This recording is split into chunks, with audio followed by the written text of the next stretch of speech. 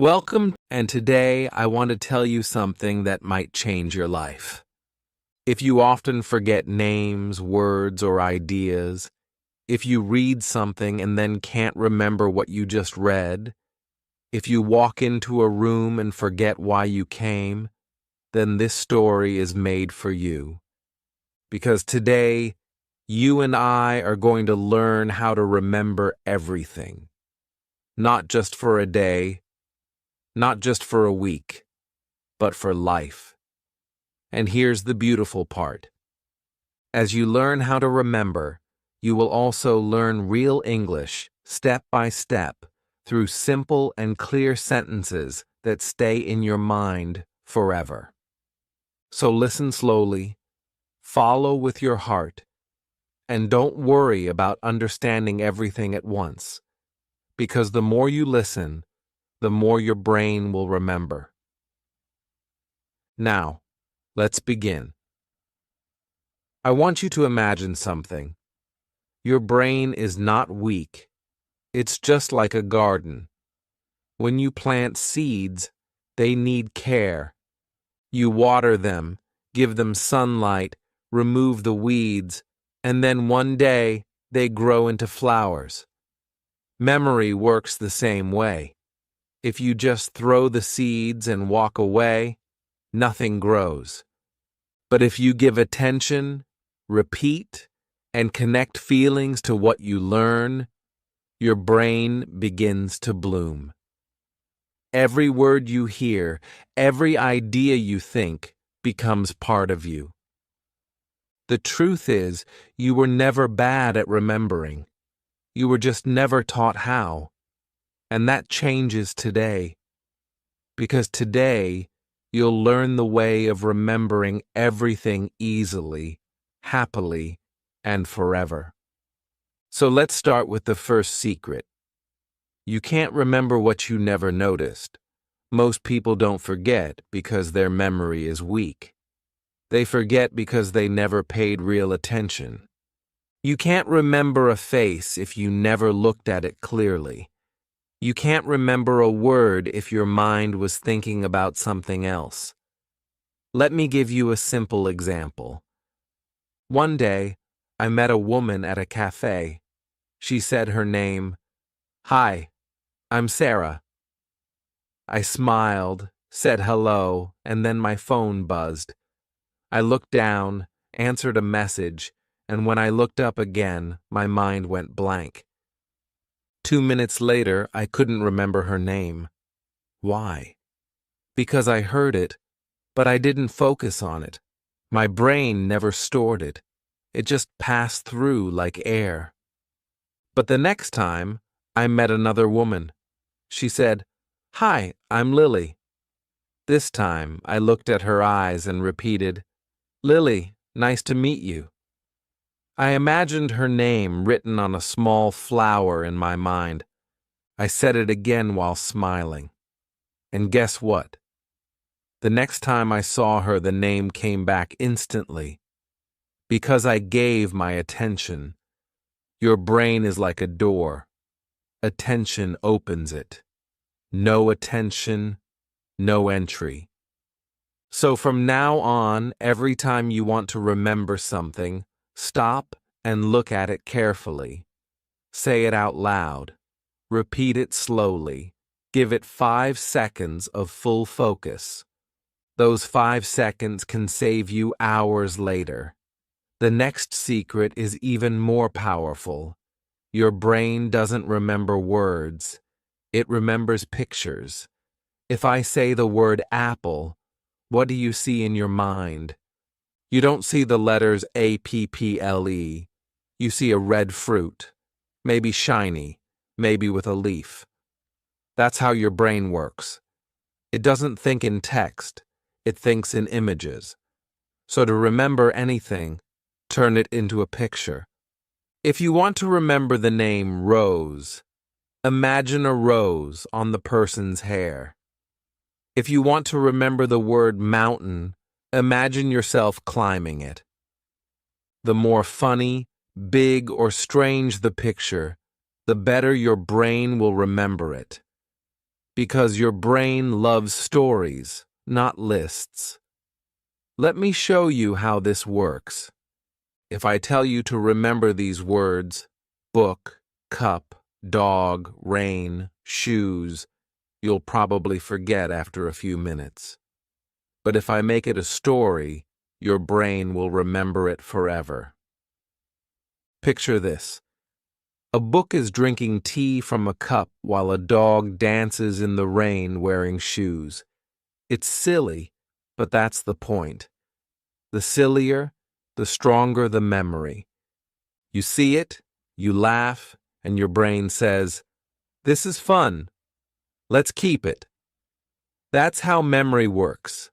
When something is emotional, strange, or funny, it stays. When something is boring or dry, it goes. So from now on, don't just learn facts. Make pictures. Add color, sound, and emotion. If you want to learn English words, imagine them like movies in your mind. For example, the word happy. Don't just say happy. See yourself jumping, smiling, feeling the warm sun. The stronger the picture, the longer it stays. Now let me tell you the next secret. Memory is not about one-time learning. It's about gentle repetition. Imagine you write a word in the sand. The waves come and wash it away. That's your brain after one-time learning. But if you write it again and again, deeper each time, soon it becomes a mark that never fades. That's called spaced repetition. It means review what you learn again and again, with time in between. Learn something today, review it tomorrow, then after 3 days, then after 1 week, then after 2 weeks. Each time, your brain saves it deeper. You don't need to study all day. You just need to review smartly. For example, you learn the English word gratitude. You write it. You say it. You use it in a sentence. The next day, you use it again. A few days later, you tell your friend, "I feel gratitude today." A week later, you write a small story using it. Now, you'll never forget it. Because your brain says, "This keeps coming back. It must be important."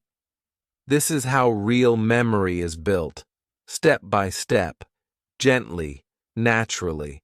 And here's one more secret. When you connect emotion, memory becomes magic. Think of the most powerful moments in your life. You remember the day you laughed so hard you cried. You remember the time you were hurt or loved. But do you remember what you ate 3 days ago? Probably not. Because your brain doesn't save everything. It saves what has feeling. So when you learn something new, feel something with it. Smile. Imagine. Connect it to your life. If you learn the word hope, remember a moment you felt hope. If you learn about storm, think of the rain you saw last night. If you feel, you remember. That's the rule. Every strong memory is an emotional one, so bring feeling into your learning. Don't be a robot. Be alive. Feel your words. Feel your stories. Because memory is not just thinking, it is living. So now, before we move forward, remember this. You are not forgetful. You are simply untrained. Your memory is waiting to wake up.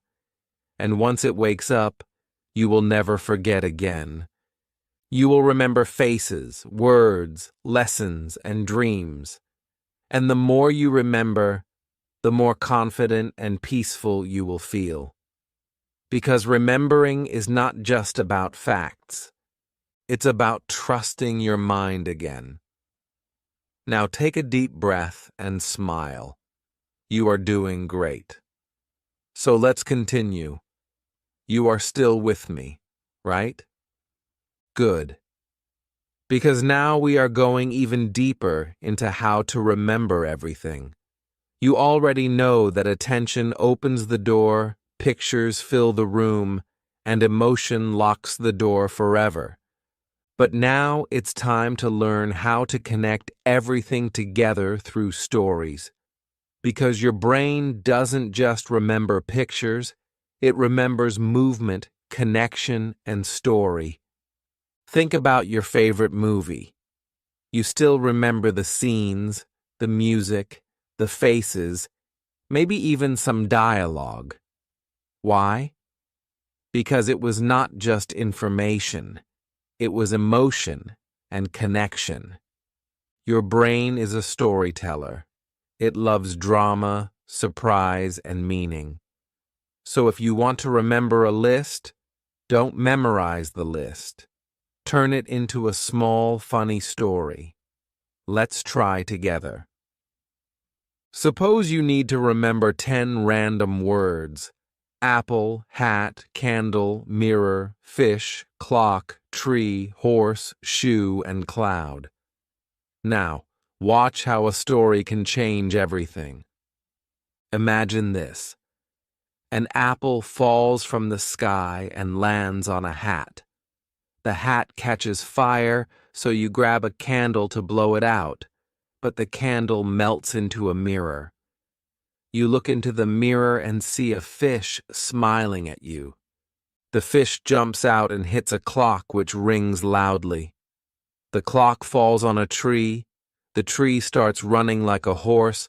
The horse loses its shoe, and the shoe flies into the sky and becomes a cloud. Silly, right?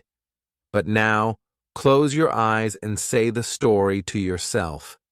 You will remember every word in order. That's the magic of stories. They build a path that your brain can follow. They connect ideas with pictures and emotions.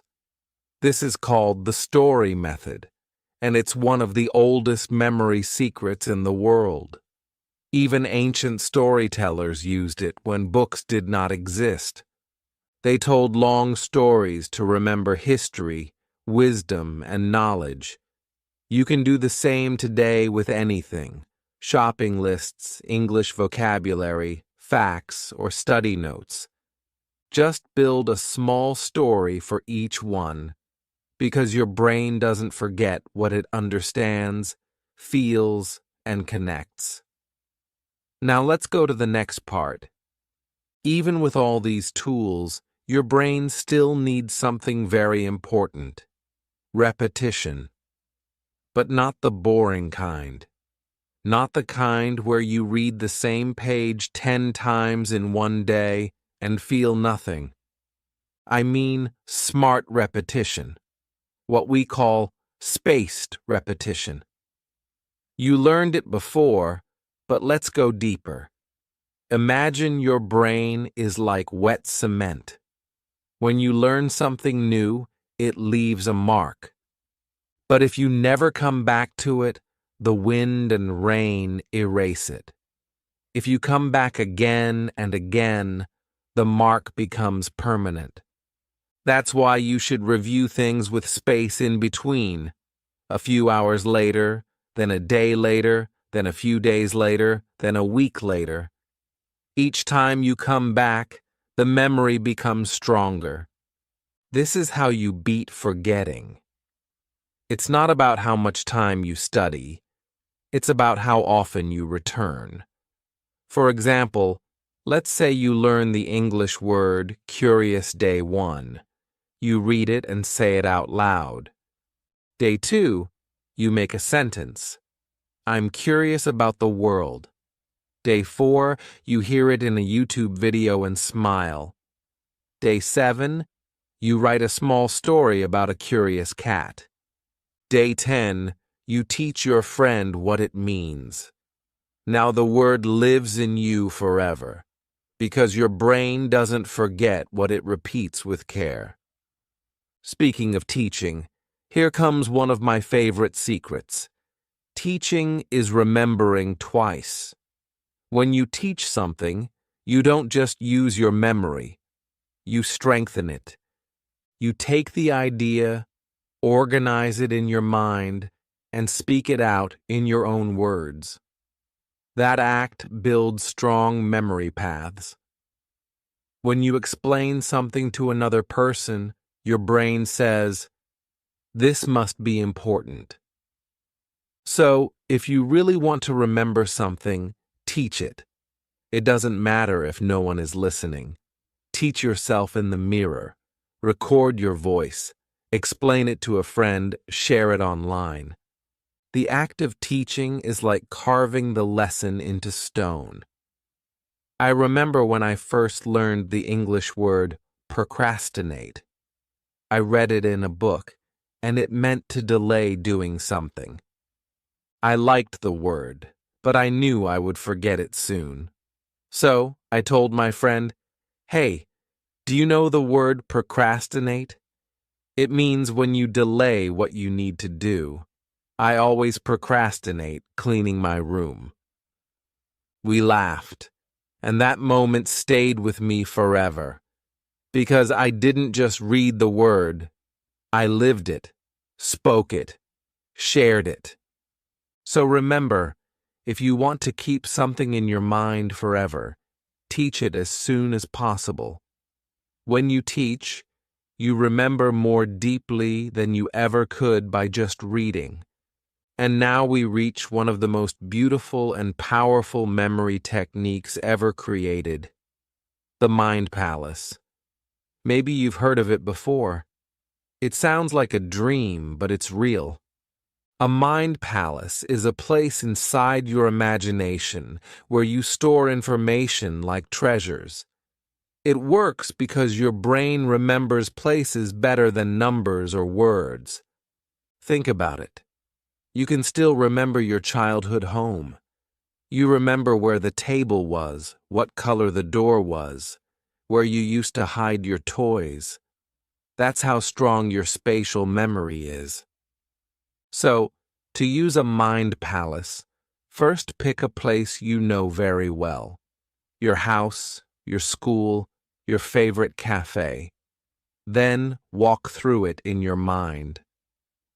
Picture each room. Now imagine putting one piece of information in each room. Let's say you want to remember the order of the planets. Mercury, Venus, Earth, Mars, Jupiter, Saturn, Uranus, Neptune. In your living room, imagine a thermometer exploding with silver liquid. That's Mercury. In the kitchen, imagine a perfume bottle spraying pink clouds. That's Venus. In the bathroom, see a globe floating in the bathtub. That's Earth. In your bedroom, see red sand covering your bed. That's Mars. On the balcony, see a huge bouncing ball. That's Jupiter. On the stairs, imagine a golden ring. That's Saturn. In the hallway, see an ice cube shivering on a chair. That's Uranus. And finally, on the terrace, see a dark blue ocean. That's Neptune.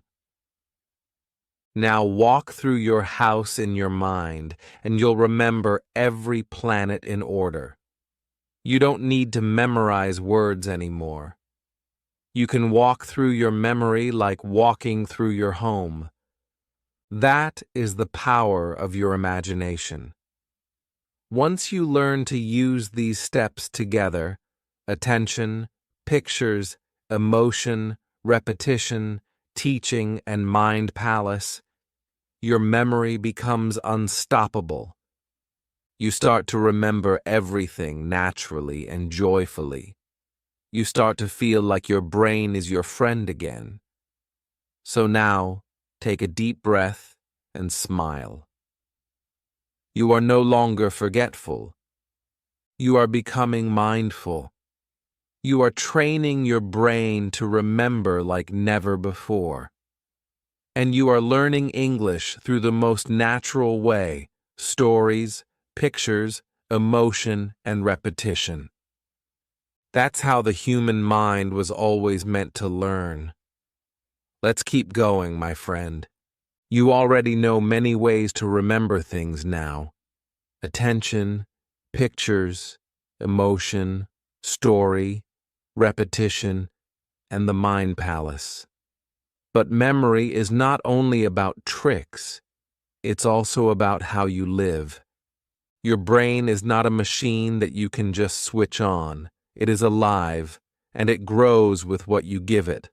Food, rest, peace, movement, and joy. So if you want to remember everything, you must first take care of your brain like you take care of a garden. Imagine your brain as a small garden full of new seeds.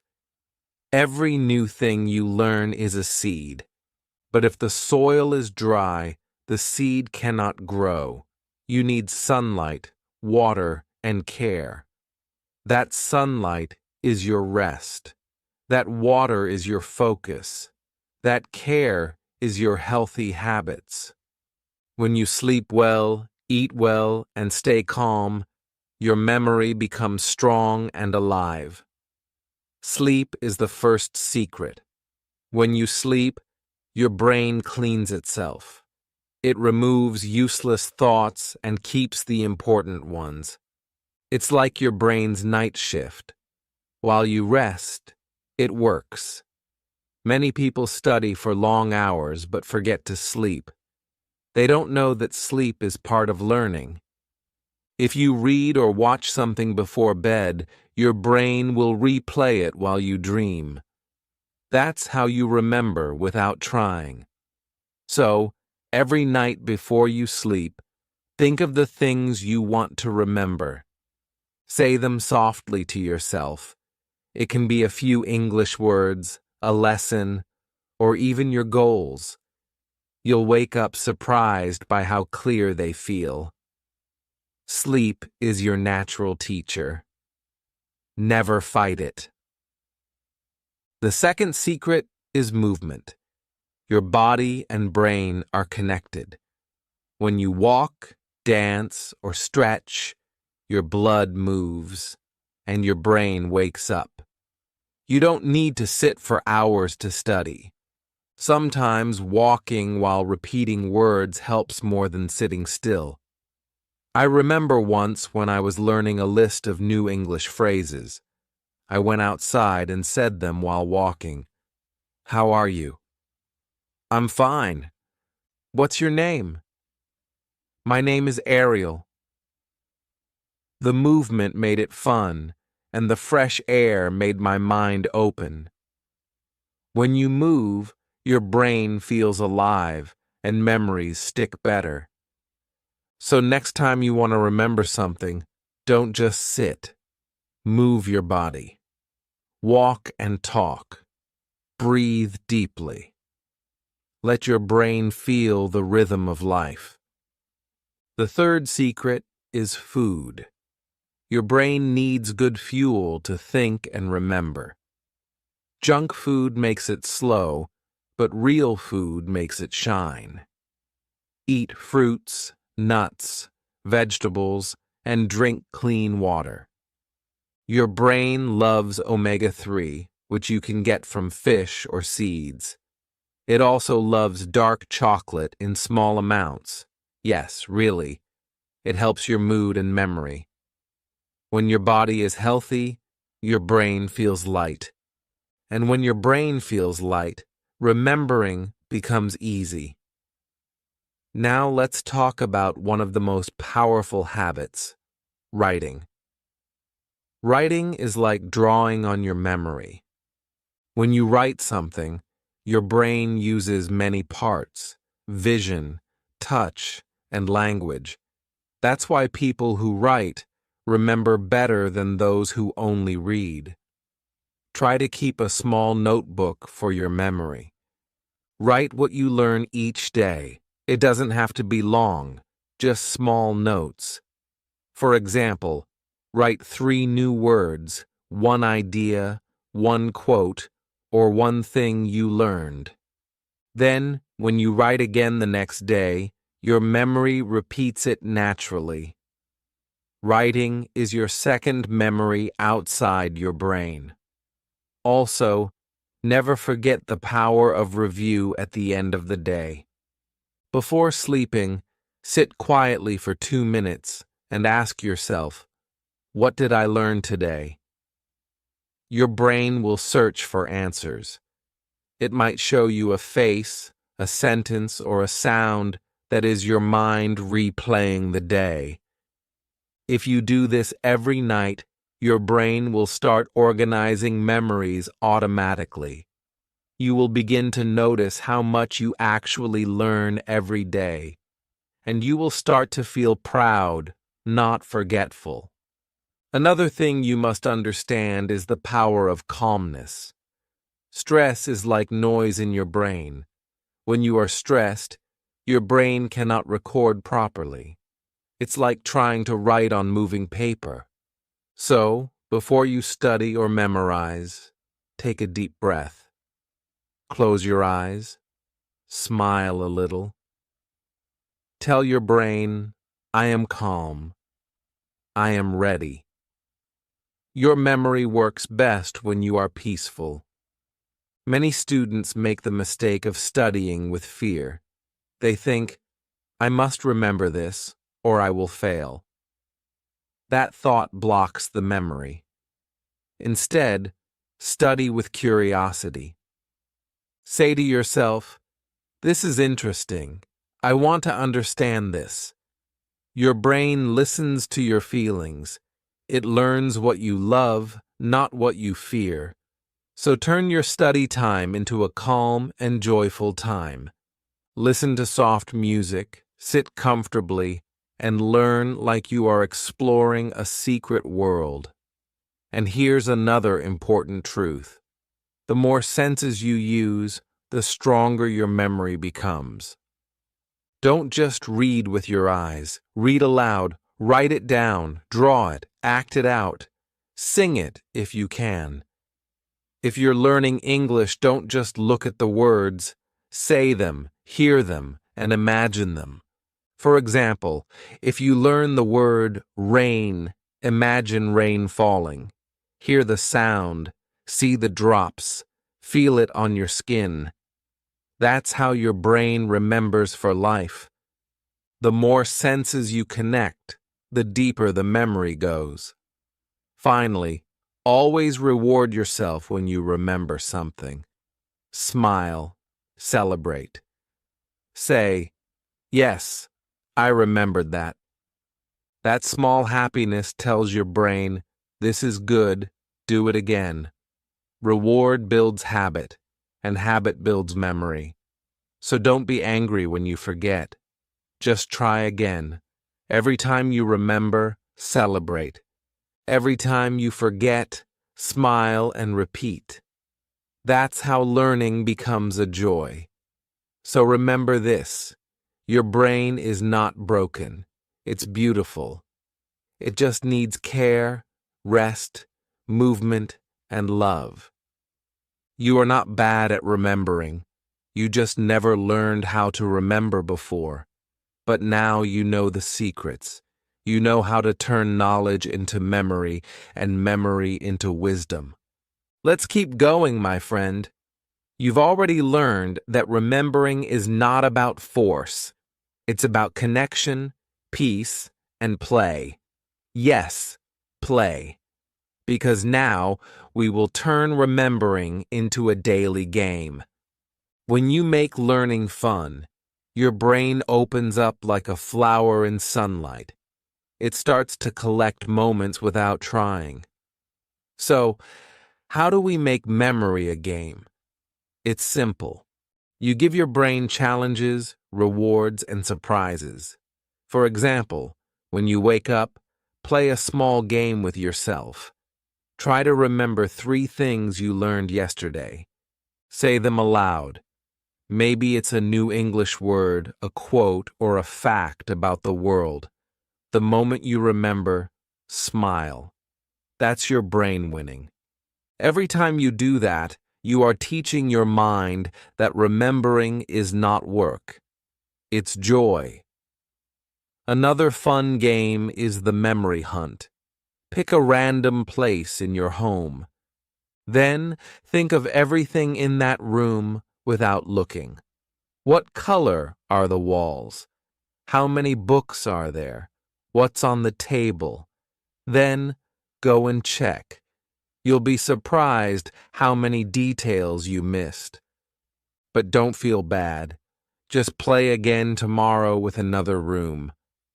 This simple game makes your attention sharper. And remember, attention is the first key to memory. The more you notice, the more you can remember. You can also play with people. Ask a friend to tell you 5 words, then make a short story using those words. Try to repeat the story after a few minutes, or make it funny and tell it back to your friend. Laughter helps you remember even more, because when you laugh, your brain releases chemicals that make memories stronger. This is why people remember happy moments for years. Emotion is memory's best friend. Speaking of emotion, let's talk about how to link memory with feelings. Most people think memory is only in the brain, but it's also in the heart. You remember what you feel. Think of your first friend, your first teacher, or your favorite song. You remember not just because of the facts, but because of the feeling. So, when you learn something new, try to connect it with emotion. For example, if you learn the English word hope, don't just read it, feel it. Remember a time when you hoped for something, or imagine a sunrise after a dark night. The moment you feel it, the word becomes alive. It stays in your heart, not just in your head. Here's another exercise you can try. When you study something, close your eyes and take a slow breath. Ask yourself, how does this make me feel? If you can find a feeling, even a small one, your memory becomes deeper. It can be curiosity, happiness, surprise, or even sadness. Every emotion adds color to your memory. The more colors you have, the more beautiful your mind becomes. Now let's talk about how to remember things for years. The secret is to build memory paths that you walk again and again, slowly, over time. Imagine a path in a forest. The more you walk on it, the clearer it becomes. If you stop walking, it disappears under the grass. That's how memory works. You must walk your memory paths again and again, but not too often, not too little. Just enough. Once a week, once a month, once every few months. That's what we call long-term review. You can even make it part of your life. For example, on Sundays, review everything you learned during the week. Or once a month, open your notebook and read your old notes. You will smile because you'll realize you remember most of it. And what you forget, you'll remember again easily because your brain has already built the road. You can also use memory maps. A memory map is like a small drawing that connects all your ideas together. Instead of writing a list, draw it as a picture. Let's say you want to remember things about the word water. In the center, write water. Then draw lines to connect it to rain, river, ocean, bottle, and drink. Each one can connect to more ideas. When you look at your map later, everything will come back to you. Because your brain doesn't like straight lines. It likes pictures and branches. That's why trees, not lists, make stronger memories. And now we come to another truth. The more you use your memory, the stronger it gets. Many people say, I have a bad memory, but they don't use it. Memory is like a muscle. If you don't move it, it gets weak. If you use it, it grows. Try to remember small things every day: a phone number, a quote, a face, a short story. Don't always check your phone. Let your brain work. When you forget something, don't panic. Just wait. Your brain is searching. Give it a few seconds, and suddenly the answer will appear. That's your memory waking up. It loves to be used. Another great habit is to mix old and new knowledge. When you learn something new, connect it with something you already know. That bridge helps you remember longer. For example, if you learn the English word journey, connect it with your own travel memory. Say, my journey to school was long. That connection builds a strong bridge in your brain. The more bridges you make, the easier it becomes to remember everything. Also, make your memory active, not passive. Don't just read. Ask questions. Say, why is this important? How can I use this? When your brain answers, it builds deeper meaning. You can even talk to yourself while learning.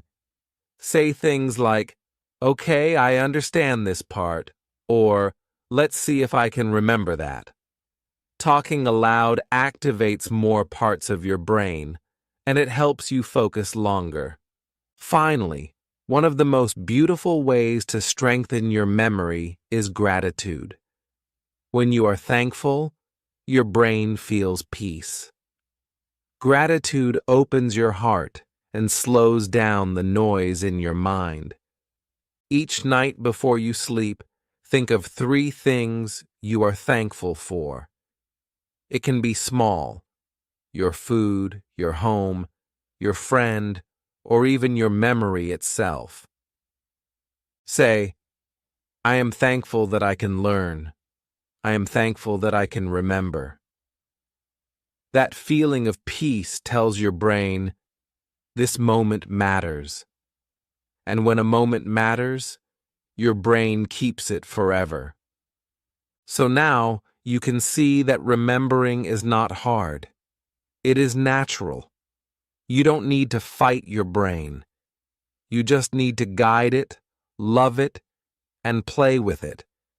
You can remember everything you want if you give it meaning, care, and time. Let's continue, my friend. You've come so far. You already know that remembering is not about power. It's about peace, play, and purpose. But now, let's make it part of your real life. Let's turn everything you've learned into a simple daily memory routine that you can follow every day without stress. Because when you practice a little every day, your brain becomes your partner. It starts to remember naturally, without effort. So here's how you can begin. When you wake up in the morning, give your brain a soft start. Don't rush to your phone or to the news. Just sit quietly for 1 minute. Close your eyes and ask yourself, what can I remember from yesterday? Let your mind show you pictures, maybe a word you learned, a person you talked to, or a dream you had. That 1 small minute tells your brain, memory matters.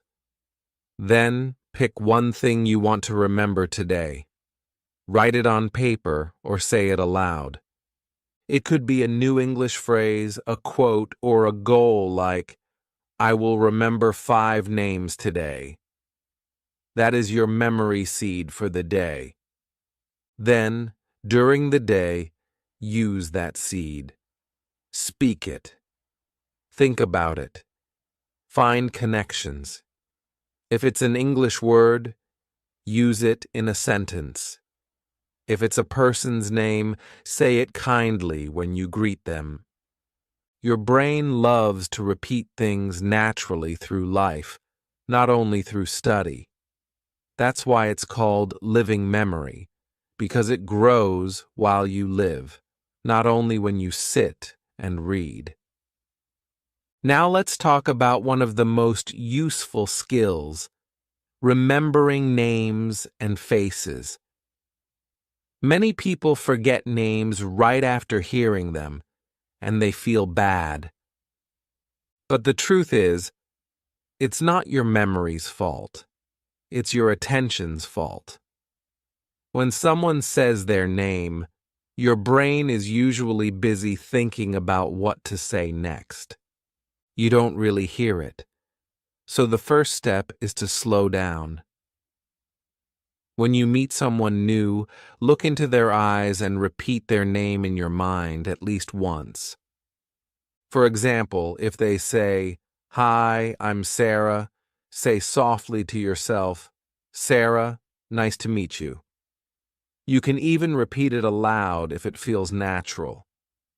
That repetition sends a message to your brain. This name is important. The second step is to connect the name with something visual or emotional. For example, if the person's name is Lily, imagine a flower on her shoulder. If the name is John, imagine him standing near a big door like a gate, because John sounds a little like door in some languages. If the name is Emma, picture her holding a big M in her hands. The picture doesn't have to make sense. It just has to be yours. Your brain will remember the image faster than the sound. Then, when you see the face again, the picture will remind you of the name. And for faces, use the focus on one detail trick. Look for something unique, maybe the shape of their eyebrows, the color of their eyes, their smile, or the sound of their voice. Notice it deeply. The more attention you give to one detail, the easier it is to remember the whole face. Your brain doesn't remember faces like photographs. It remembers feelings. So, if you can feel something kind or curious about the person, your memory will hold on to it. Here's a small practice you can try every day. When you walk in a crowd or watch a movie, pause and ask yourself, what was that person wearing? Or, what did their face look like? Then check if you were right. This simple game trains your brain to observe and remember faster. In a few weeks, you'll notice that faces and names start to stay with you naturally. Now let's talk about confidence. Many people think they have a bad memory, and that thought alone makes them forget more. Because fear blocks memory. When you say, "I can't remember," your brain believes you and gives up. But when you say, "I will remember," your brain wakes up and starts searching. So, change the way you talk to yourself. Replace, "I forget everything," with, "I'm learning to remember better every day." That one small sentence changes your whole memory life. Confidence grows from success, even in small steps. When you remember something, say it proudly. Tell yourself, "Yes, I did it." That joy creates energy in your brain. It becomes easier to remember next time. And when you forget, don't panic. Just smile and say, "My brain is thinking." Give it time. Forgetting is not the end. It's part of remembering. Every time you forget and try again, your brain builds a stronger path. So never feel weak when you forget. You are growing.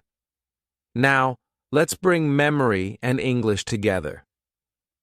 When you learn new English words, don't just memorize them, live them. Use all the tools we talked about.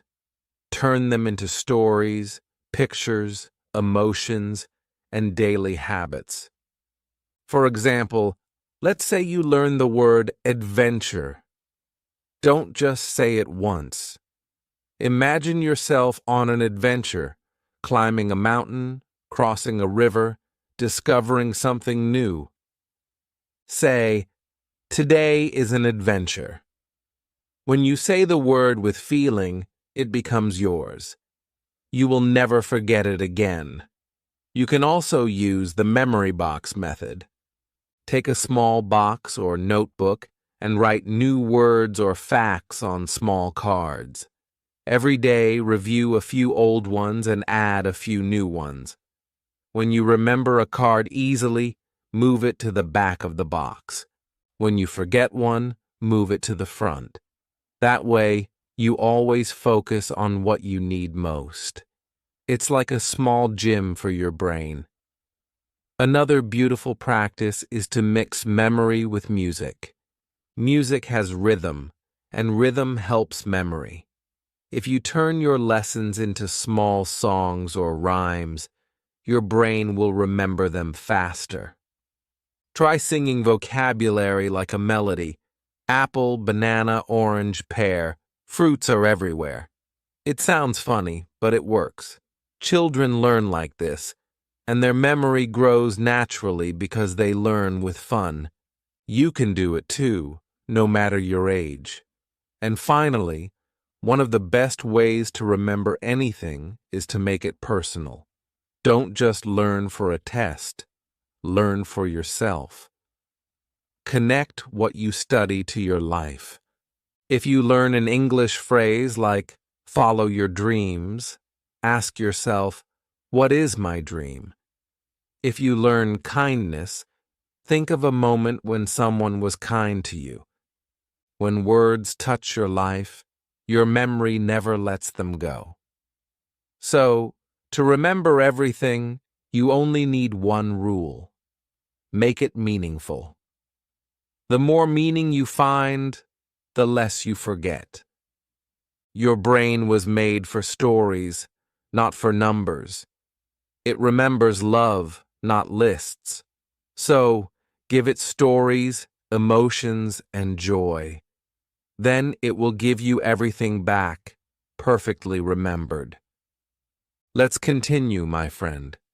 You have come so far, and now we will go even deeper.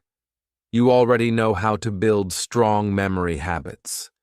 You know how to remember names, faces, and words. But there is something even more magical, the power of imagination. Memory and imagination are like two wings of the same bird. You cannot fly with only one. When you imagine, you create pictures. When you remember, you find those pictures again. So, imagination is the door through which memory enters your mind. Think of your imagination like a movie screen inside your head. When you learn something new, don't just see the word, project it like a movie. Let's say you learn the English word freedom. Don't just think of the letters. Imagine a bird flying high in the blue sky. Imagine the wind, the light, the open space. That picture becomes your memory. The stronger your imagination, the stronger your memory becomes. Every great learner uses imagination, even if they don't realize it. They see pictures, not just words. You can practice this every day. Take any word or idea and make a movie in your mind. If you learn library, imagine walking into one. Smell the old books, feel the pages, hear the quiet sounds. If you learn celebration, imagine lights, music, and smiling faces. When your brain experiences the word through imagination, It stores it as a living memory. That's why stories are so powerful. They fill your imagination completely. You don't just hear a story, you live it. Now, let's talk about learning faster. Many people think learning fast means studying for many hours. But real speed comes from smart review and emotional connection. The more meaning and emotion you add, the faster your brain understands. Let's say you are learning 10 new English words. Don't try to memorize all at once. Instead, take one word, imagine it, feel it, use it, and then move to the next. It may seem slow, but your brain will remember them 10 times faster, because what stays in your heart stays in your mind. Another way to learn fast is by teaching yourself aloud. When you speak, you use memory, imagination, and emotion together. For example, if you read something, don't stay silent. Explain it out loud in simple words. Say, okay, this means, or I can use this like. When you talk to yourself, you turn knowledge into speech. That act builds a deep memory. You are not just reading, you are living the idea. So, next time you learn something, talk it out like a teacher. That's how you train your brain to think faster and remember longer. Now let's learn how to keep your mind young and alive forever. Your brain is like a muscle, and it stays young when you keep using it in new ways. Try to learn something new every week, a song, a skill, a few new English words, or even a small fact about the world. The moment you stop learning, your brain starts to slow down. But if you stay curious, your mind stays fresh. You don't need to be perfect. You just need to be alive with curiosity. You can also keep your mind young by changing small habits. Use your non-dominant hand to brush your teeth. Take a different route when walking. Try new foods. These small changes make your brain create new paths, and new paths mean new life. Your brain loves novelty, things that are new, unexpected, and interesting. That's why travel feels so alive. When you see new things, your brain dances. But you don't have to go far. You can create adventure anywhere. Even a new word or a new recipe is enough. And remember, creativity feeds memory. When you create something, a drawing, a story, a melody, your brain connects many parts together. Those connections keep your mind awake and strong. You can even mix creativity with learning. For example, if you are learning English, write a small story using the words you learned. Draw pictures to go with it, or record yourself speaking like a character. These creative actions make your memory shine. Now let's talk about forgetting, because yes, forgetting is part of memory too. Many people are afraid of forgetting, but forgetting is not the enemy. It is your brain's way of cleaning space. When you forget, it doesn't mean you lost the memory forever. It's just sleeping. When you see the same thing again, it wakes up. So don't be afraid of forgetting. Instead, see it as a signal that it's time to review. Every time you review, the memory becomes stronger. You can even use forgetting to your advantage. Let some time pass between learning sessions. When you come back and try to remember, your brain works harder to find the information. That small struggle makes the memory stronger. It's like lifting a heavier weight. So, Instead of trying to remember everything immediately, give your brain a chance to forget a little. Then review, and it will stick forever. Another beautiful truth about memory is that it grows with kindness. When you are kind to yourself, your brain relaxes and learns better. When you are angry or afraid, your memory closes like a door. So treat yourself like a friend. If you forget something, don't say, "I'm stupid." Say, "It's okay, I'll try again." Your brain listens to your words. The more gently you speak to yourself, the more it wants to help you. You can also train your memory with small challenges. Try to memorize your grocery list without writing it. Try to remember the lyrics of a song. Try to recall what you ate yesterday or what clothes your friend was wearing. These small games keep your memory awake. It's not about being perfect. It's about staying aware. The more you notice life, the more life stays with you. And here's something amazing. Gratitude improves memory. When you are thankful, your brain releases calm chemicals that help you focus. So, each day, remember 3 things that made you smile. It could be something small, a kind word, a warm meal, a quiet moment. Write them down or say them aloud. Those memories will stay brighter and longer. Gratitude makes your brain feel safe, and a safe brain remembers better. Finally, remember that your brain is not separate from your heart. The best memories come from love. Love for learning, love for life, love for people. When you learn with love, nothing is forgotten. Every lesson becomes part of who you are. So keep your mind open and your heart soft. That's how you keep your memory alive forever. Hi friends, and welcome back to my channel Bookish English 2. Today I am going to read a story that will change your life.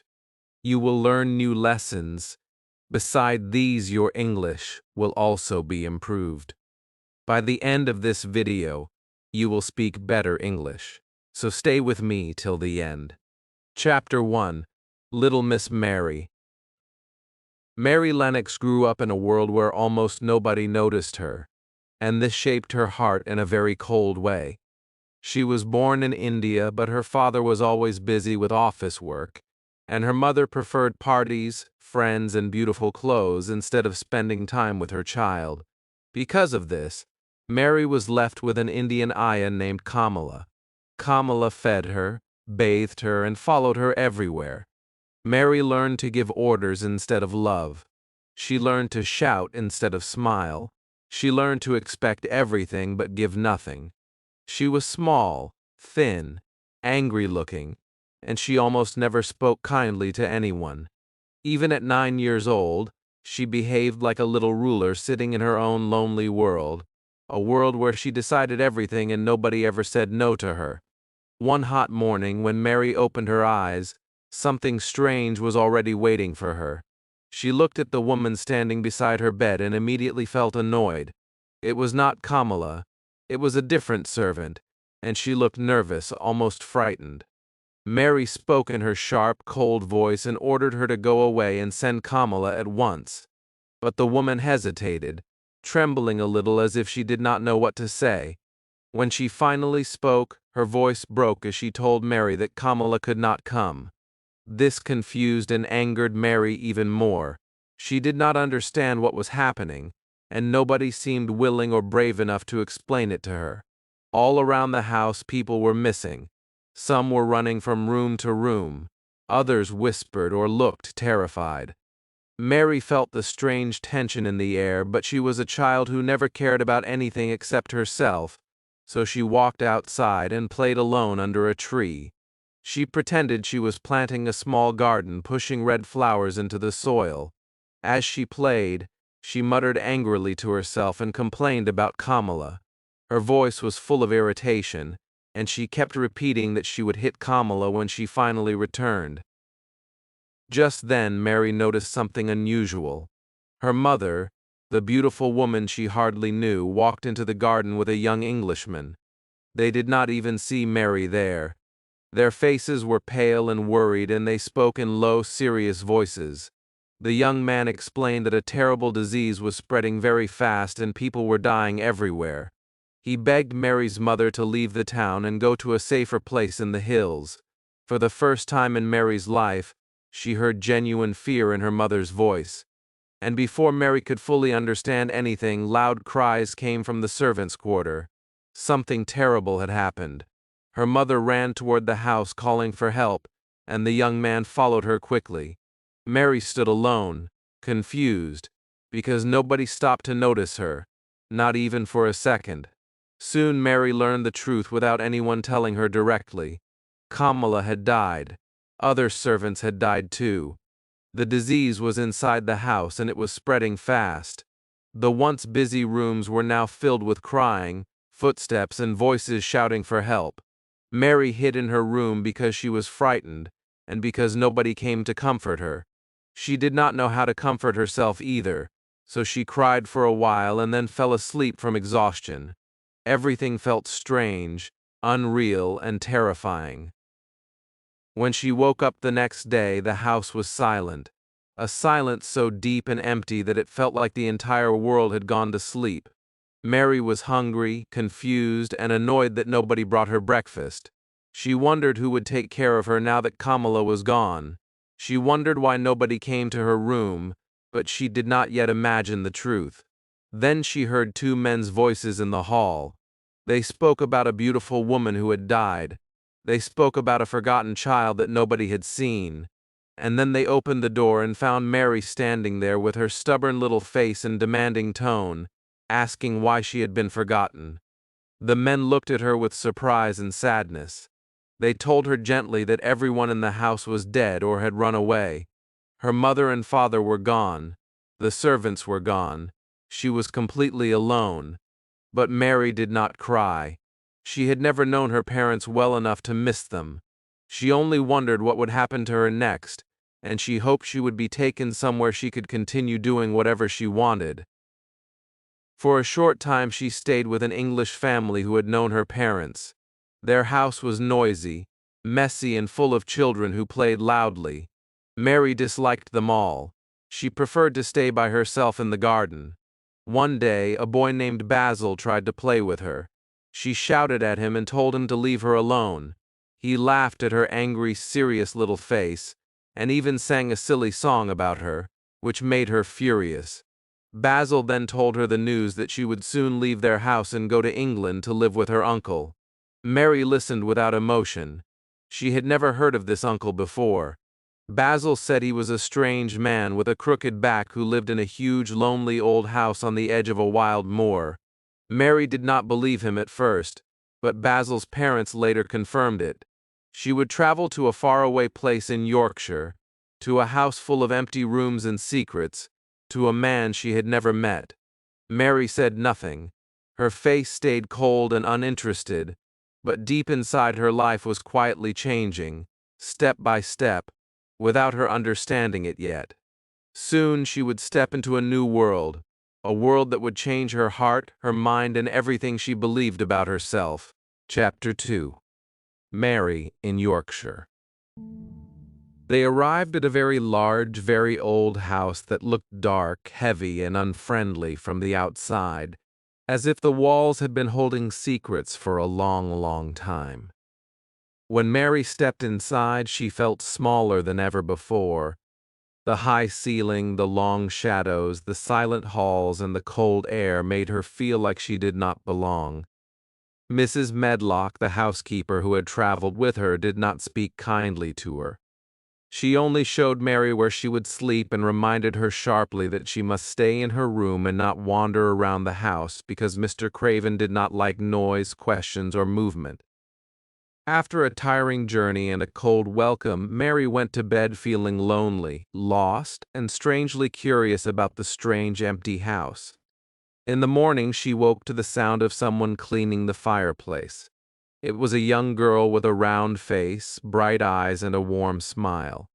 Mary was surprised to see her smiling because nobody had smiled at her in a long time. The room still felt gloomy, with pictures of horses and dogs hanging on the walls instead of anything childlike or cheerful. When Mary asked for the girl's name, she answered politely that she was Martha. Then Mary asked about the strange land outside her window. The view was not of trees or houses, but of wide, wild land that looked almost like a purple sea. Martha told her it was the moor, a huge area of wild land with no trees and very few houses. Mary immediately said she hated it. Martha laughed and explained that one cannot hate something without knowing it. She said the moor was beautiful in spring and summer, full of flowers, birds, and fresh air. She sounded proud of it, as if the moor was a friend she loved. But Mary did not understand this kind of love. Martha's way of speaking seemed too direct, too honest, and too warm, something Mary was not used to. She became irritated when Martha said that she, Mary, should be able to dress herself. No servant had ever spoken to Mary in that way. In India, servants obeyed without question. Here in England, this country girl talked as if Mary was just another child, not someone important. Mary became so angry and confused that she suddenly burst into tears, something she had not done in years. Martha stopped working and looked surprised, then came closer and spoke gently. She apologized kindly, saying she did not mean to hurt Mary. Her gentle tone slowly calmed Mary down. This was the first time someone had spoken to her with real kindness, not fear or duty. Mary listened silently as Martha talked about her home. Martha said she had 11 brothers and sisters. They all lived in a small cottage, and although they were poor, they were happy and healthy because they lived close to the moor and breathed fresh air every day. She talked about her brother Dickon, who was 12 years old and spent most of his time outdoors with animals. Mary imagined animals following him and felt a tiny spark of curiosity. Mary sat quietly as Martha placed breakfast on the table, but Mary was not hungry. She said she did not want the food, which shocked Martha. Martha explained that her little brothers and sisters would finish everything on the plate in minutes because they never got enough to eat. Mary had never thought about hunger before. She drank a little tea and ate some bread, but she still felt a strange discomfort inside her chest, a feeling she could not name. Martha encouraged her to go outside and breathe the fresh air because it would make her stronger. Mary resisted at first. Why should she go out on a cold, gray morning? But when she realized there were no toys or books in the room, she slowly agreed. Martha told her that she would have to play alone because nobody would go with her. This shocked Mary even more. Before leaving, Martha told Mary something important by accident. She said that one of the gardens was locked. It had been closed for 10 years, ever since Mrs. Craven, Mr. Craven's wife, died. It had been her favorite garden. After her death, Mr. Craven locked the door and buried the key. Martha realized she had said too much and quickly left when Mrs. Medlock rang for her. Mary felt a strange excitement. A locked garden sounded like a mystery, and mysteries were something she had never had in her life. When Mary went outside, she found the gardens huge and lonely. Some gardens were surrounded by walls, but none of the doors were locked. The winter air was sharp and cold, and everything looked dead or asleep. She saw an old gardener, Ben Weatherstaff, but he seemed bad-tempered and unfriendly. She walked on, thinking how ugly everything looked in winter. But the idea of a locked garden stayed in her mind, like a little seed waiting to grow. She wondered why her uncle hated the garden so much if he had loved his wife so deeply. Suddenly she heard a bird singing. A small red-breasted robin sat on a tree branch on the other side of a wall looking at her. The robin seemed cheerful and curious, almost as if he wanted to speak to her. Mary felt something warm inside her for the first time since arriving in England. She told herself the robin must be living in the secret garden behind the wall. When she tried to talk to the old gardener again, he responded badly at first. But when the robin flew down near them, Ben's face changed. He smiled, and his whole expression softened. Mary realized people looked much nicer when they smiled. Ben told her the robin was lonely because there were no other robins in the gardens. Mary looked at the robin and softly said that she was lonely too. This surprised her. She had never said such a thing before, not even to herself. Ben told her that she and he were alike, both disagreeable and lonely. It was the first honest truth Mary had ever heard about herself. The robin hopped close to her and sang again. Ben said the robin wanted to be her friend. Mary whispered to the robin in a soft, gentle voice she had never used before. Ben was surprised by her tone. He said she sounded like Dickon when he talked to animals. When the robin flew back over the wall, Mary asked Ben how she could get inside the garden. His face changed quickly. He stopped smiling, picked up his spade, and told her the door could not be found. Nobody could enter the garden. It was not her business anyway. And with that, he walked away. Mary watched him go, but her curiosity had already begun to grow like a small plant pushing through the soil. The secret garden was calling her, even if she did not understand why yet. Chapter 3. Finding the Secret Garden.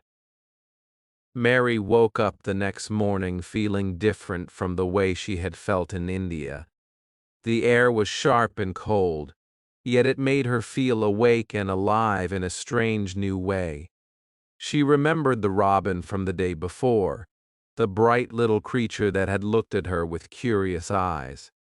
As she dressed herself, slowly and with difficulty, she thought again about the locked garden. The idea stayed in her mind like a tiny secret flame. There was something mysterious hiding behind those walls, something she could almost feel even if she could not see it. She wanted to explore, to understand, to discover. For the first time in her life, Mary wanted to find something on her own, without servants or help, and this feeling filled her with a quiet excitement she had never known. When she stepped outside, the sky was a pale gray and the wind brushed her face with cold fingers. The robin was there again, hopping from one bare branch to another, singing as if he were greeting her. Mary smiled a little, a real smile, not one of her usual sharp expressions. She spoke softly to the bird, telling him he was a pretty thing and asking him where he lived. The robin tilted his head as if listening, and then flew to a branch close to a hidden corner of the garden walls. Mary followed him slowly, her heart beating with curiosity. She knew the secret garden was locked and the key hidden, but the robin seemed to know more than she did. Animals had a way of understanding things that people could not see.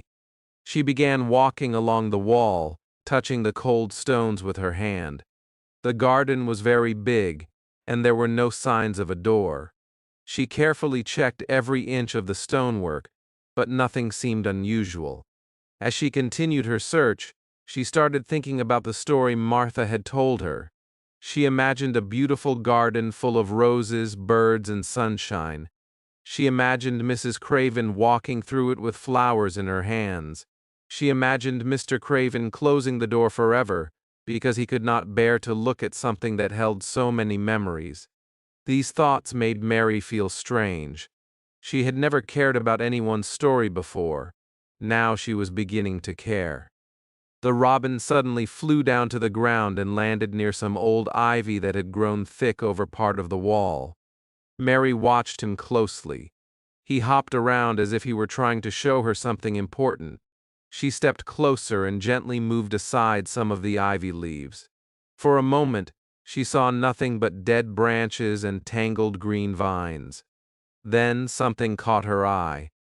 A small metal ring was almost completely hidden under the leaves.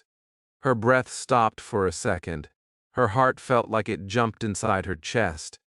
It was a handle for a door. Her hands shook as she pulled the ivy away. More of the ring appeared. The shape of a door slowly revealed itself, a forgotten wooden door covered in heavy vines. Mary pushed the ivy aside until she could see the whole outline of the door. She touched the ring with her cold fingers and felt a shock of excitement. This was it. This was the door to the secret garden. The place Mr. Craven had locked.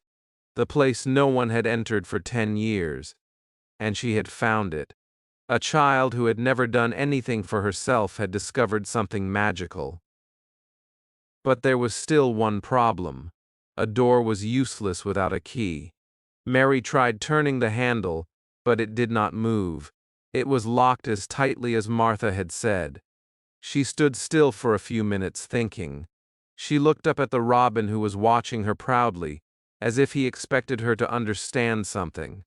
Mary bent down and gently scratched the soil under the ivy. Her fingers touched something metal. She dug a little deeper, her heart racing, and then she pulled out a small rusty key, old and cold and heavy with dirt. For a moment, Mary could not breathe. She stared at the key in her hand, unable to believe what she was seeing. It felt like the world had stopped around her. The wind, the cold, the empty land, everything seemed silent. Then excitement rushed through her so quickly that she almost laughed. She held the key tightly and whispered to the robin that he had shown her the way. She knew he had. The bird chirped proudly. Mary looked at the door again, took a deep breath and put the key into the lock. Her hands trembled. She turned the key slowly, carefully, almost afraid that the lock would refuse to open, but it did not. The old lock made a soft clicking sound. The door moved. Mary pushed it open with all her small strength. It opened inward, like a secret welcoming her home. When she stepped inside, she found herself in a quiet world, a place of stillness and forgotten beauty. The garden was covered with winter branches and dry grass. Roses that had once bloomed beautifully were now nothing but brown stems. The trees stood bare, and the soil looked asleep. But Mary felt something alive in the silence. She felt that everything was only waiting for spring. She walked around slowly, gently touching plants as if greeting them. She felt a strange happiness in her heart, a warm, hopeful feeling she had never felt in her life. It was as if the garden belonged to her. She knelt down to examine some small green shoots coming up from the ground. They were tiny but alive. Mary whispered softly that she would not let them die. She would help them wake again. She did not understand why she felt this way, but she knew the garden was special. She felt she had discovered something that could change everything, perhaps even herself. The robin flew around her joyfully, hopping from branch to branch as if celebrating the moment. Mary felt less lonely than she had felt in months. She stayed in the garden for a long time, exploring every corner, imagining what it would look like when the sun warmed it again. She felt as if the garden was a friend, a secret friend. As she finally closed the door again and placed the key safely in her pocket, Mary knew one thing for sure. Her life had just begun to change in a way she could not yet understand, and the secret garden would be the heart of that change. Chapter 4. Meeting Dickon. Mary woke up with a feeling she had never known in her whole life, a quiet happiness mixed with excitement that made her want to get out of bed quickly. She wanted to return to the secret garden.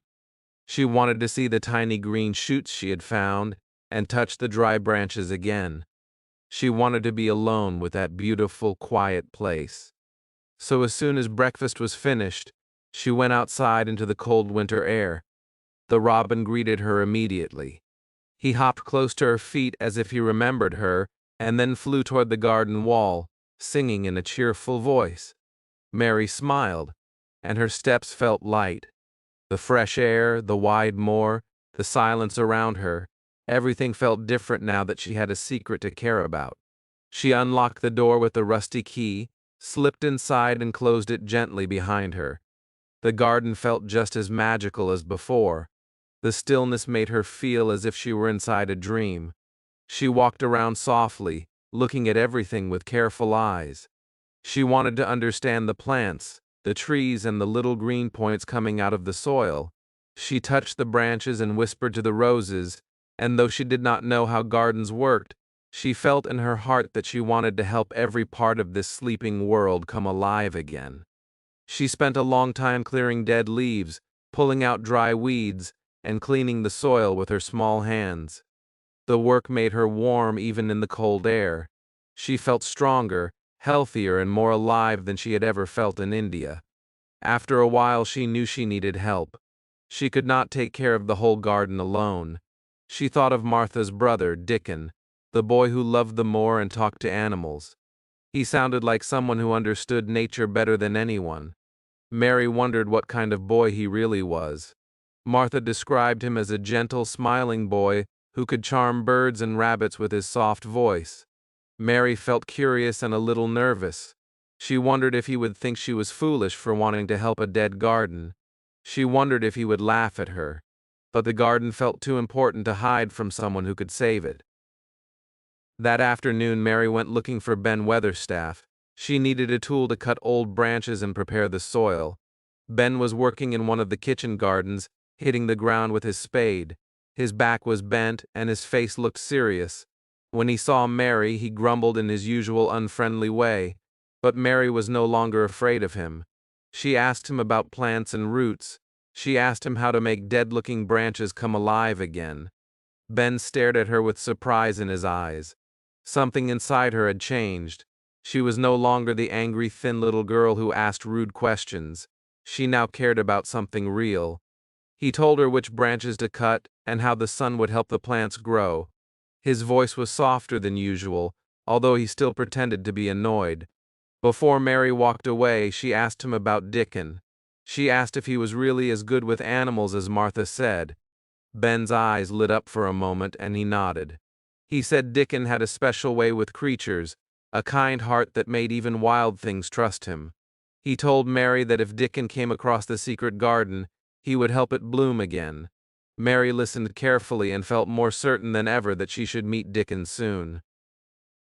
The very next morning, Mary found a small wooden box sitting inside her room. Martha had left it there.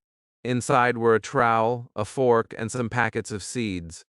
Martha had bought them with her own money because she had seen how much Mary enjoyed the fresh air. Mary felt something warm inside her chest. Nobody had ever given her a real present before, not one that came from kindness. She held the tools tightly and felt grateful. A little while later, Mary picked up the tools and walked outside. The moor looked wide and windy, and the sky stretched endlessly above her. She saw a boy sitting on the ground near the edge of the garden walls. He had a squirrel sitting on his shoulder and a small wild pony standing beside him. He was whistling softly, and the animals seemed to understand him perfectly. Mary stopped and watched him for a moment, surprised by the peaceful picture. She stepped closer slowly, not wanting to frighten the animals. The boy looked up when he heard her footsteps. His eyes were blue and friendly, and his smile came naturally, as if smiling was as easy as breathing for him. Mary felt a bit shy but gathered her courage and introduced herself. She told him she was Mary Lennox, the girl staying at Misselthwaite Manor. Dickon stood up politely, still smiling. He spoke with his Yorkshire accent that sounded warm and musical. He told her that he already knew she was staying in the big house. Martha had told him.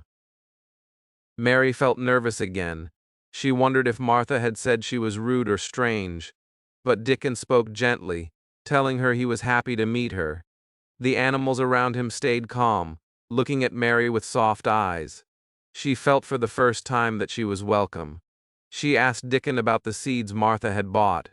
He examined them carefully and explained which ones liked sunshine, which ones needed shade, and which ones grew best in spring. He spoke with such love and understanding that Mary felt herself relaxing without trying. Then Mary did something she had never imagined she would do. She trusted him. She told him she had found a garden that needed help. She did not say it was locked or secret, but she told him it was hidden and needed someone who understood nature. Dickon's eyes brightened and he said he could help her. He showed her how to hold the tools correctly. He taught her how to loosen the soil so the roots could breathe. He told her that plants love gentle hands and patience. Mary felt a joy she could not name. She listened carefully, asked questions, and watched his demonstrations. After talking with Dickon for a long time, she knew for certain that he was the right person to help her. He promised he would come to the gardens the next day and bring some bulbs and seeds from the moor. His voice was filled with excitement, as if he had discovered a treasure. And perhaps he had, because the secret garden was not just a hidden place. It was something special, something waiting to be loved, something that would connect all of them. As Mary walked back toward the house, carrying her small tools, she felt stronger than ever before. The cold air touched her cheeks, but she did not mind. The world seemed brighter. The secret garden was no longer her lonely secret. She had found someone who could help it grow. Chapter 5. Meeting Colin. Mary had lived at Misselthwaite Manor long enough to learn that it was filled with more secrets than she could count, and yet she still felt surprised whenever she discovered something new. She had found the secret garden. She had met Dickon, and she had begun to change in ways she never expected. Her face was no longer sharp with anger. Her voice was softer. Her body felt stronger because she spent so much time outdoors. But inside that enormous house, something still waited for her. Something she had heard but never seen. The mysterious crying. At first she told herself it was only the wind, or her imagination, or a trick of the old house. But the sound had been too clear, too human. A child's cry. Somewhere behind the endless walls and locked doors, someone was hidden. One night, when the rain tapped loudly against the windows and the wind pushed through the halls, Mary woke suddenly. She sat up in her bed and listened. There it was again, a faint crying sound, rising and falling like a small, sad voice in a deep, lonely place. She held her breath and listened more carefully. It was not the wind. It was not a dream. It was the same crying she had heard before, only louder tonight. Her curiosity grew stronger than her fear. She put on her slippers and stepped out into the cold, dark corridor. The hallway stretched in front of her like a long tunnel, quiet and shadowy. The candles on the walls flickered softly, making the pictures of old Craven family members look almost alive.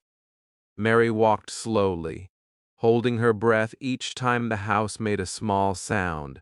She had never dared to explore the inside of the manor before. Outside, the moor felt wild and free, but inside the house everything felt heavy and full of secrets. She followed the faint crying sound, turning corners and stepping through passages she had never seen. Her heart beat faster with each step.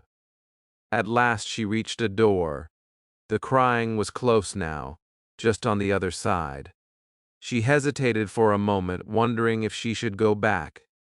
Mrs. Medlock had told her more than once that she must not go wandering around the house, but the crying made her forget the warning.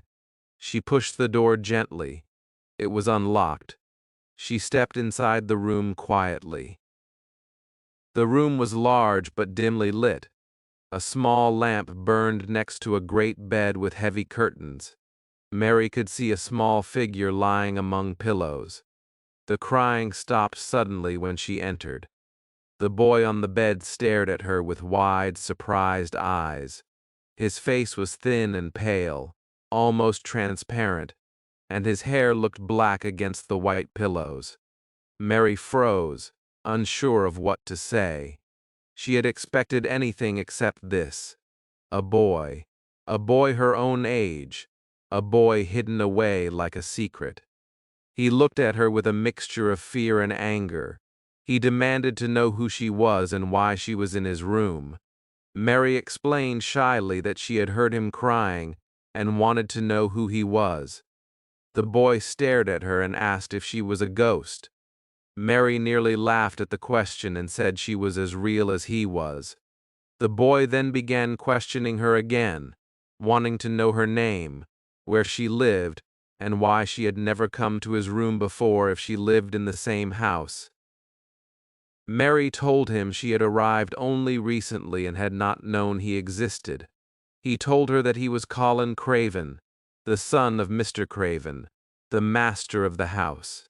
Mary felt her heart jump. Colin was Mr. Craven's son. This pale, sickly-looking boy was the child Ben Weatherstaff had thought was a ghost. Everything seemed clearer now. Mary understood why the house felt so full of sadness and secrets. Colin continued speaking in a voice full of pride and misery at the same time. He told Mary that he was always sick, always in bed, and always watched by doctors. He believed he might die young. He said his back might be crooked like his father's, and because of this he could never run or play or go outside. Mary listened silently, surprised by the mixture of self-pity and royal pride in his voice. She had once spoken like this too, thinking the whole world should obey her. Colin asked her about India, about her journey, about her life. He asked questions quickly, as if he had wanted company for a long time and finally found someone willing to talk. Mary answered honestly, even when she felt annoyed by his bossy tone. But something about his loneliness softened her heart. She understood him in a way she did not understand many people. He lived alone inside his room, just as she had lived alone in the gardens in India. Then Mary told him about the moor, about her walks outside and about the animals she saw. She told him about Martha and about the Yorkshire way of speaking. Colin listened eagerly, his eyes shining with interest. He asked her to describe everything again, especially the animals. Mary hesitated, wondering if she should tell him more, but she held back the biggest secret of all. She did not mention the secret garden. She was not ready to share that yet. She only told him about the robin, and even that made Colin sit straighter, wanting to hear every detail. Colin then revealed something that shocked Mary. He said nobody was allowed to see him because he believed he might die at any moment. He said the doctors were always worried. He said his father did not like to enter the room because it reminded him of his wife. He said everyone treated him as if he were a fragile glass object that could break with one wrong movement. Mary looked at him closely and wondered if he was really as sick as he believed. The conversation went on and on. Colin kept asking questions, and Mary kept answering. At times he acted spoiled, demanding and dramatic, but Mary did not feel anger toward him. Instead, she felt something else, something almost like sympathy. She saw herself in him. She saw her old self, the selfish little girl with no love around her, and she wondered if Colin could change, just as she had begun to change. After a while, Colin grew tired, but he did not want Mary to leave. He begged her to come again the next day, and Mary agreed before she even thought about it. Something inside her told her that this boy needed more than doctors or medicines. He needed company, honesty, and fresh air. He needed someone like Martha. He needed someone like Dickon. He needed a friend. As Mary left his room quietly and walked back to her own room, her mind was full. The manor no longer felt empty. It felt like a place full of stories waiting to open. She had discovered the garden. She had met Dickon. And now she had found Colin, the boy hidden away from the world. Everything was beginning to connect in ways she did not yet understand. Chapter 6. Colin is afraid. For several days, Mary visited Colin quietly, always making sure nobody saw her walking down the long shadowy corridors that led to his hidden room. She felt something pulling her toward him, something she could not easily describe. Perhaps it was because she knew what loneliness felt like. Perhaps it was because his pale, frightened face stayed in her mind long after she returned to her own room. Or perhaps it was because Colin seemed to come alive only when she entered. No one had ever spoken to him without fear or softness. No one had ever dared to disagree with him. No one had ever treated him like a real boy instead of a weak, breakable thing. But Mary did. She spoke to him with honesty. She listened to him. And she challenged him when he became too dramatic. Each visit made her feel as if she were discovering another hidden part of Misselthwaite Manor and another hidden part of herself. The weather changed quickly during those days. Some mornings were bright but cold, with a fresh wind blowing across the moor. Other mornings were gray and rainy, and the sound of drops against the window filled the house with a deep, quiet sadness. On one such rainy morning, Mary woke with a heavy feeling in her chest. She had planned to work in the garden with Dickon, but the sky was dark and the rain fell fast. She knew she could not go outside, and she felt restless and trapped. She decided she would visit Colin instead. Maybe she could talk to him, or read to him, or tell him about the little green shoots in the garden. The thought made her eager to go. When she entered Colin's room, she found him sitting up in his bed, wrapped in pillows, his face pale and his eyes full of irritation. The moment he saw Mary, he complained loudly that the rain had ruined everything.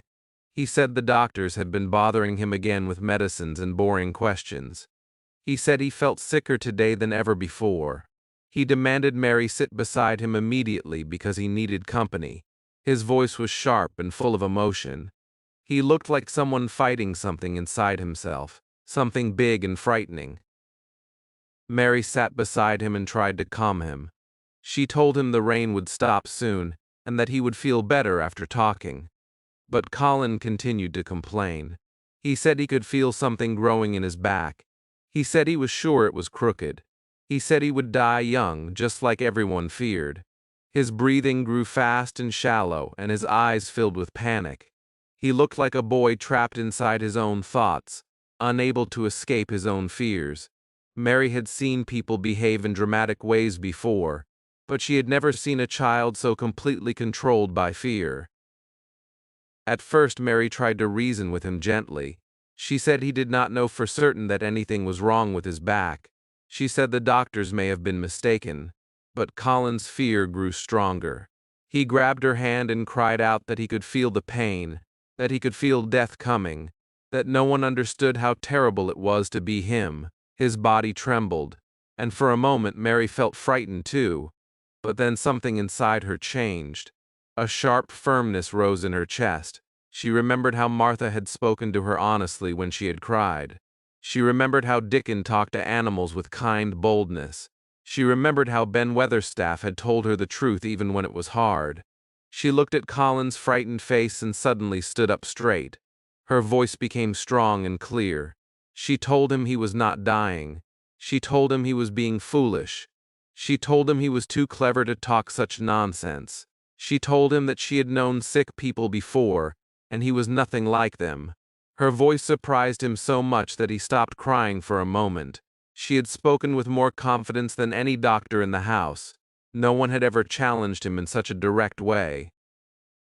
Colin stared at her with wide eyes, confused by her courage. He said she did not understand. He said he felt something terrible. Mary stepped closer, took a deep breath and demanded that he let her see his back. Colin grew red in the face. No one had ever asked such a thing. But Mary insisted again with the same boldness she had used when she first found the secret garden door. Colin hesitated, then slowly allowed her to help him sit forward. Mary touched the back of his shirt and gently lifted it. Her hands shook a little, not because she feared what she might see, but because she feared Colin's reaction. She looked carefully, studying every part of his thin back, every bone, every curve. She touched his spine lightly with her fingers. Everything looked normal. Nothing looked bent or twisted. She felt relieved and angry at the same time. Angry that he had been allowed to believe such terrible lies about himself. She lowered his shirt gently and told him firmly that there was nothing wrong with his back at all. She said he was as straight as any boy she had ever seen. Colin stared at her as if she had spoken magic words. His breathing slowed a little. His eyes looked uncertain. He asked her quietly if she was telling the truth. Mary said she would never lie about something so important. She said he was frightened because he stayed indoors all day. She said he needed fresh air, sunshine, and movement. She said he needed to stop thinking about sickness and start thinking about life. For the first time, Colin did not argue. He listened. His shoulders relaxed slightly, and a small light appeared in his eyes. He whispered that maybe he could try going outside one day. Mary nodded and told him about the garden again. She described the tiny green shoots, the fresh smell of the earth, and the robin who seemed to laugh and sing at the same time. Colin listened with deep concentration, and for a moment he forgot to be afraid. Then the fear returned suddenly, like a shadow moving across his face. He whispered that he might get worse if he went outside. Mary's voice grew firm again. She told him fear was the only enemy he had. She told him the garden would help him just as it had helped her. She told him he was not alone anymore. The rain continued to fall outside, but inside Colin's room something important had changed. A small seed of courage had been planted. It was small and delicate, but it was real, and Mary felt that if she continued visiting him, if she continued telling him the truth, if she continued sharing her new strength with him, he might grow just as the secret garden was beginning to grow. Chapter 7. Colin and the Garden. Of course, it was most important that no one should see Colin, Mary, or Dickon entering the secret garden. That part of the house was watched by gardeners and servants during the day, and Colin knew that if anyone saw him outside, the entire plan would fall apart. So he gave strict orders, with the serious voice of a little prince, that no gardener should work near the old walls anymore. The servants obeyed, because Colin was used to giving orders and everyone feared upsetting him. He said they must leave that area alone completely, and because no one dared question him, the path to the hidden door became empty and quiet, just as the children needed. The next afternoon, something magical began. Colin was carried carefully down the long staircase by a strong manservant, while Mary waited near the front door, full of excitement she tried to hide. Dickon was already outside, pushing the wheelchair gently through the garden paths. He brought with him his crow, his 2 squirrels, and a small fox with bright eyes. The animals walked around him as if he were their brother. When the servant placed Colin in the chair, the boy felt a little scared at first, because the open air touched his face, and he had not been outside for a very long time. But he said nothing. Dickon began to push him slowly forward, and Mary walked beside them like a proud little guide leading someone important to a great treasure. It was early spring, and the garden path was full of soft new smells. The air felt warm and gentle, and the sunlight covered the moor in a golden glow. Colin lifted his head slightly, breathing in the air as though he did not trust it at first. He watched the sky, the birds, the tiny clouds floating like small traveling ships. Every minute changed something inside him. It was like waking up after a long time. He could not understand this feeling, but he liked it. As they moved through the gardens, Mary pointed to the spot where she had found the key, and Colin listened with growing wonder. Then she placed her hand on the wall and whispered that the door was close. Dickon stopped the chair. Mary looked around to make sure no one was watching. Then she pushed away the climbing plant, and the wooden door appeared. Colin stared at it with wide eyes. Mary opened it carefully, and Dickon pushed the wheelchair inside. When the door closed behind them, Colin covered his eyes with both hands. He was almost afraid to look. For so long he had imagined the garden as something magical and mysterious. Now he was here, and he needed a moment before opening his eyes to the truth. When he finally lowered his hands, he gasped. All the fear that had been living in him for so many years seemed to fall away like a heavy coat. The garden was full of soft green shoots everywhere, flowers opening on the fruit trees, and birds flying from branch to branch as if they were celebrating something. The roses climbed the old red walls like living stories waiting to burst into color. A warm sun shone on everything in the most gentle way. Colin felt the sunshine on his face and leaned his head back, almost smiling without meaning to. He whispered Mary's name, then Dickens. His voice sounded different, lighter, almost happy. He said he felt something strange inside him, something bright and warm. Then he said the words that broke every wall he had built around his heart. He said he was going to live, not die. He said he would grow strong. He said he would live forever and ever, because the garden had brought him back to life. Dickon pushed the chair slowly through the garden, and he told Colin the names of every plant they passed. Colin listened with shining eyes, asking questions, leaning forward, almost forgetting he was in a wheelchair.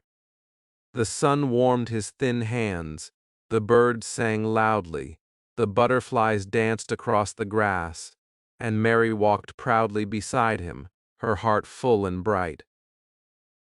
The three children talked in the soft Yorkshire dialect, laughing and listening to each other. Colin said he would come every afternoon. He wanted to watch things grow. He wanted to learn every plant's name. Dickon told him that if he worked hard, he would one day walk and help them dig.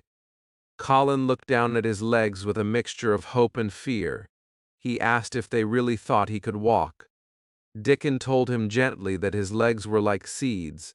They might look weak now, but when he wanted to use them, they would grow strong. Just then something unexpected happened. Dickon and Mary heard a voice above them. It was old Ben Weatherstaff, his face red and shocked, leaning over the wall. He shouted at Mary, asking what she thought she was doing inside that garden. He had not seen Colin yet. Mary opened her mouth to argue, but Dickon pushed the chair forward so that Ben could see. The moment Ben saw Colin, he froze. His face changed from anger to surprise, and then to trembling fear. He whispered that Colin had his mother's eyes. He whispered that he thought the boy had a crooked back. Colin, filled with a sudden fire, shouted back that his back was straight. Dickon threw off the blanket quickly and stood beside him, ready to help. Mary held her breath. They all wondered what would happen next. With Dickon's arm around him, Colin slowly stood up. His legs shook at first, but he stood tall, taller than anyone had imagined. His head was high, his eyes were bright. He looked strong, even brave. Ben Weatherstaff's face wrinkled with deep emotion, and tears ran down his cheeks. He said they had told him the boy would die. Colin answered proudly that he was not going to die, not now, not ever. Ben climbed down into the garden and promised to keep the secret. The garden now belonged to the three children, and to him too, because he loved it as much as they did. They spent many afternoons working together. Colin practiced walking a little more each day. Mary cleared grass and pulled weeds. Dickon used his tools carefully, teaching them everything he knew. The robin flew around them happily, as if he knew he had brought them all together. One day, Colin asked everyone to sit in a circle. He said he believed something powerful lived in the garden, something like magic, something that made things grow and made people strong. He asked them to sit quietly and call this magic. So they sat in the grass, the crow on Dickon's shoulder, the squirrels near Colin's chair, Mary beside them, and Ben across from her. Colin repeated again and again that the sun was shining and that the magic was working. Then he stood up and walked all around the garden, slowly but proudly. Every step was a small miracle. When he finished, Mary clapped her hands and told him his father would think he was dreaming. Colin said he would keep it a secret until the perfect moment. He said he wanted to walk to his father and show him he was well, truly well, for the first time in his life. Chapter 8. Mr. Craven Comes Home. While the secret garden was slowly waking up and filling itself with life again, far away in Europe a lonely man walked from place to place, trying to escape from the sadness that lived inside him. This man was Archibald Craven. For 10 long years he had carried a heavy heart. His wife, whom he loved more than anything in the world, had died suddenly, and her death had changed him completely. His back was already crooked, but his spirit had become bent too, almost broken. He could not stay at Misselthwaite Manor because every room reminded him of her. So he traveled from country to country, moving across mountains, lakes, and quiet valleys, searching for peace, but never finding it. People often wondered about him when they saw him. They whispered that he looked half mad, or like a man hiding from a terrible memory. He did not talk much, he did not smile, and he looked like someone who lived only in the past. He stayed in hotels, walked by himself, ate alone, and avoided friendly company. He carried his sadness like a dark cloud wherever he went, and nothing seemed strong enough to lift it. But one day something changed. He was sitting beside a small mountain stream, far away from anyone. The water made a soft, calming sound as it moved over the stones. The valley was still and cool, and the air smelled fresh. Mr. Craven sat for a long time, without even thinking, just letting the quiet surround him. Then his eyes fell on a small wildflower growing near the water. It was simple, soft, and bright, but to him it looked special. He stared at it for a long moment, and for the first time in many years he felt something warm and gentle inside his heart. He felt calm, almost peaceful. He whispered to himself, asking what was happening to him. He had not felt alive like this for so long, and at that exact moment, although he did not know it, Colin was in the secret garden many miles away, feeling the sunshine on his face, and saying loudly he would live forever. It was as if something invisible connected father and son, without either of them knowing. That night Mr. Craven slept better than he had slept in years. Something inside him felt lighter. Days passed, and he found himself thinking a little more about his home and about his son, a boy he had avoided for so long because the sight of him brought back painful memories. Still, the calmness stayed with him. One warm evening he sat beside a lake. The sky was soft and golden, and the still water reflected the light like glass. He closed his eyes, and soon drifted into a deep sleep. And then something happened that felt like a dream, yet more real than anything he had felt in years. He heard a voice calling him. It was sweet, gentle, and full of love. It was the voice of his wife. She called his name again and again, like she was standing very close. He jumped awake with surprise, his heart beating fast. He whispered questions into the quiet air. In the dream his wife had said she was in the garden. He knew which garden she had meant, the one he had locked, the one he had shut away from the world, the one he could not bear to look at because it reminded him too much of her. But the dream stayed in his mind like a message he did not want to ignore. The next morning he received a letter from Susan Sowerby, Dickens's mother. It was a simple letter, but something about it felt important. She wrote that he must come home, but she did not explain why. Mr. Craven felt the dream pulling at him, and after thinking deeply, he decided to return to Yorkshire immediately. During the long journey back, he thought about his son again and again. He wondered how Colin was feeling, what he looked like now, and whether the boy still stayed in his dark room every day. He felt guilt and pain as he realized he had stayed away for so long. He also wondered why Susan Sowerby had written to him. She was a wise woman, and he trusted her instincts. Perhaps she believed his presence was needed now. When Mr. Craven reached Misselthwaite Manor, he found the housekeeper very confused about Colin's condition. She explained that the boy seemed healthier in some ways and worse in others. Some days he ate nothing, Other days he ate as much as a strong, healthy child. Sometimes he demanded to be alone and acted helpless, and other times he insisted on going out into the air with Mary and Dickon. She said nobody understood what was happening. Mr. Craven listened carefully, and then suddenly he asked where Colin was at that moment. Mrs. Medlock answered hesitantly. The boy was in the garden. The garden. The word struck him like lightning. His dream echoed in his mind, his wife's voice saying she was in the garden. His heart began to beat wildly.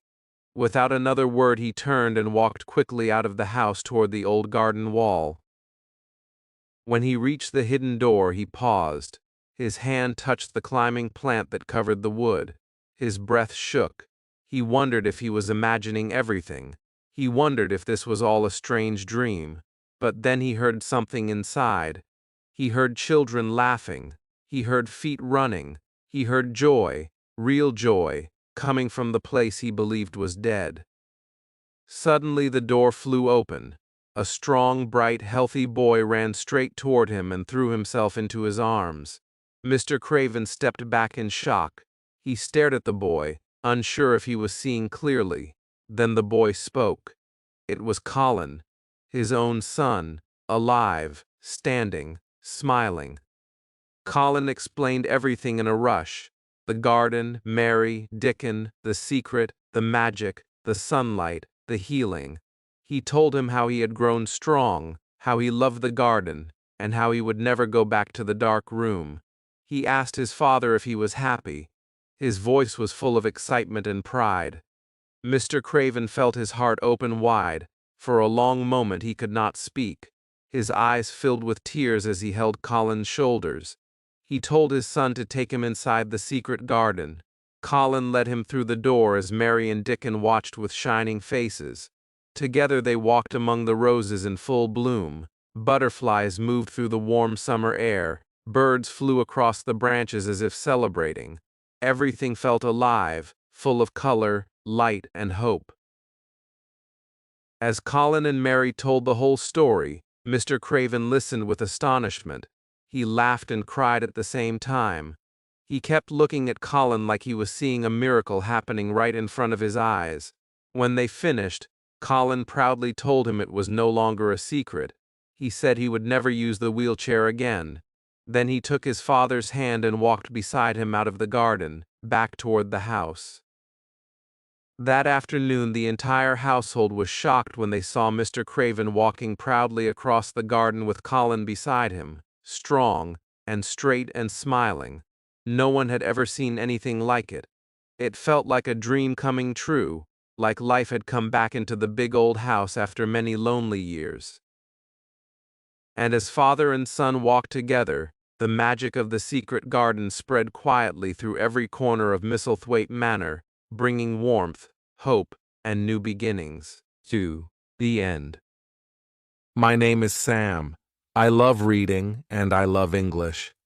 Many people ask me, Sam, why do you always read?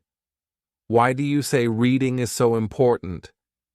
I smile and say, because reading changed my life. When I started my channel Bookish English, my goal was simple.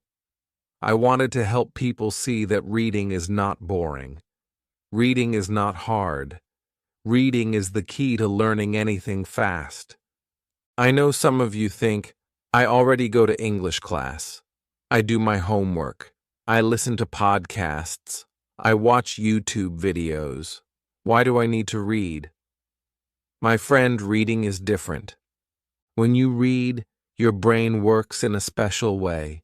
You see new words. You feel the rhythm of sentences. You learn grammar without trying. Reading helps you think in English. Reading makes your brain strong. It helps you understand faster, speak better, and write more clearly. I did not always love reading. When I was young, I thought reading was a school thing. It was something I had to do, not something I wanted to do.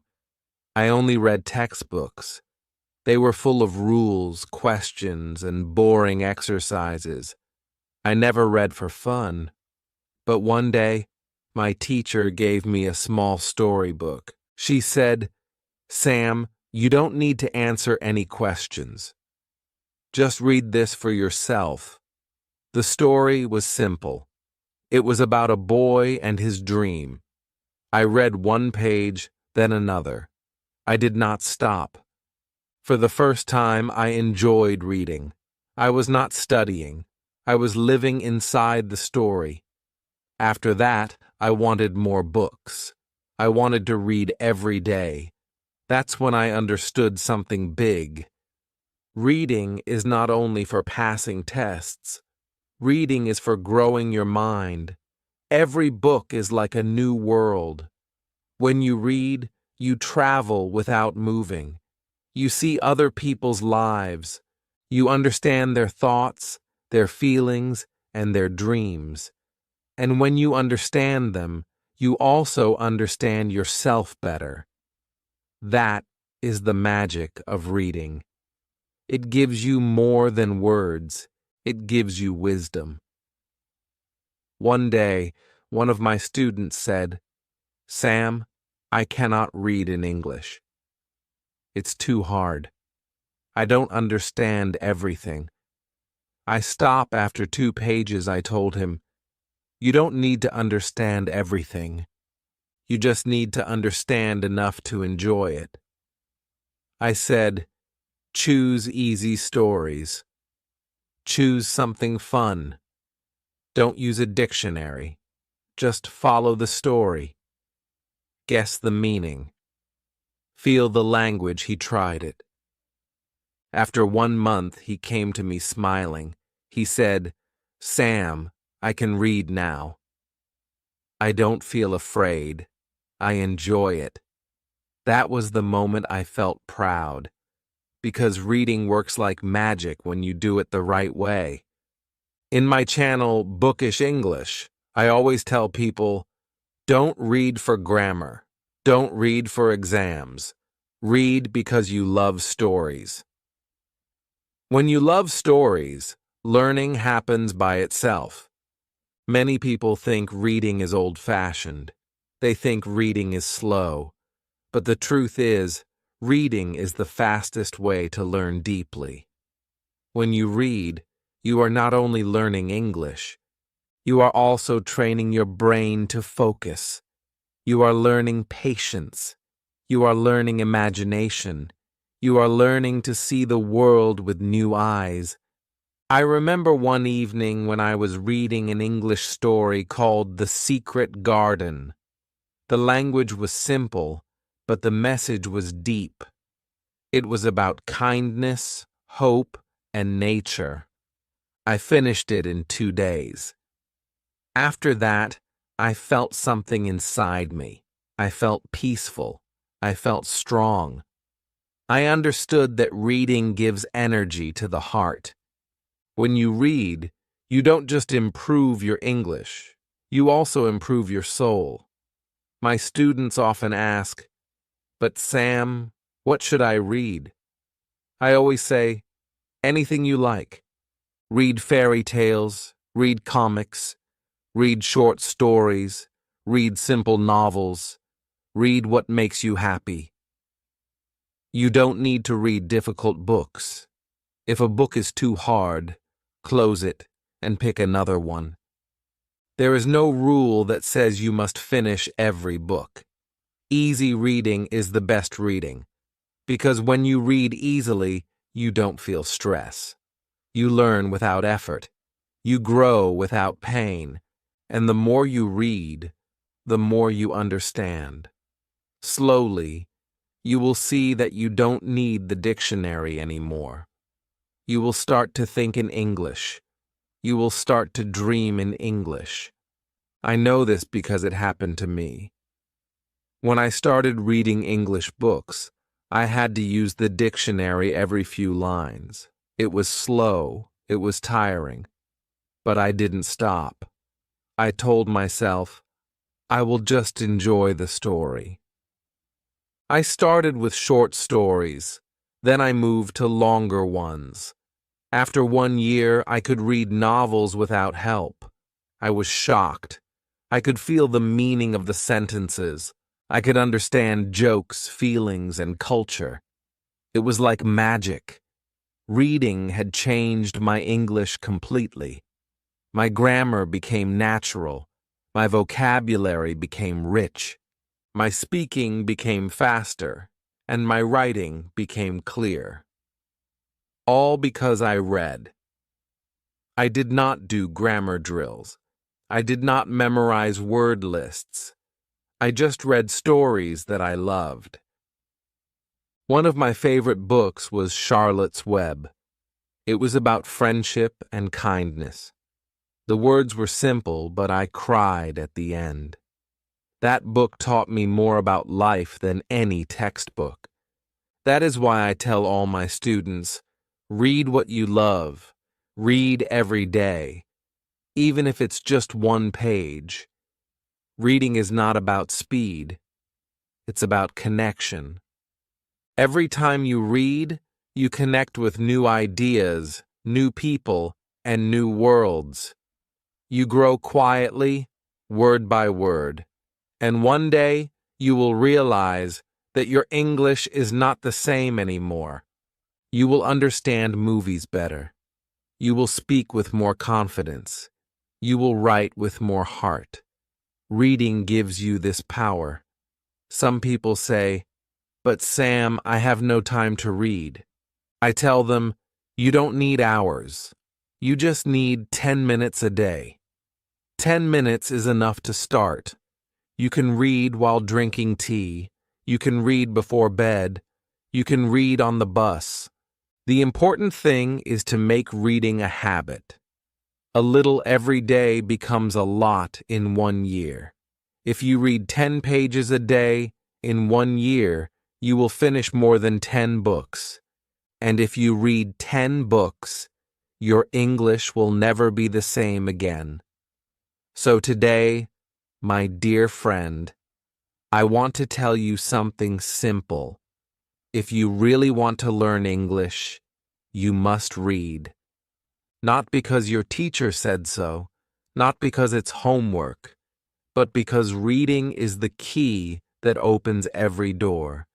It helps you think better, speak better, and live better. It's the secret that all good learners know. So start small, start easy, but start today. This is the first step to your new life with English. When I started to read more and more, I began to notice many small changes in my life. My English was not only better, my mind was also more calm. Reading became like a friend to me. It was always there when I needed it. If I felt sad, I read. If I felt tired, I read. If I felt happy, I also read. Every book gave me something new. Some books made me laugh. Some made me cry. Some made me think deeply about life. That is why I say reading is not just an English skill. It is a life skill. It helps you understand people, emotions, and the world around you. One day, a student from my channel, Bookish English, sent me a message. He said, "Sam, I started reading because of your videos. At first it was hard. I didn't understand everything. But now I can finish a small book in 1 week. I feel proud." When I read his message, I smiled, because that is what reading does. It makes you proud of yourself. You see your progress. You feel stronger. Every finished book is like a small victory. You start to trust yourself. You start to believe that you can do anything. That feeling is beautiful. I always tell my students that reading is not a race. You don't need to read fast. You just need to read with your heart. Take your time. Enjoy every page. Every page is a small step forward. Every story teaches you something new. Even easy stories have deep lessons. I remember when I read a short English story called The Happy Prince. The words were very easy, but the story touched my heart. It was about kindness, love, and giving. It made me think about what it means to be a good person. That is what good reading does. It makes you feel something real inside. Sometimes people tell me, "Sam, I read, but I forget the words later." I say, "It's okay. You don't need to remember everything. When you read, the words go inside your mind. Maybe you don't remember them today, but your brain remembers them quietly. One day, when you speak or write, the words will come out naturally. Reading is like planting seeds in your brain. You don't see the plant grow every day, but one day it becomes a big tree. Every page you read is one more seed. That is why you must keep reading, because reading never wastes your time. It builds your future. I also tell my students that reading helps you think in English. When you read a lot, you don't translate anymore. You don't think in your language. You start to feel the language. You understand it in your heart. That is the biggest change. You start to speak faster. You start to write more easily. You start to understand jokes and stories without trying too hard. That is when you know your English is becoming natural. Reading gives you that gift. I know many people say, "But Sam, I like to watch movies." Isn't that enough? I tell them, movies are good. They help your listening. But reading gives you power that movies cannot. When you watch a movie, the story moves fast. You don't stop to think about every word. But when you read, you control the speed. You can stop, think, and feel the words. You can go back. You can take time. You can see how the writer builds the sentences. You can notice how words work together. You start to see patterns. That is how you really learn a language. Step by step, word by word. I remember when I was reading The Little Prince. It was not only a story for children. It was full of life lessons. I underlined many sentences. One of them said, "It is only with the heart that one can see rightly." I read that line many times. It made me quiet for a long moment. That is what reading does. It makes you stop and think. It connects your heart and your mind.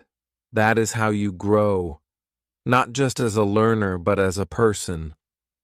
One day I asked my followers on Bookish English what kind of stories they liked. Many said they liked simple stories with meaning. So I told them, then read short stories or fairy tales. Don't worry if they sound childish. Even simple stories can teach deep things. I told them about a study where students who read easy books learned faster than students who only studied grammar. Because when you read easy books, you learn naturally. Your brain relaxes. You enjoy. You forget that you are learning. And that is when real learning happens. You don't force it. You just live it.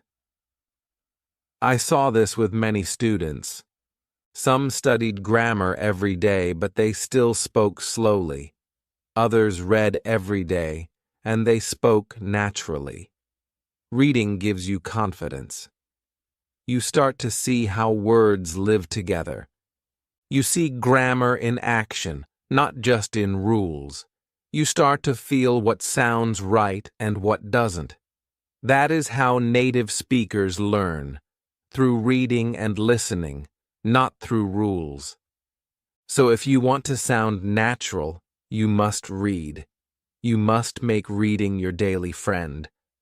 I often say, a day without reading is like a day without sunlight, because reading brightens your mind. It gives you ideas. It gives you hope. It gives you peace. You don't need to be rich to read. You don't need to travel to learn. You only need one book. That book can take you to 1,000 places. I remember reading about a fisherman in one story, and I could almost feel the sea wind. I could smell the salt. I could hear the waves. That is the power of words. You travel with your mind. You live many lives in one life. That is something only reading can give you. Sometimes I meet people who say, "Sam, I can't find a good book." I tell them, you must find the book that finds you. I believe that every person has one book that opens the door to reading. For some, it's a love story. For others, it's a mystery or an adventure. Once you find that one special book, you will never stop reading. You will want more. You will start to love the feeling of turning pages. You will feel proud that you understand English stories. You will feel happy that you can finish books. That happiness will push you to read more and more. And that is how you grow. Every page builds your future. Every story shapes your mind. That is why I say reading is not only about language, it's about life. Part 3. The book becomes a friend. Soon I started to see something new. The book was not only a tool for learning, it started to feel like a friend. When I felt sad, I opened it. When I felt alone, I read it. It did not shout. It did not judge. It was always calm. The words waited for me. The story spoke to me. Sometimes I smiled at a funny line. Sometimes I cried at a sad one. But every time, I felt lighter inside. The book became a small world I could enter anytime. It was safe. It was kind. And I started to understand that reading is not only for the mind, it is also for the heart. When I read, I met many people inside stories. Some were brave, some were afraid, some made mistakes, some changed their lives, and I learned from them. They became my silent teachers. They told me things without talking. I began to see myself in them.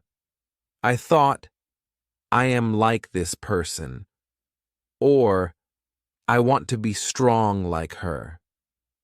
It felt like magic, meeting hundreds of people without leaving my room. One night I was tired after school.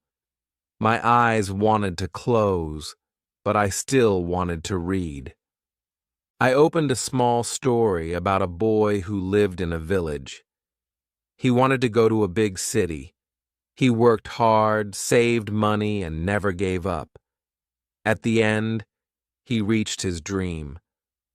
When I finished the story, I closed the book and whispered, "I can do that too." That small sentence stayed in my heart. It became a little light that never went out. After that, reading was not only a habit, it was something I loved. I didn't need anyone to tell me to read. I wanted to. I waited for it. I carried a book everywhere, on the bus, in the park, even in the kitchen. Sometimes people asked, "Why do you read so much?" I just smiled. How could I explain that books made me feel alive, that every page opened a new window in my mind, That every story gave me a reason to believe more in myself? Slowly, my English started to change too. I didn't even notice at first. But one day, when I talked to my teacher, she said, "You speak more clearly now." I was surprised. I didn't use grammar rules. I didn't memorize words. I only read every day. Reading had done something quietly. It built my English from the inside. It made my sentences longer. My thoughts became smoother. And I didn't translate anymore. I started to think in English. That was a special feeling. The book was still the same one I began with. It was old now. The pages were soft. The cover had small marks. But I loved those marks. They showed the time we spent together. I kept it near my bed. Every night before sleeping, I opened it. Sometimes I only read one page. Sometimes I read 10.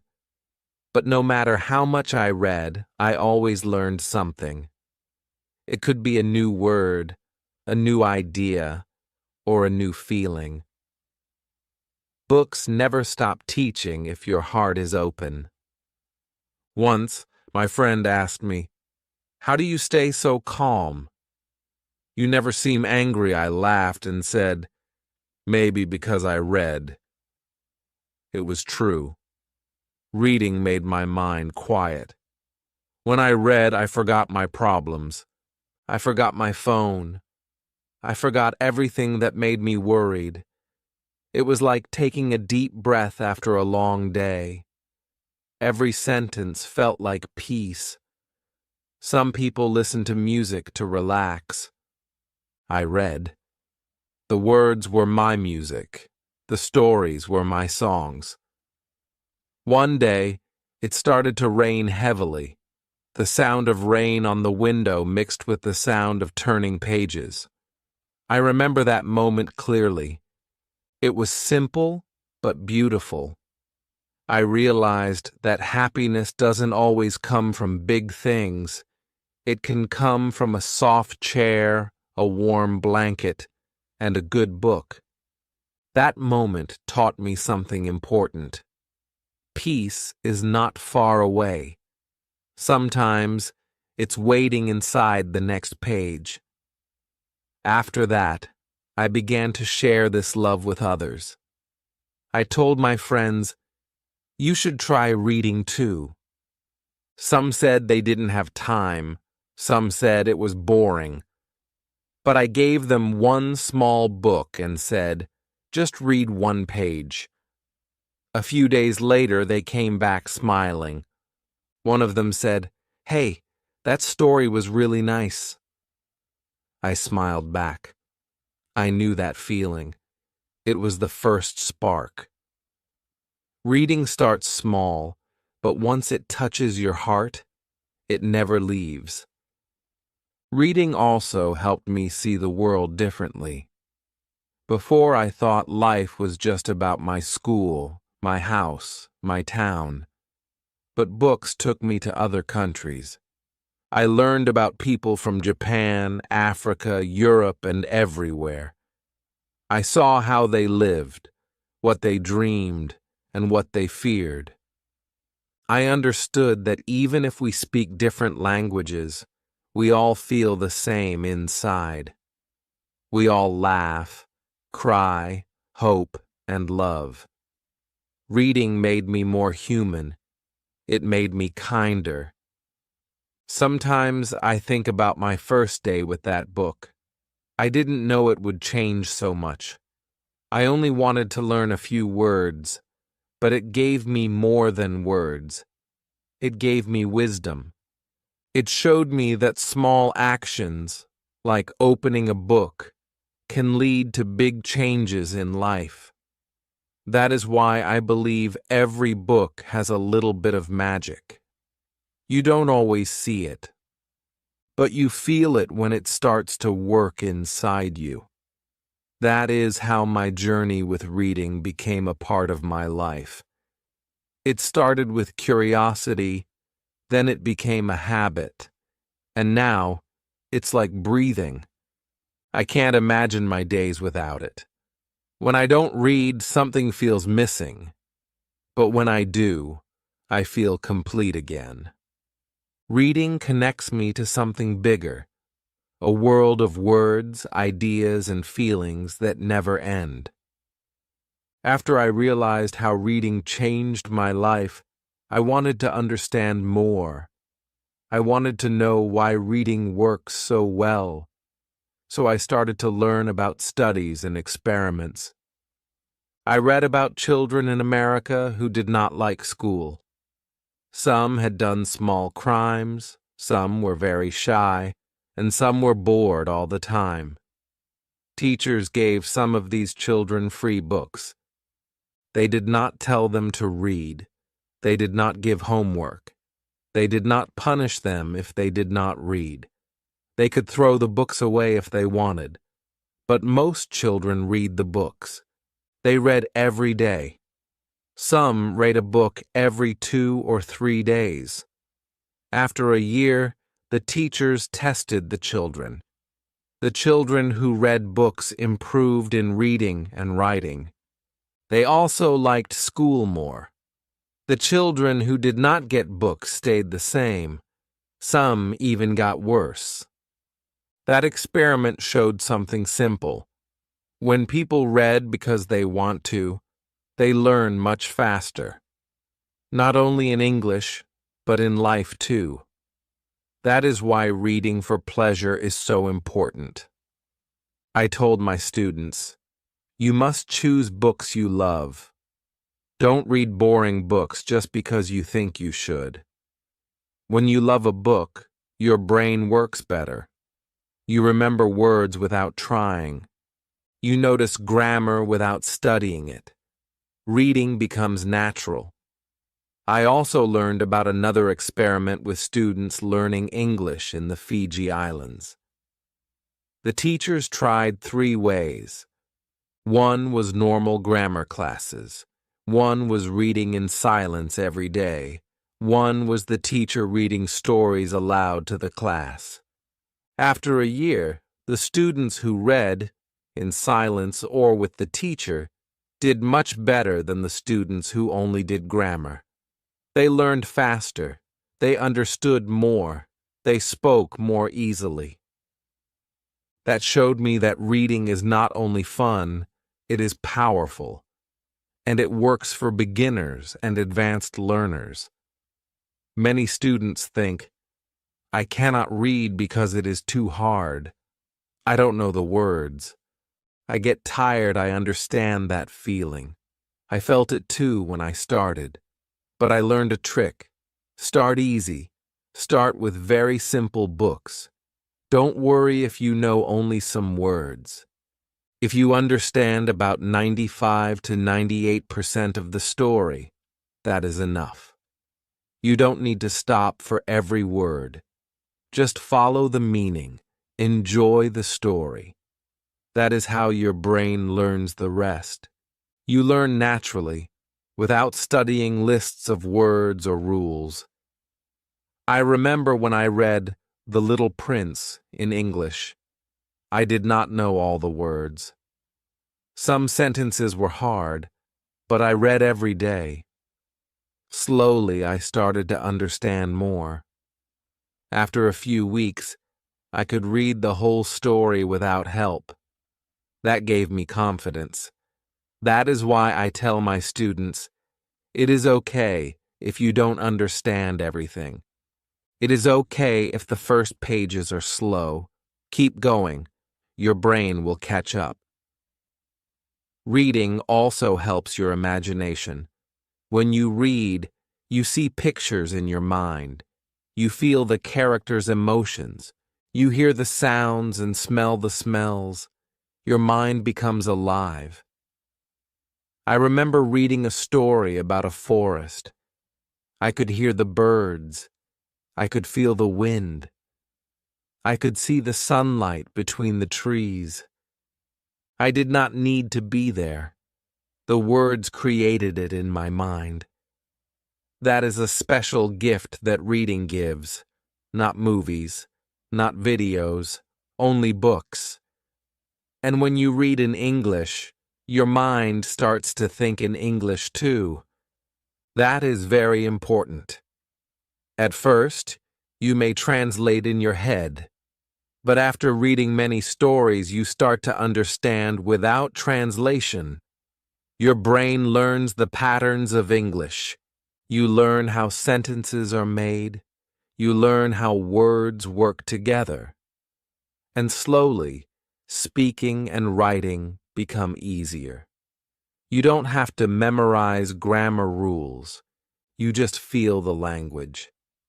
That is why I say reading is faster than studying grammar. Reading teaches naturally. I also learned that reading builds patience. When you read, you cannot rush. You cannot skip words. You follow the story page by page. At first, it feels slow, but after time, you notice something beautiful.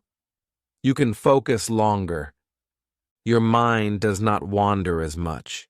You can read for 10 minutes, 20 minutes, or more without stopping. That focus helps in school, in work, and in life. Reading makes you stronger mentally. It teaches you to be patient and enjoy the small moments. One of my students said, "Sam, I tried reading. I could only read 2 pages. Then I felt tired. I smiled and said, 'That is okay. 2 pages today, 3 pages tomorrow, 5 pages next week, small steps. Keep reading every day.'" That student came back after a month. He could read 10 pages in one sitting. He said, "Sam, I feel different. I feel calm. I feel happy." That is the power of small steps. Reading is like a muscle. The more you use it, the stronger it becomes. I also tell my students about the types of books they can read. Start with short stories, fairy tales, comics, or even magazines. Choose books you like. Don't worry if they seem too simple. Simple books are the best for beginners. They make learning natural and fun. And when you finish one, you feel proud. That pride is a motivation to read more. It is better than any exam score. One of my students read only one book in 2 months, but she finished it. She felt proud, she smiled, then she picked another, and another. Slowly, she became a reader, and her English improved. That is how it always works. Reading makes learning fun. Reading makes learning easy. Reading gives results naturally. You don't have to force your brain, you just need to enjoy the story. I also want to tell you about a story I read for the first time in English. It was about a little boy who wanted to be brave.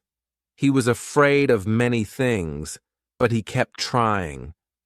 By the end, he was proud of himself. I read that story many times. Each time, I felt different. I felt stronger. I learned that books can teach life lessons too, not just language. Every story gives you knowledge about the world, about people, and about yourself. That is why I say reading is more than English. Reading is life. When you read, you meet hundreds of people, hundreds of situations, hundreds of feelings. And all of that builds your mind. Slowly, you become smarter, kinder, and stronger. That is why every learner must read. Not just for tests, not just for homework, but for life. That is what I want my students on Bookish English to understand. Reading is not hard. Reading is not boring. Reading is the easiest, most fun, and most powerful way to learn English. As I continued my reading journey, I noticed another amazing thing. Reading not only improved my English, it also made me more confident in life. When I met new people, I could talk about stories I read. I could tell them about characters, places, and adventures. People listened. They smiled. They asked questions. And I felt proud. I realized that books give you not only knowledge, but also courage. You have something to share with the world. That is why I always tell my students on Bookish English, when you read, you are never alone. You always have something to talk about, something to think about, something to imagine. Sometimes I even bring books to school or to meet friends. When I open a book in public, people notice. Some ask, "What are you reading?" That starts a conversation. Reading can create friends. It can create connections. That is something many people do not know. Books are not just private worlds. They can connect you with others. One day, I read a story about a girl who wanted to be a teacher. She loved helping children. She studied hard. She made mistakes. She failed sometimes, but she never gave up. I thought about myself and my students. I realized that reading teaches patience too. Patience with yourself and patience with others. You learn that mistakes are not bad. They are part of learning. You learn to try again. And that is a very important lesson, not just for English, but for life. I also noticed that reading helps memory. When you read stories, you remember characters, events, and words. Your brain practices remembering without pressure. You do not study like in a test. You remember naturally. Later, when you write or speak, the words come back easily. That is why reading is so much better than only memorizing vocabulary lists. One of my students said, "Sam, I read every day, but I forget new words quickly." I told him, "Keep reading. Don't worry. Your brain is storing the words quietly. One day, they will appear naturally when you speak or write." That is how language works. It is slow at first, but if you are consistent, the results are amazing. Reading also improves your imagination. I read many stories about adventures, faraway lands, and magical creatures. Even if I never visited those places, I could see them clearly in my mind. I could feel the wind, the sunlight, and the smells. That is something videos cannot give. Reading lets you create your own images. You control the story in your mind. That helps creativity too. I noticed this in my own life. When I tried to write my own short stories, ideas came easily. I could describe characters and places because I practiced with books. That is why reading is not just learning English. It is learning to think. Reading teaches you how to organize ideas, how to understand feelings, and how to imagine new things. Another important thing I learned is that reading builds focus. In today's world, many people are distracted. Phones, social media, and videos make it hard to concentrate. But when you read a book, you focus on the story. You follow the characters. You feel their emotions. That is real concentration. Over time, I noticed that my focus in school and in other activities became stronger. I could pay attention longer. I could finish tasks without stopping. That is another gift that reading gives. I remember a student telling me, "Sam, I can't read long texts." I get tired, I said. Start small. Read 1 page, then 2, then 3. Every day, your brain will get used to focusing. Soon you can read a whole story without stopping. That student started reading every day. After 1 month, she read a story of 10 pages easily. She said, "I feel proud. I can do it." That is how reading grows confidence, patience, focus, and happiness. I also want to tell you about a story I read in Spanish. I had learned English first, and then I tried Spanish. At first, it was very hard. I did not understand much, but I remembered my reading habits. I started with very easy books. Then I read books I already knew in English. That helped a lot. Slowly, I could understand new words. I read many stories. After 1 year, my Spanish improved a lot. I could talk to native speakers. I could understand podcasts, all because I read. That experience taught me that reading works in every language. It is not just for English, it is a universal tool. That is why I tell my students, reading is the fastest way to learn any language. You don't need long grammar lessons or complicated methods. You only need to read. Another thing I discovered is that reading makes you happy. It sounds simple, but it is true. When I read a story I like, I feel joy. I smile. I laugh. Sometimes I cry, but it is a good cry. It is a heart cry. Reading touches your feelings. It gives emotions. It makes life richer.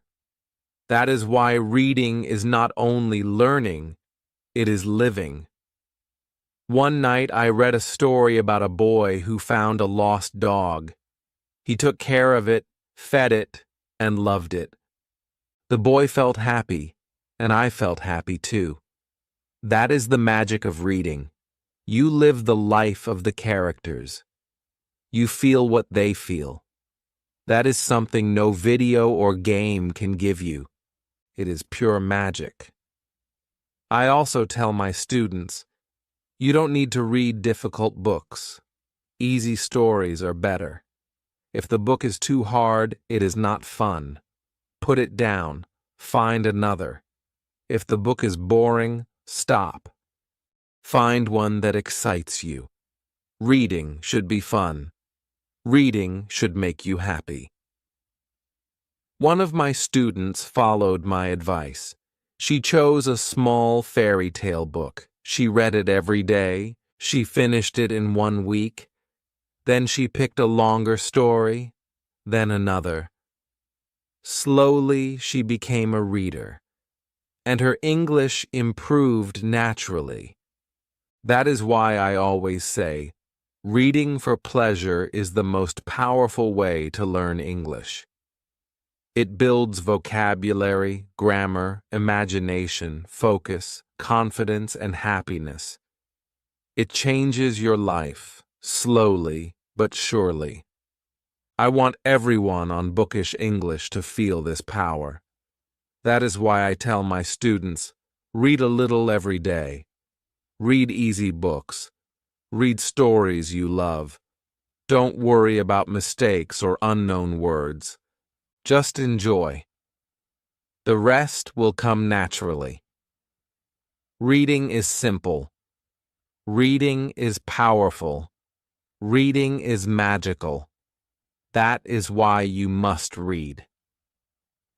As my reading habit grew stronger, I realized that books are like doors. Each book opens a door to a new world. Sometimes it is a world you know, sometimes a world you have never seen, and each world teaches something new. One day, I read a story about a boy who wanted to learn music. He had no teacher, no piano, no friends who could help him. But he read about music, practiced every day, and never gave up. In the end, he could play beautiful songs. I thought about myself learning English. Reading works the same way. You start small, but if you keep practicing, you improve naturally. You don't need magic. You only need patience, time, and love for the story. Reading also teaches empathy. When you read about people in different situations, you feel what they feel. You understand their choices, their fears, their happiness. I read a story about a girl who lived in a poor village. She worked hard every day, yet she smiled. She loved her family even when life was hard. Reading that story made me think about my life. I felt grateful. I felt lucky. I felt inspired. That is the power of books. They show you life from another perspective. They teach you to feel, to care, to understand. When I shared these stories with my students on Bookish English, they smiled. Some said, "I never thought a story could teach me about life." I said, "Yes, it can." That is why reading is not just learning English. It is learning about yourself and the world. Another wonderful thing about reading is that it creates imagination in your everyday life. When you finish a story, sometimes you continue imagining it. You think, what happens next? Or, what if the character did something else? Your mind practices creativity. That is why I tell my students, reading is like a workout for your brain.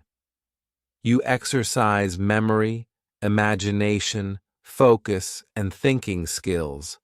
I also noticed that reading builds habits. When you read every day, you create a rhythm. You wake up and read. You go to school and read. You take a break and read. Slowly, reading becomes part of your life. It is not a chore anymore. It is a choice you love. One of my students, who hated studying English at first, told me, "Sam, I read every day now. It feels good. I don't want to stop." That is the moment I realized I had succeeded. Reading had become a natural habit for her.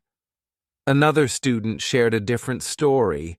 He loved sports, but did not like reading.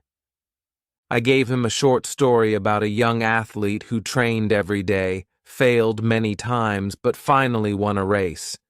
He read one page, then two, then the whole story.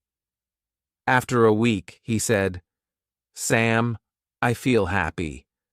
I read a whole story."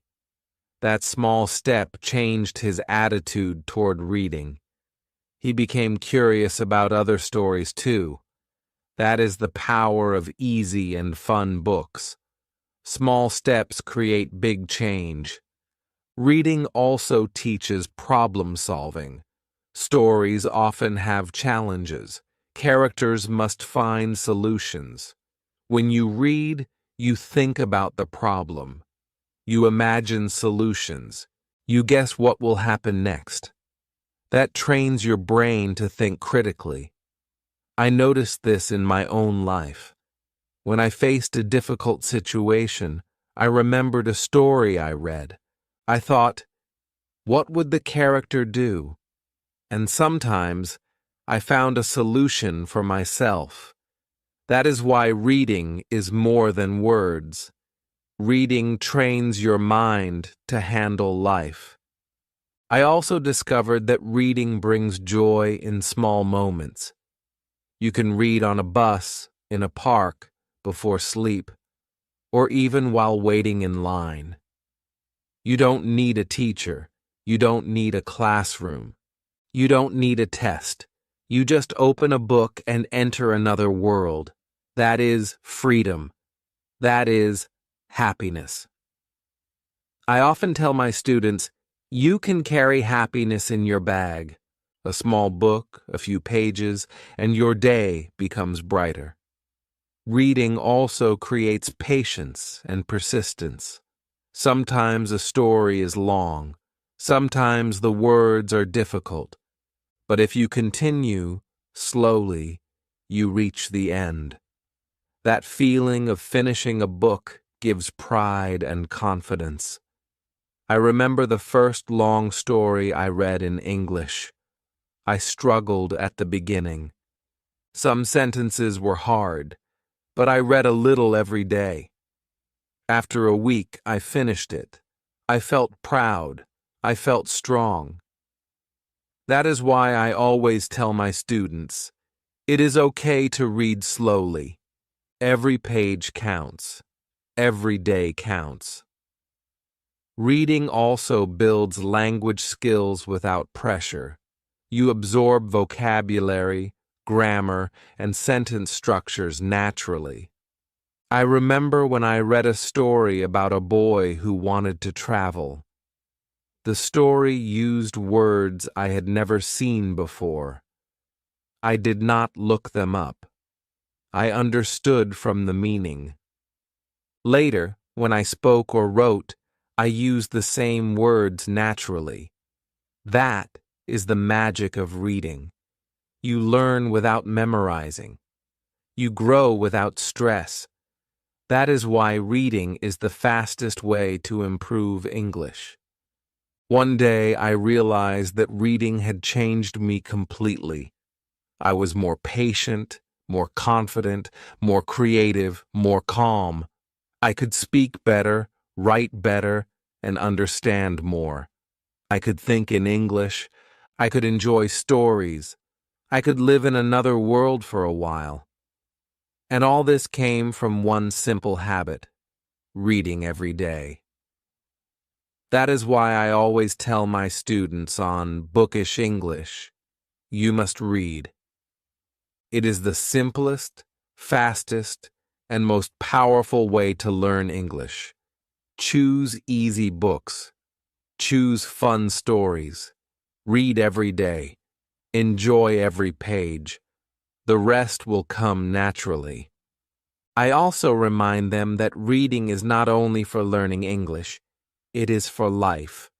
Books teach lessons, create imagination, build character, and give peace. Reading is a friend, a teacher, and a guide. That is why reading is so important. That is why every learner, every student, every person should read. It is not hard. It is not boring. It is magic. And the magic starts when you open your first page. As I read more and shared stories on Bookish English, I noticed another thing. Reading teaches consistency. When you read every day, you create a routine. At first, it is difficult. Some days you may feel tired or busy. You may want to watch videos or play games instead. That is normal. But if you open a book for even 5 minutes, you practice consistency. Slowly, your brain gets used to focusing, your eyes get used to reading, and your mind starts thinking in English. One of my students told me, "Sam, I don't have time to read. I am busy with school and homework." I said, "That is okay. Read just a little every day. 5 minutes, 10 minutes, even 1 page. It is enough.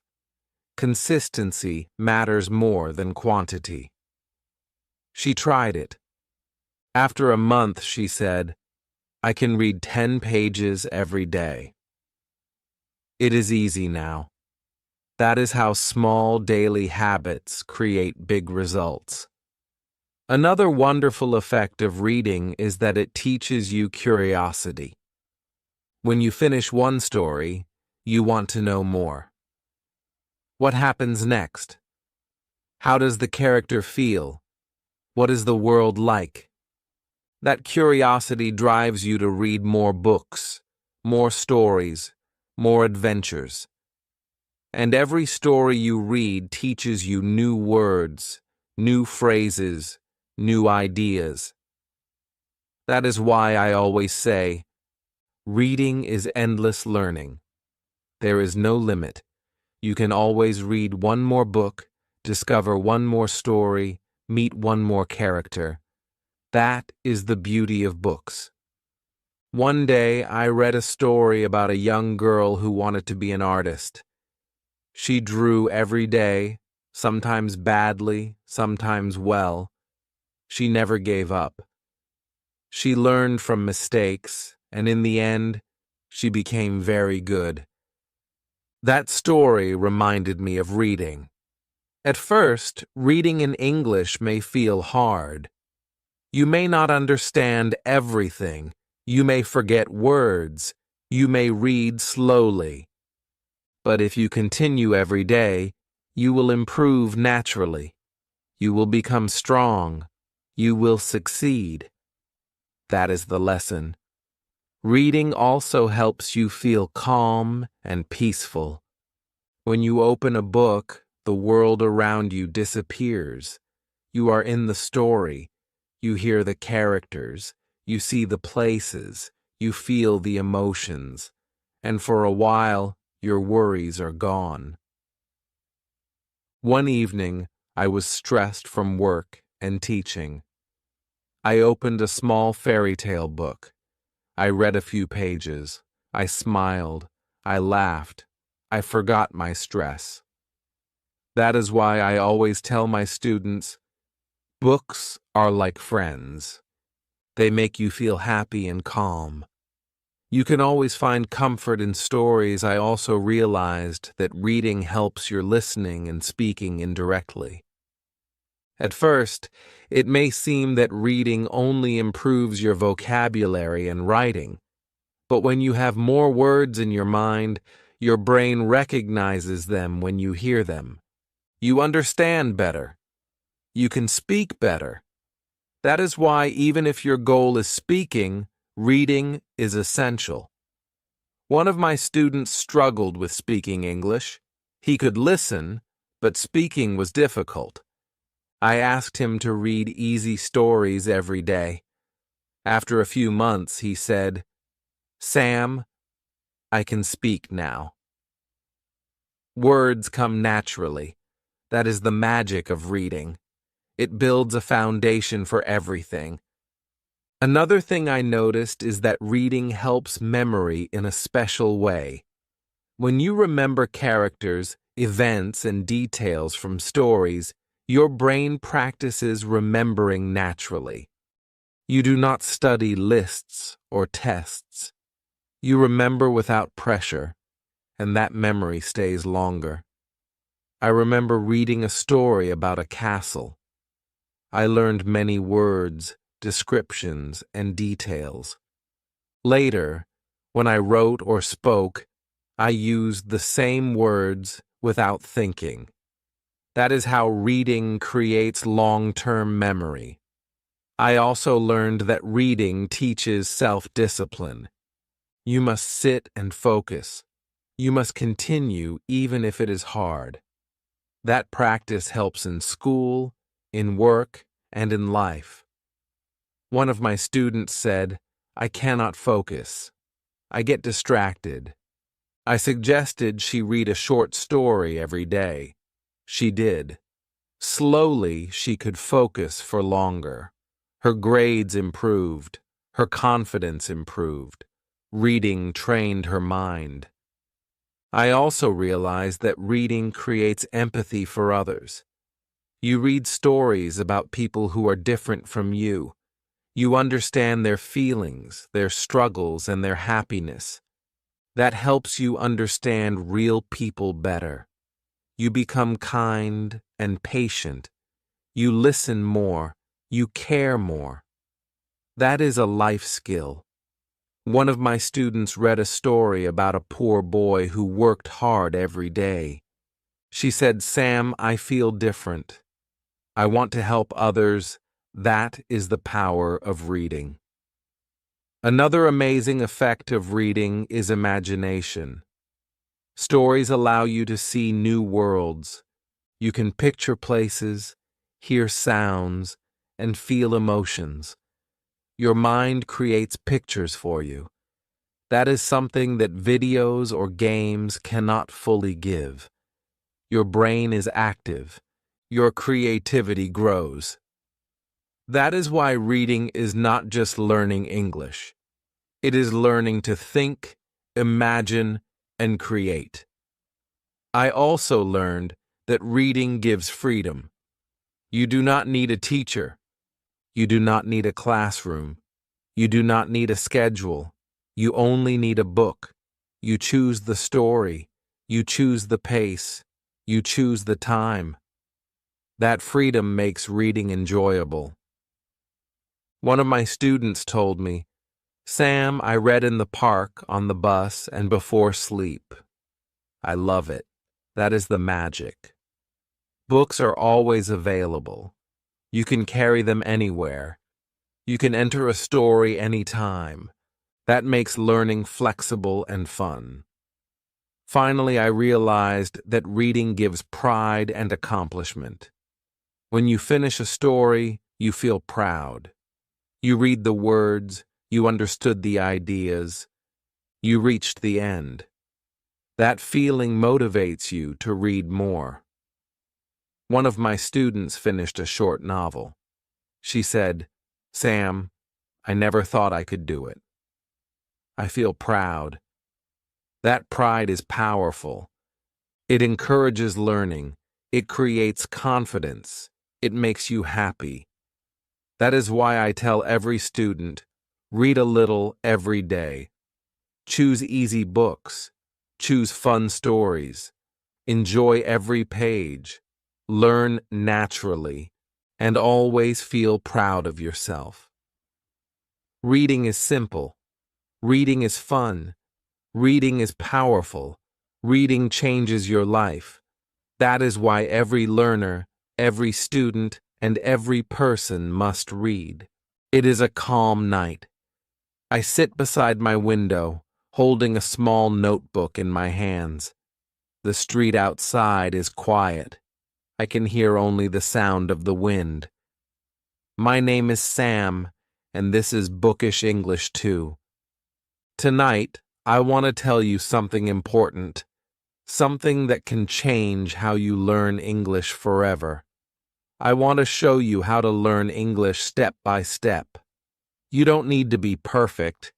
You don't need to know everything. You just need to begin. When I started learning English, I didn't know how to start. I didn't have a teacher. I didn't go to an English class. I didn't even have good books. I only had a small dream, to speak English with confidence. I used to feel scared. I used to feel shy. When I tried to speak, my tongue froze. The words did not come out. I made mistakes and laughed at myself. But I didn't stop. I wanted to find a way that worked for me. So, I began to build my own steps, small, simple steps that I could follow every day. I learned that English is not a race. It is a slow walk. You take one step today, another tomorrow. Each word, each sound, each sentence becomes a brick in the house of your fluency. That is how I started. That is how I will show you. Step by step. The first step is to make English a part of your life. You don't need to wait for the right time. You don't need to wait for someone to teach you. You can teach yourself. Start with what you have. Maybe a phone. Maybe a notebook. Maybe just your voice. Everything begins there. When I began, I used to talk to myself. I would look at the chair and say, "This is a chair." I would look at my hands and say, "These are my hands." I felt silly, but it worked. Because every word I said made my brain stronger. Every sentence I spoke made me a little braver. I learned that learning English is not only about books or rules. It is about courage. The courage to speak, even when you don't feel ready. That is step 1. Start speaking, even if it's only to yourself. Step 2 is listening. Listening is how babies learn, and it is how we learn too. I remember lying in bed with my headphones on. I would listen to simple English stories every night before sleep. I didn't understand everything, but I kept listening. I trained my ears to hear the rhythm of English. I didn't force my brain to translate. I just listened, again and again. Slowly, I began to recognize words. I began to understand the meaning. The sounds started to feel familiar. That is the secret. Listen every day. Listen while you walk. Listen while you clean. Listen while you cook. English must live in your ears. When you listen a lot, your brain starts to think in English without you even trying. Step 3 is reading. Reading opens a new world. I started with small stories, just 10 lines a day. I didn't look for hard words. I looked for easy, happy stories that made me feel good. I read them out loud. I listened to my own voice. The more I read, the more I understood. I saw the same words again and again, and soon they became part of me. I didn't need to memorize them. I didn't need to study grammar. The sentences themselves taught me. When you read, you grow quietly, word by word, without pressure. Reading is like breathing. You don't notice it, but it gives you life. Step 4 is shadowing. This step changed everything for me. I found short videos where people spoke slowly in English. I played one line, paused, and repeated it. Then again. Then again. At first, my voice sounded strange. My tongue didn't move fast enough. But after a few days, my words became smoother. My pronunciation became clear. I began to speak with rhythm and feeling. Shadowing made me brave. It made me sound more natural. You don't need to be perfect. You just need to repeat. You just need to copy and feel. Step 5 is thinking in English. I used to think in my own language first. Then I would translate into English. It made my sentences slow and heavy. But one day, I tried something new. I started describing my day in English in my mind. I would say silently, I am walking. I am eating. I am writing. Slowly, my mind started using English naturally. I stopped translating. I started living in English. That is what you must do. You must make English your second skin. Don't learn it like a subject. Live it like a habit. And the last step is patience. Many people give up because they want fast results. But language is like a plant. You must water it every day. You cannot shout at it to grow. You must wait. You must trust. Every small effort you make counts. Every minute you spend listening, reading, or speaking is building your fluency. You may not see it today, but one morning you will wake up and realize you can understand. you can speak. You can express your heart in English. That day will come. Just stay patient. That is how I learned English. Step by step, slowly, gently, but with heart. You don't need magic. You don't need talent. You only need time, love, and consistency. So, my friend, if you are ready, take your first step tonight.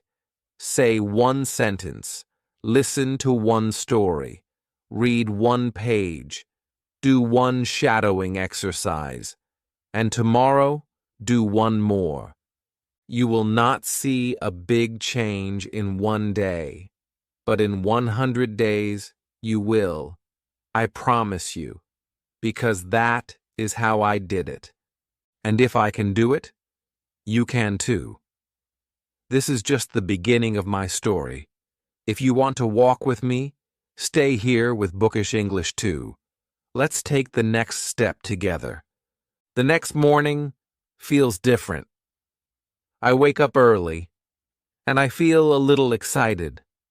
The sun shines softly through my window. I sit up in bed and smile.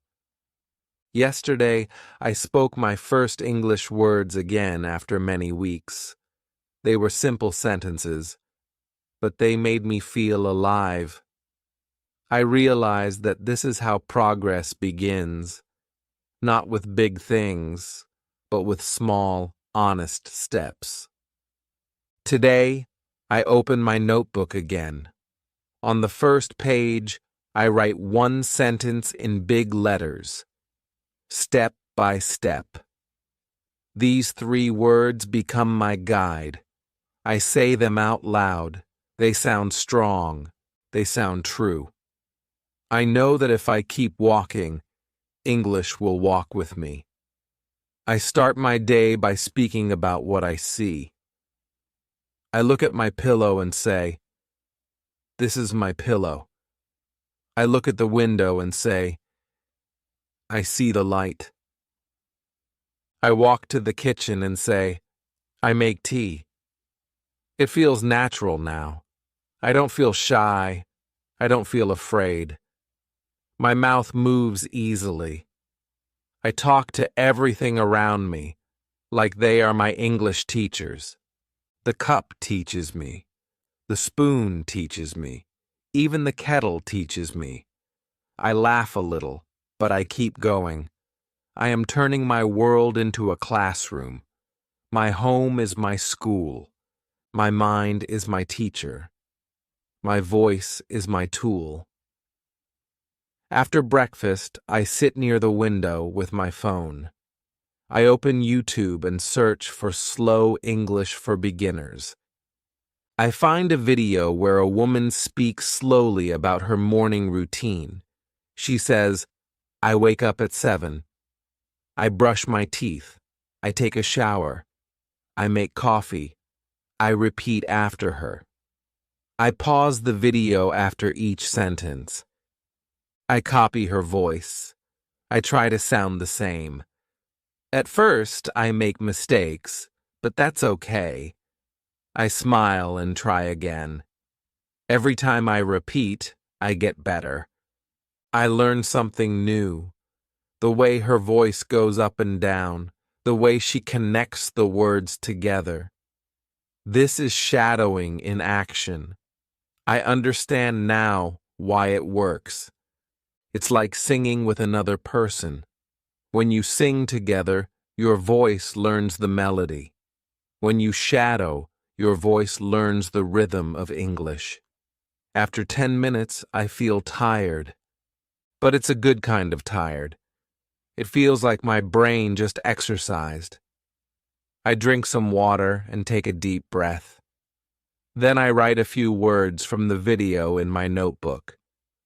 Wake up, brush, make, coffee. Just a few. I don't want to fill the page with hundreds of words. I only want to remember the ones I really used. That's my next step. Keeping things simple. Many learners make learning too hard. They try to memorize everything at once. They write long lists of words. But the truth is, your brain learns better when you learn less, but more deeply. One sentence said 100 times is better than 100 sentences said once. That's how I train myself. I repeat, I shadow, I listen, I speak. Slowly, I begin to see change. I notice that when I listen to other people speaking English, I understand more. I don't need to translate every word. I just feel the meaning. Sometimes I close my eyes and listen carefully. The words start to make pictures in my mind. I can imagine the story, the people, the place. It feels magical. This is real learning, not from grammar rules, not from big books, but from sound, feeling, and imagination. In the afternoon, I decide to read something easy. I open a small story on my phone. The title is At the Supermarket. I read the first line. Anna goes to the supermarket to buy apples. I read slowly. I understand. I say the line out loud. I imagine Anna walking down the street. I imagine her looking at apples. The words come alive in my mind. This is what I love about reading in English. It's not just words, it's life. I read the story again and again. Every time I read it, I see more details. I understand better. I learn naturally. I don't look up every word. I let my brain guess. I trust that with time, I will know. And it works. After a few days, I see the same words in another story. They feel familiar. I smile. My brain remembers. I didn't need to memorize them. I just needed to see them again and again in different places. That's how language enters your heart. It repeats until it becomes part of you. In the evening, I take a walk outside. The air is cool. I put on my headphones and play a short English podcast. The voice is calm and clear. The speaker says, "Believe in your daily practice." I repeat softly, "Believe in your daily practice." I say it 3 times. The sentence feels powerful. I realize that learning English is not only about language, it's also about mindset. You must believe in your small steps. You must trust your slow progress. If you speak 1 sentence today, you have already grown. If you understand 1 word more than yesterday, you have already improved. That's enough. That's success. I stop near a small park. I sit on a bench and look at the trees. I take out my notebook and write 1 more line. English grows inside me every day. I smile. It feels true. I am not waiting for a big change. I am watching the small ones. I am not afraid of mistakes anymore. I know they are part of learning.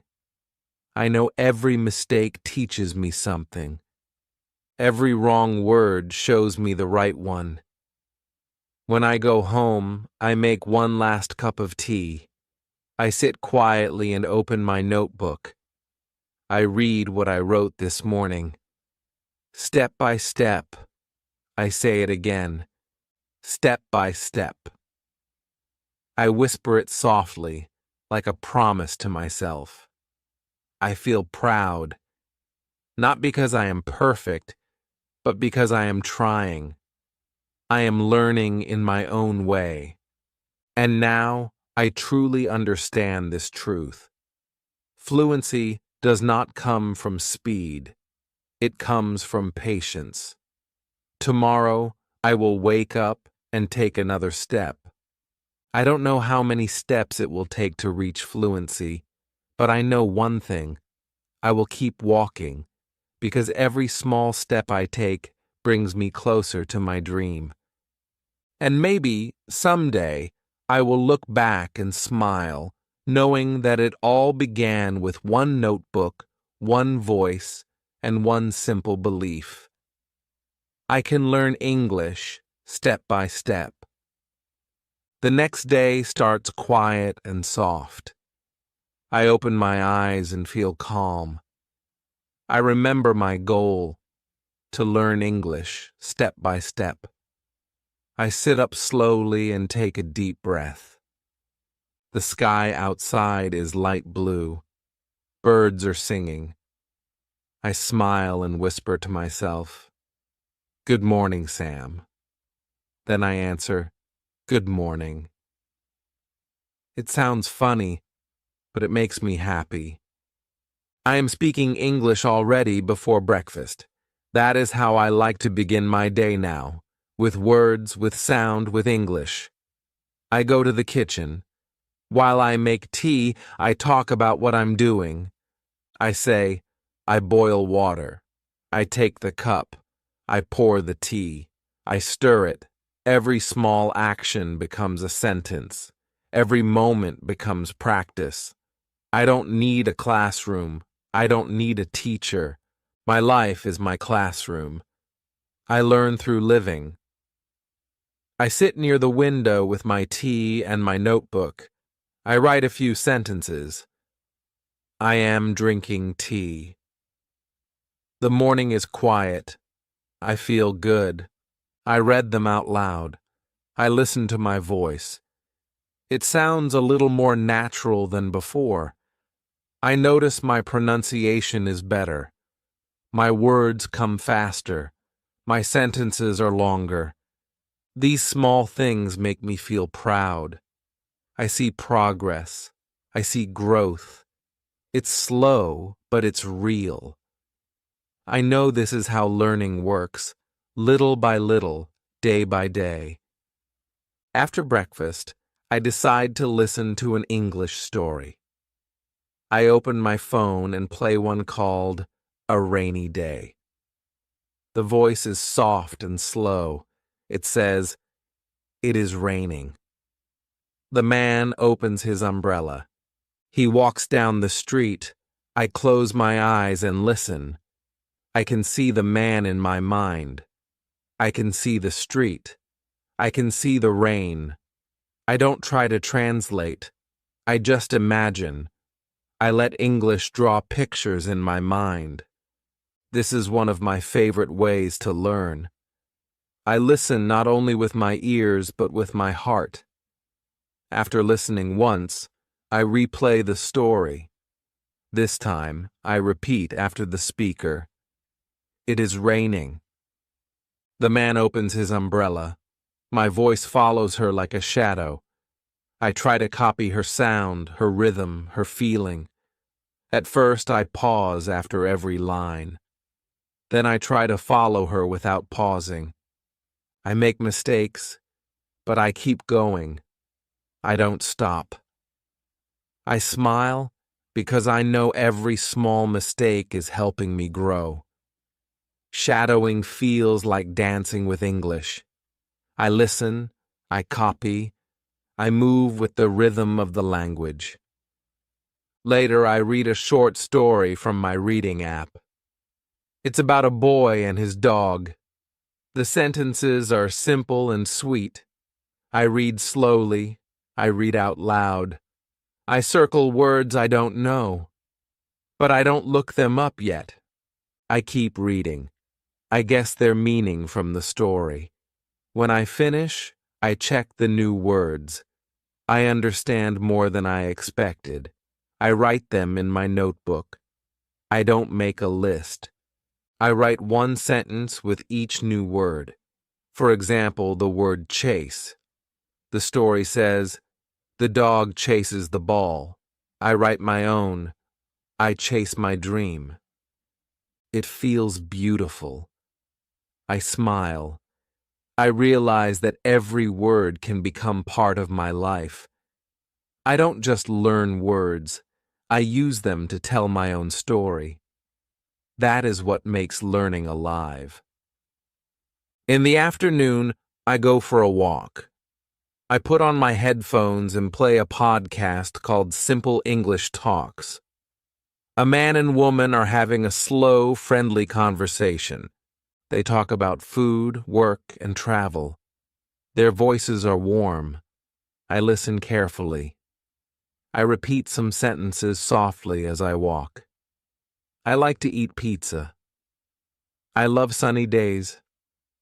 People around me don't know what I'm doing, but I do. I'm training my ears. I'm training my mouth. Every step I walk, I'm walking closer to fluency. I don't care if people look at me. I am proud of my journey. I know that real learning happens when you stop feeling shy. When I come home, I watch an English video about daily routines. I write down one line from it. Consistency is the key. I repeat it 3 times. Consistency is the key. I think about what it means. It means doing something every day, even when you don't feel like it. It means not giving up. It means believing that small actions create big results. That line stays in my mind all evening.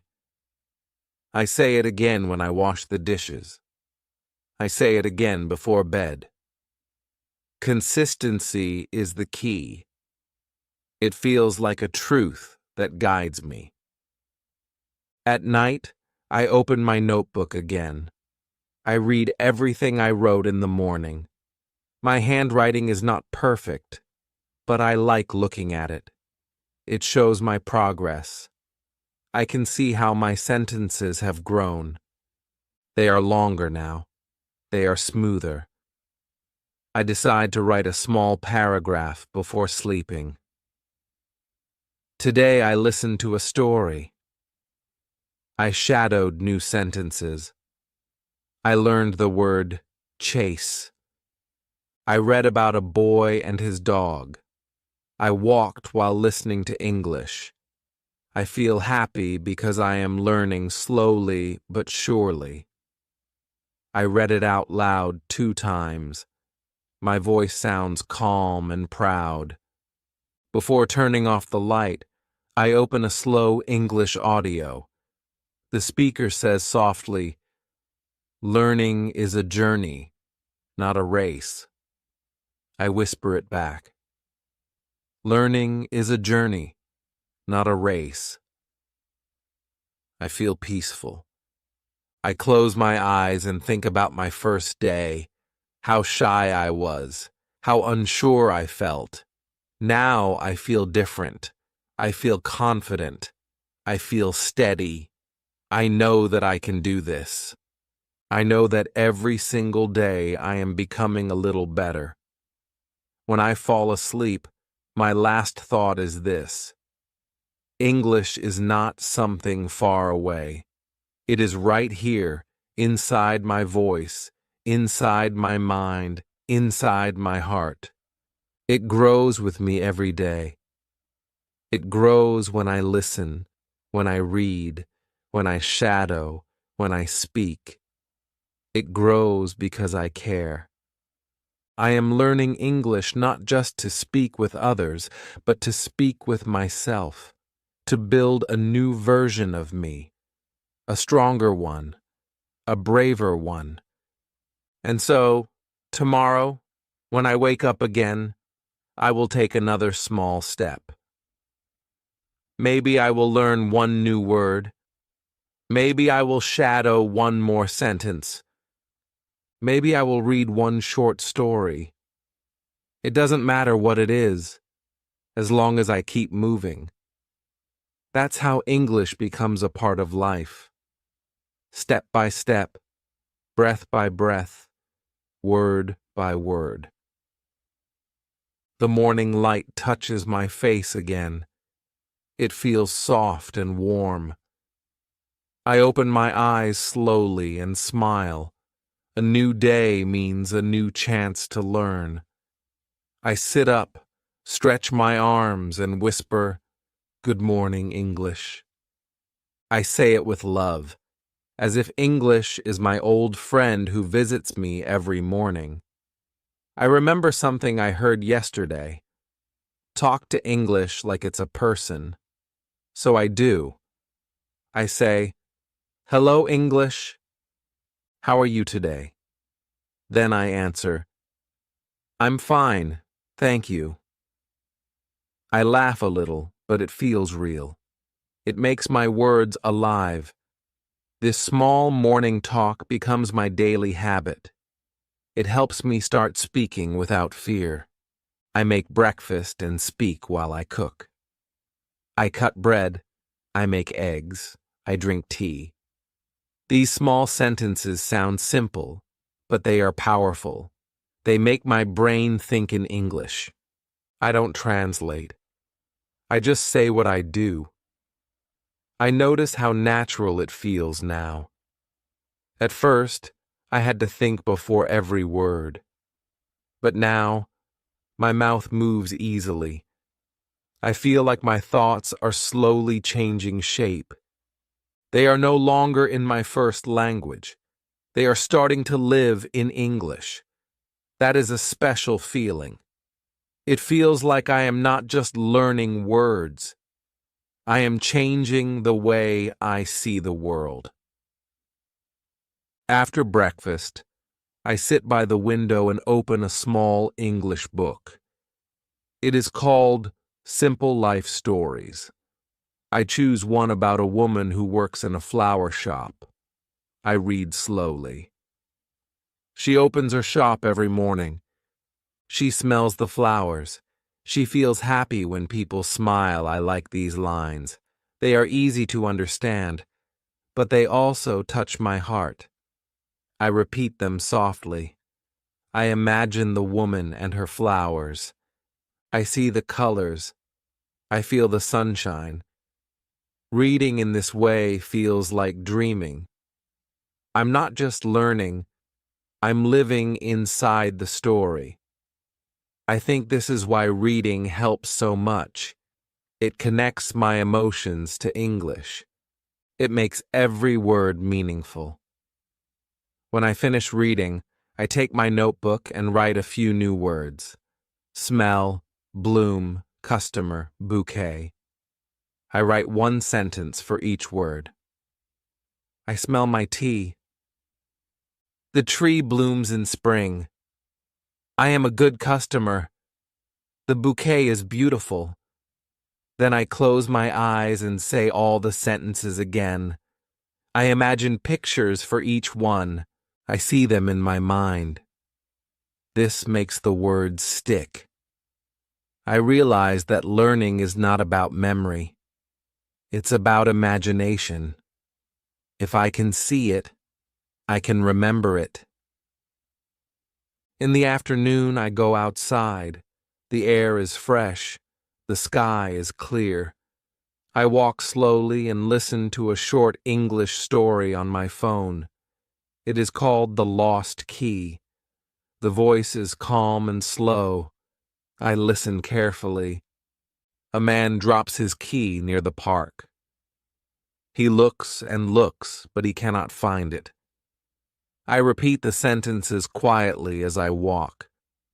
I move my lips. I shadow every line. I don't care who sees me. I'm not shy anymore. I'm proud that I can walk and learn at the same time. I feel free. English is no longer just a subject. It's part of my daily rhythm, like walking, breathing, or smiling. When I return home, I sit down to write again. I open my notebook and write a short paragraph about my day. Today I read about a flower shop. I learned new words. I walked outside and listened to a story. I shadowed every line. I feel happy because English is growing inside me. I read it out loud. My voice sounds strong. My words sound clear. I feel proud of myself.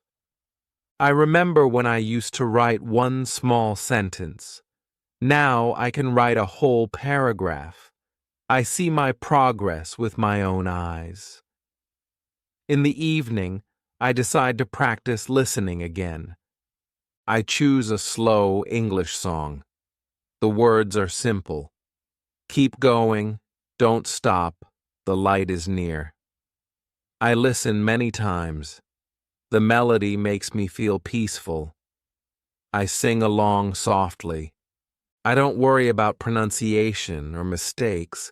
I just enjoy it. I think music is a beautiful teacher. It teaches emotion. It teaches rhythm. It teaches how to feel the language, not just how to understand it. When I sing, I forget that I am learning. I just feel alive. After the song, I open YouTube and watch a short English talk. The speaker says something that stays in my heart. If you want to learn a language, fall in love with it. I pause the video and write that sentence down. Fall in love with it.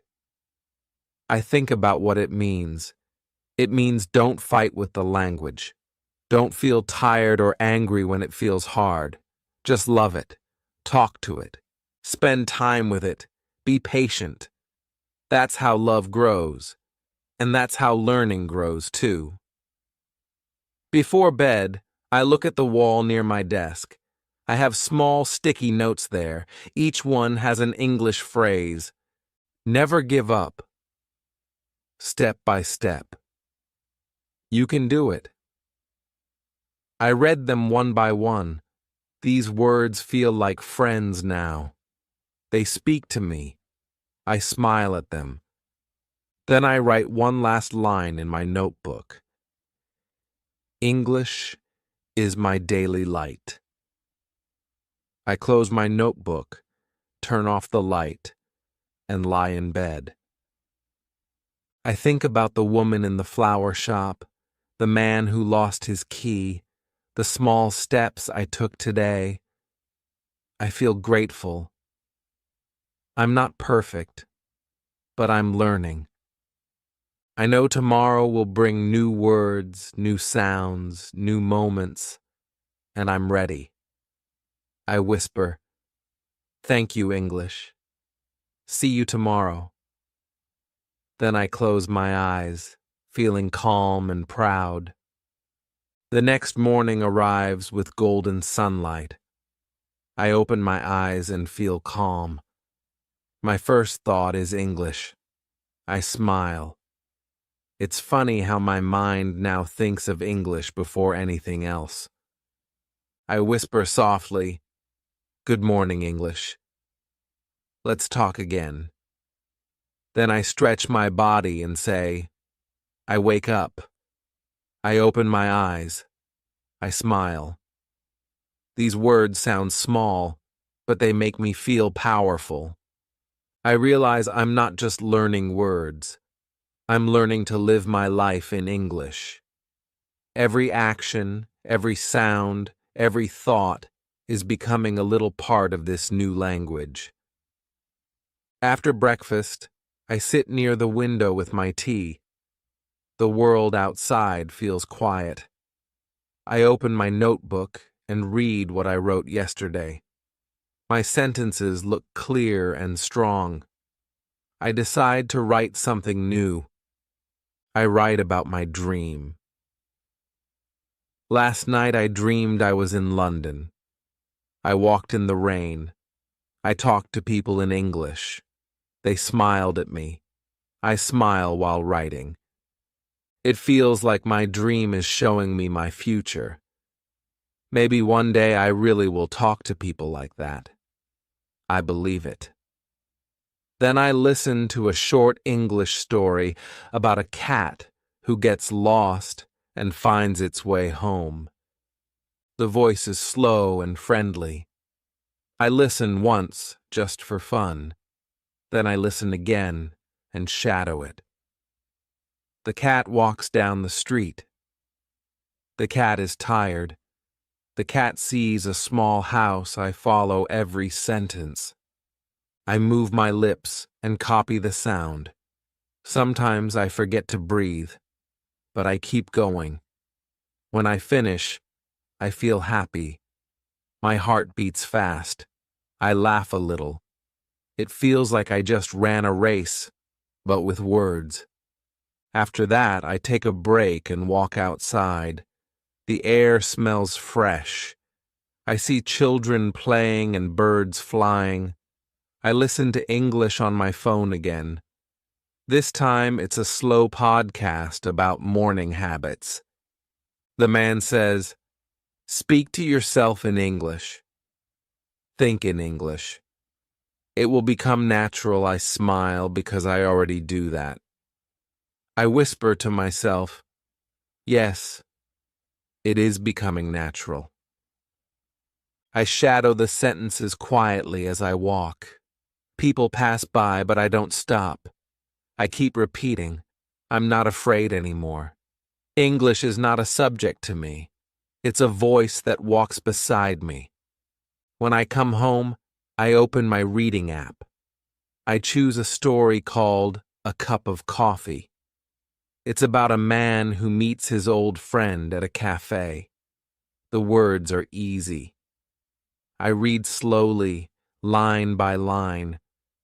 I try to imagine the cafe, the smell of coffee, the sound of the cups. I read one paragraph 3 times. Every time I understand more. I write down 2 new words, memory and friendship. I make my own sentences. I have a good memory. Friendship makes life beautiful. I read them again and again until they feel like mine. In the afternoon, I decide to talk with my mirror. I stand in front of it and start speaking. "Hello, my name is Sam. I am learning English. I like to listen, to read, and to shadow." I look at my eyes in the mirror. At first it feels strange, but then it feels real. I pretend I'm talking to another person. I ask questions and answer them. "How are you today?" "I'm fine, thank you." "What did you do this morning?" "I read a story and walked outside." My reflection smiles back at me. I start to laugh. It feels fun. I realize that this simple practice helps a lot. It makes me confident.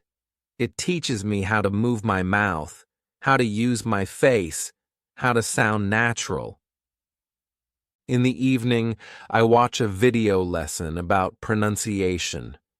The teacher says, "Smile when you speak. It helps your sound." I try it. I say, "Hello." It sounds brighter. I say, "Thank you." It sounds kinder. I didn't know that a smile could change my sound. I keep practicing with small words. Yes, no, maybe, okay. I notice how my voice changes when I smile. I think maybe learning a language is not only about words, it's also about emotion. If I feel happy, my words feel happy too. After dinner, I decide to review everything I learned this week. I open my notebook and see pages full of words, sentences, and small notes. I feel proud. I remember when my first page had only 3 lines. Now I have so many. I can see my growth right there on the paper. I whisper, "Thank you, me." Then I write something new. I don't want to be perfect. I just want to be better than yesterday. Later that night, I sit by the window and look at the sky. The stars are bright. I listen to a slow English meditation. The voice says softly, "You are learning. You are growing. You are doing great." I close my eyes and repeat those words. I am learning. I am growing. I am doing great. I feel calm. My heart feels warm. I think about how far I've come. Just a few weeks ago, I was shy to speak even one sentence. Now I can speak, write, listen, and even dream in English. Before sleeping, I pick up a small paper where I wrote one goal: speak English with confidence. I read it again. I touch the paper and smile. I know I'm getting closer every day. Learning is not magic. It's love, patience, and small daily steps. I turn off the light, close my eyes, and whisper softly, "Thank you, English." I'll see you in my dreams again. Then I fall asleep, peaceful and proud. The next day begins with soft light on my face. I open my eyes slowly and smile. My first words are, "Good morning, English." I say it gently, like I'm greeting a friend I truly care about. It has become my habit now, my morning ritual. It makes me feel calm and ready. I get out of bed and walk to the window. The sky is blue, and the world feels new again. I whisper, "It's a new day to learn." These simple words make me feel strong. Every day I remind myself that I am not just learning a language, I am building a new part of myself. I brush my teeth and talk to myself in the mirror. I am brushing my teeth. I feel fresh. I am ready for today. I laugh a little because I sound funny, but I also feel proud. I don't need anyone to tell me what to say. I can create my own English moments. My voice sounds more natural now. I notice that I don't stop or think before every word. The sentences just flow. This feeling is special. It means my brain is slowly starting to think in English. After breakfast, I sit with my notebook. I open to a clean page and write the date at the top. I like doing that. It makes every page feel like a new chapter in my story. I write, "Today I will learn with joy." Then I listen to a new short story. It's called The Little Bird. The voice says, "A little bird wants to fly. It is afraid. One day it jumps and it flies." I listen carefully. The story is simple but beautiful.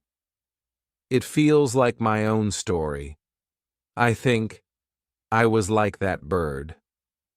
I was afraid to speak English, but I jumped. Now I'm flying slowly, but I'm flying. I shadow the whole story 3 times. My voice becomes more confident each time. Then I take a small break. I make tea and sit quietly. I think about how English is changing me. It's not only helping me talk, it's helping me think clearly. When I write in English, my thoughts feel soft and simple. I use small words, but I say big things.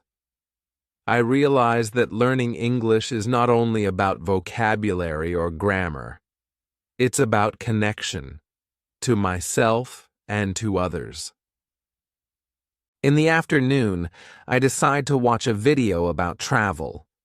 The speaker says, "When you visit a new place, use English to connect with people." I pause the video and repeat it. Use English to connect with people. I think about that line. English is more than a school subject. It's a bridge. It connects one heart to another. It helps people understand each other. I feel thankful. One day, I will travel too. I will speak English with people from different countries. I will not be shy. I will smile and say, "Hi, how are you?" and feel free. After the video, I read a short article from my reading app. It's about morning routines of successful people. I read slowly, sentence by sentence. They wake up early. They write their goals. They speak positive words. I stop and write my own version in my notebook. I wake up early. I speak English. I write my goals. I look at these sentences and smile. They describe my life now. Learning English has become part of my success routine. In the evening, I sit in front of my mirror again. I practice speaking freely. Hello, my name is Sam. I'm learning English every day. I love listening and shadowing. I believe in progress. My eyes look confident now. I don't look away. I talk for 3 minutes without stopping. I don't care about mistakes. I just keep talking. I feel free, light, and happy. When I finish, I clap for myself. I whisper, "You did it." Later, I go for a walk. I put on my headphones and listen to calm English music. The song says, "Every step is progress, no matter how small." I repeat the line as I walk. Every step is progress, no matter how small. I say it again and again. These words become like magic to me. I think about my first day of learning. I remember how shy I was, how slowly I spoke, how scared I felt to say anything. But now I talk, I write, I listen, I think. I am not scared anymore. I have changed. When I come home, I sit near the window with my tea again. The air feels cool. I open my notebook and write one big paragraph about my journey. When I started learning English, I was shy. I didn't know many words, I made many mistakes, but I didn't stop. I listened every day. I shadowed every sentence. I spoke to myself. I read small stories. Now I can speak more easily. I can write without fear. I know learning never ends, but I am happy. I am walking on the right path. I read my paragraph out loud 2 times. My voice sounds calm and clear. I smile because I can hear my progress. I close my notebook and look at the pages full of my handwriting. Each page is a small piece of my growth. It's my story in English. Before bed, I play one last slow audio. The voice says, "Learning is not about speed. It's about love. It's about time. It's about never giving up." I repeat it softly, like a prayer. Learning is not about speed. It's about love. I close my eyes and think about tomorrow. I don't know what I'll learn next, but I know I will learn something. Maybe a new word, maybe a new sound, maybe a new story. I whisper, "Thank you, English. Thank you for growing with me." Then I turn off the light and smile in the dark. I feel proud, peaceful, and full of hope. I know this is not the end of my story. It's just another beautiful chapter in my long English journey. Welcome to Bookish English. Please don't forget to subscribe to our channel for more English stories. Fluency in English is something many people want. I am Ariel, and I remember when I wanted to speak English well. I wanted to speak fast and think fast, but I was shy and nervous. I made many mistakes. One day a teacher said to me, "You can speak fluently if you practice every day." That sentence changed my life. I realized fluency does not come in one day. It is like learning to ride a bicycle. At first, you fall many times. You get up and try again. Step by step, you improve. Speaking English is the same. You need practice, patience, and courage. I remember a student who came to me. She looked very worried.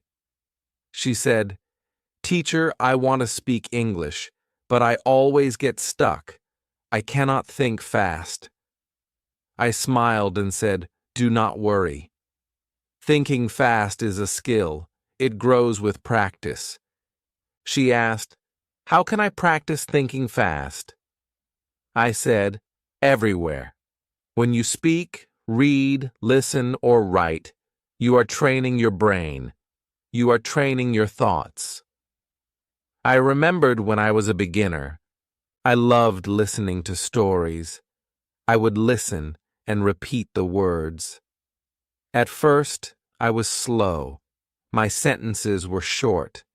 But with time, I became faster. I learned new words, and my brain started to think faster in English. One day, another student asked me, "Teacher, is fluency only about speaking fast?" I said, "No. Fluency is about clarity. It is about being understood. You do not have to speak fast. You have to speak clearly and confidently." There was a boy in my class who spoke very fast. People could not understand him. I told him, "Slow down. Use simple words. Speak clearly." He listened and practiced. Soon everyone could understand him, and he became more confident. Thinking fast and speaking fluent is a journey. You take small steps every day. You cannot rush it. One day, you will look back and see how far you have come.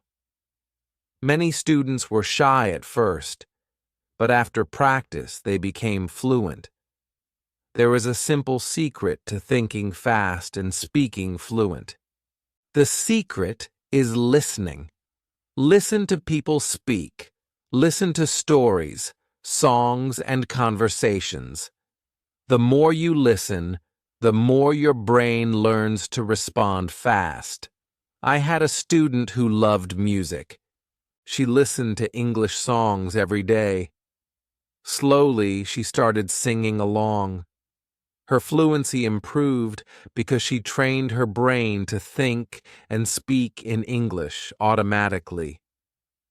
Another important thing is to not fear mistakes. Mistakes are teachers. I had a student who was afraid of mistakes. She would not speak because she thought people would laugh. I told her, "Mistakes are lessons. Speak anyway." One day, she spoke in class. She made many mistakes, but she did not stop. She kept speaking, and soon she became confident. She said, "Teacher, I am not afraid anymore." That was the day she started to think fast and speak fluent. Fluency also comes from thinking in English. If you always translate from your language, your brain slows down. I had a student who translated everything. He was confused and slow. I told him, "Try to think in English, even alone." He tried. Slowly, he became faster. Another student loved to talk, but mixed English with his language. I told him, "Stay in English. If you do not know a word, explain in English." he practiced this. Soon, he spoke only in English, and his thinking became faster. Reading helps too. Reading shows how sentences are formed. You learn new words. I read simple books every day. I wrote new words in a notebook. Then I tried to use them in sentences. This made my thinking faster. I remember a student who brought a book. She said, "Teacher, I do not understand everything." I said, "That is okay. Keep reading. Your brain will learn." She read every day. Later, she said, "Now I understand more." Her fluency grew because she practiced thinking and speaking every day. Listening to yourself is helpful too. Record your voice, listen, and improve. I had a student who did this daily. She recorded stories and listened. She found mistakes and corrected them. Slowly, she became fluent. Practicing with friends is great. Two friends decided to speak only in English. They helped each other. They asked questions, corrected each other, and shared ideas. Over time, both became fluent. Using English in real life is powerful. Speak at the market, in the shop, or with friends. One student worked in a shop. He spoke English with customers. At first it was hard, but soon he became confident and fluent. Curiosity helps.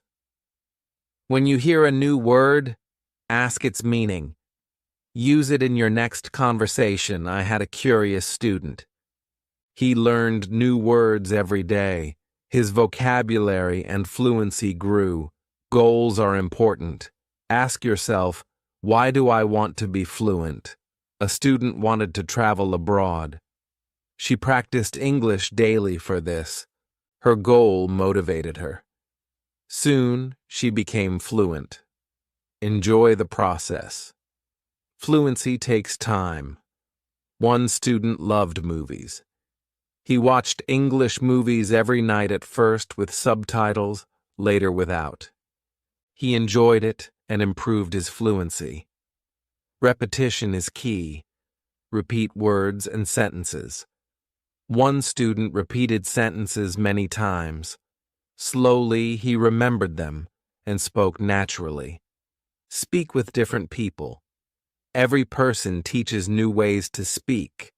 A shy student spoke only with me. I told him, talk with others. He was nervous but tried. His fluency improved. Speak about topics you love. Passion helps words flow. One student loved football. He spoke about it daily. Slowly, he became fluent. Do not fear not knowing a word. Explain it in another way. One student stopped if he did not know a word.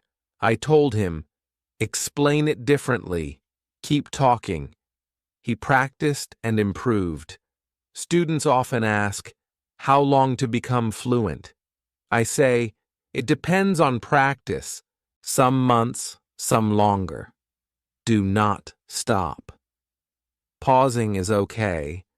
One student worried about silence. I told him, pause, think, continue. He relaxed and spoke better. Take breaks. Brain needs rest. One student practiced too much and felt tired. I said, rest. Come back fresh.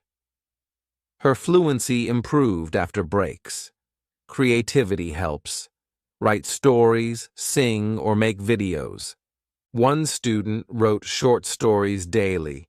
She read them aloud and improved. Teach others. Teaching helps fluency. One fluent student helped friends. She learned more while teaching.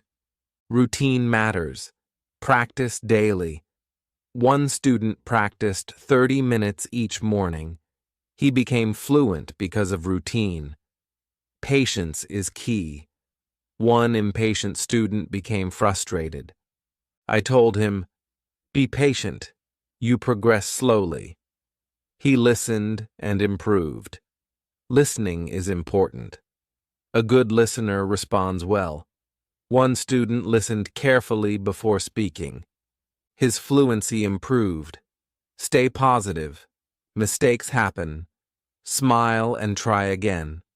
One positive student became fluent because of her attitude. Step out of your comfort zone. One shy student practiced outside class. Slowly, she gained confidence. Learn from fluent speakers. I had a student who watched a famous speaker daily. She copied his style and improved. Fluency is a mix. Practice, patience, listening, speaking, mistakes. Like cooking, you need ingredients. Celebrate small victories. One student celebrated every new word. It motivated her. Pauses are okay. One student got stuck but kept going.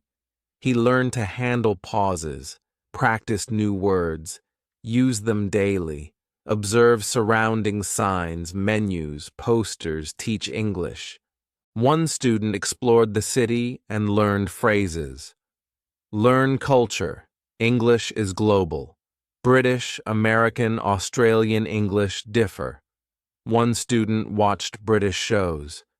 He learned culture and fluency improved. Body language matters. One student used gestures to add meaning. Challenges help. Speak about new topics. One student loved sports but tried science. He learned words and became fluent. Relaxation helps. Take deep breaths to speak easily. Ask questions to start conversations.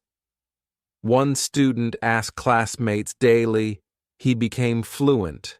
Reflect progress. One student kept a journal. He saw improvement and stayed motivated. Flexibility matters. Change sentences to be understood. One student adapted and improved. Connect with learners. One student joined an English club. She learned from others and improved. Small goals help. One student learned 5 words per week. She grew confident. Persistence is key. One struggling student kept going and became fluent. Review lessons. One student reviewed notes monthly. She remembered and improved. Stay open-minded. Learn different dialects. One student explored accents and became adaptable. Enjoy the language. One student loved poetry. She read daily and grew fluent. Ask for feedback. One student asked for corrections and improved. Flashcards help. One student used flashcards daily.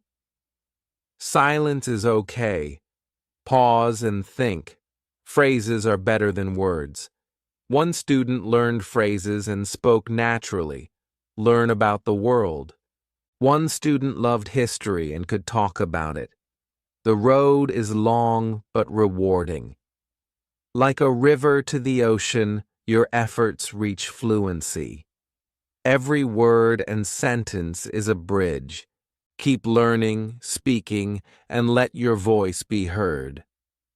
Now I ask you, what inspires you to think fast and speak fluent in English? Fluency is not just about words. It is about thinking fast, responding fast, and feeling confident. I remember a student who was very slow. He would think too much before speaking. I told him, "Do not think too long. Your brain learns by speaking, not by waiting." At first, he was nervous. He would make mistakes and stop. I told him, "Mistakes are okay. Keep going." Slowly, he learned to trust his mind. He started to think faster and speak fluent English naturally. Another student asked me, "Teacher, how can I think faster?" I said, "Listen more, speak more, and repeat what you hear." Our brains learn patterns. When you hear English often, your brain starts to respond automatically. I had a student who listened to a story every day. At first, he repeated it slowly. After a few weeks, he repeated it quickly without thinking. His thinking speed increased. One day, a student came and said, "Teacher, I want to answer fast in conversations, but I freeze." I smiled and said, "That is normal. Everyone freezes at first. You need practice in real life." I told him to ask questions when talking to friends. Ask small questions like, "How are you?" or "What did you do today?" He practiced daily. Slowly, he stopped freezing. His brain learned to respond fast. Another student wanted to be fast in exams. He needed to answer questions quickly. I told him, "Think in English. Do not translate. Translate slowly. You will lose time. Speak in your mind first, then write." He practiced every day. Soon, he could think fast and answer quickly. Thinking fast is connected to vocabulary. The more words you know, the faster you can respond. I had a student who knew few words. He struggled to explain ideas. I told him, "Learn more words. Make a list. Use words in sentences." He did this daily. Slowly, his thinking speed increased. Another important habit is repetition. Repeat sentences, words, and conversations. I had a student who repeated dialogues every day. He recorded himself speaking. He listened, corrected mistakes, and repeated. His fluency and thinking speed improved. Confidence also affects thinking speed. One student was shy and afraid of speaking. I told her, "Speak like you know. Do not worry about others." She practiced with a friend. At first, she spoke slowly. Then, her confidence grew. Her brain started to respond faster, and she could speak fluent English easily. Listening is another secret. Listen to native speakers, podcasts, songs, and stories. Your brain learns patterns and speed. One student listened to English songs daily. She repeated words and sentences. Slowly, she could answer questions quickly because her brain was trained. Another student asked, "Teacher, what if I forget words while speaking?" I said, "Do not stop. Explain in other words. Keep going." He practiced and learned to handle difficult situations. Thinking fast is also about predicting words. When someone talks, guess the next word in your mind. I taught a student to do this. At first, he was slow. Then he guessed words correctly more often. His responses became faster. Practice in daily life is very important. Speak to shopkeepers, classmates, and friends. One student decided to speak English only at school. At first it was hard. She made mistakes but continued. Slowly she spoke fast and fluent. Curiosity helps thinking fast. Ask why, what, and how. One student loved asking questions. He asked daily. His brain started to think faster because he had to respond quickly. Another secret is shadowing. Listen to a sentence and repeat it immediately. One student practiced shadowing daily. Slowly, he could repeat long sentences fast and correctly.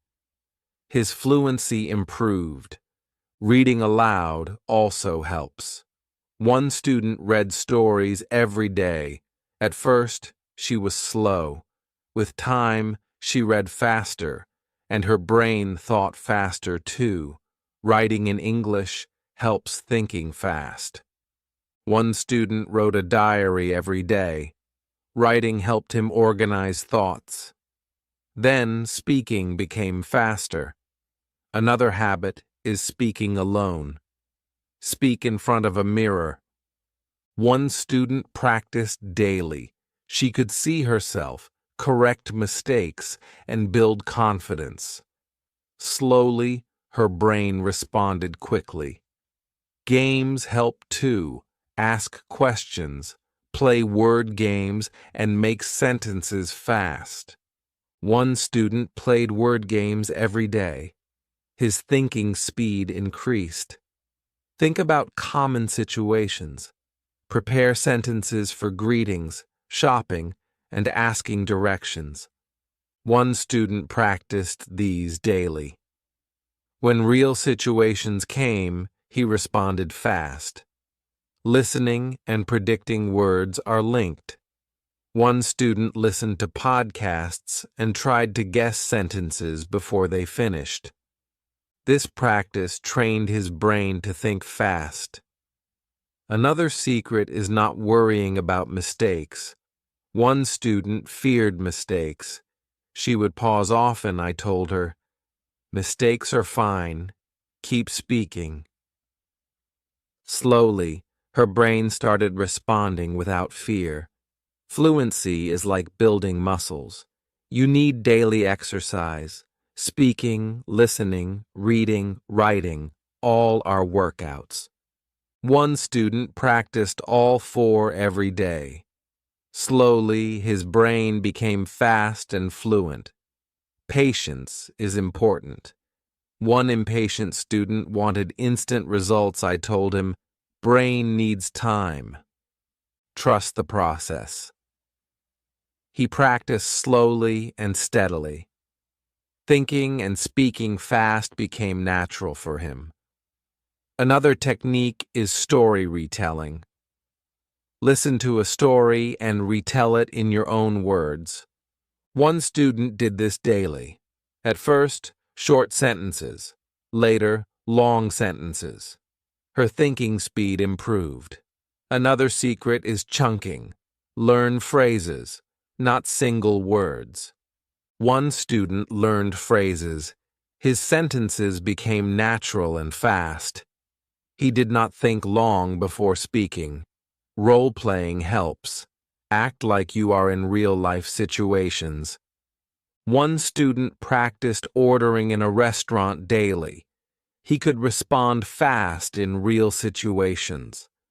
Another technique is summarizing. Read a paragraph and summarize in English. One student did this daily. His brain learned to think and speak quickly. Vocabulary is key. One student learned 5 new words daily. He used them in sentences. Slowly, his thinking speed increased. Speaking with different people is helpful. Each person speaks differently. One shy student spoke only with me. I encouraged him to talk with others. He learned new words and phrases. Slowly, his brain responded faster. Listen to yourself. Record and replay. One student did this every day. She improved pronunciation, speed, and fluency. Another secret is prediction in conversations. Think about possible answers before speaking. One student practiced this. He could answer fast in class. Ask and answer questions daily. One student asked classmates about hobbies, movies, and food. His brain learned to think fast. Another student loved debates. Debates force you to respond quickly. He became very fast in thinking and speaking. Reading aloud daily is also very important. One student read stories aloud every day. Slowly, her brain processed words faster. Fluency comes from consistency. One student practiced every day, 30 minutes. Slowly, thinking fast and speaking fluent became natural. Another technique is listening and repeating immediately. One student shadowed teacher's speech daily. His brain learned patterns and speed. Another student practiced speaking to herself every morning. She built confidence and speed. Curiosity is very helpful. Ask questions and explore words. One student loved learning new words daily. Slowly, his thinking speed improved. Another student listened to movies in English. She paused, repeated, and answered questions. Her brain responded quickly. Shadowing, repetition, role play, reading aloud, listening, questioning, writing, and speaking daily all together help you think fast and speak fluent. Mistakes are teachers. Patience, practice, and confidence make your brain faster. One student asked, "Teacher, is it possible to think fast in all situations?" I said, "Yes, if you practice daily and never stop." He practiced and slowly could respond fast anywhere. Fluency and fast thinking are like building a strong tree. Water it daily with practice. Give it sunshine with listening and reading. Pull out weeds by correcting mistakes. Slowly, it grows strong, fast, and beautiful. One day, you will see your brain responding automatically. One student said, "Teacher, now I can speak and think fast. I do not stop to translate." That is the goal. Think fast, speak fluent, and be confident. Always listen, practice, and speak daily. Fluency is a journey, and thinking fast is the key to enjoy it fully. Thinking fast and speaking fluent is a habit. It grows slowly but steadily. I remember a student who wanted to speak fast, but he only practiced once in a while. He became frustrated. I told him, "Daily practice is like exercising your brain. If you skip, it slows down." He started practicing every day, listening, repeating, reading aloud, and speaking daily. Slowly, his thinking became fast and fluent. Another student asked, "Teacher, how can I train my mind to respond instantly?" I said, "Prepare for common situations. Learn sentences for greetings, shopping, travel, and school.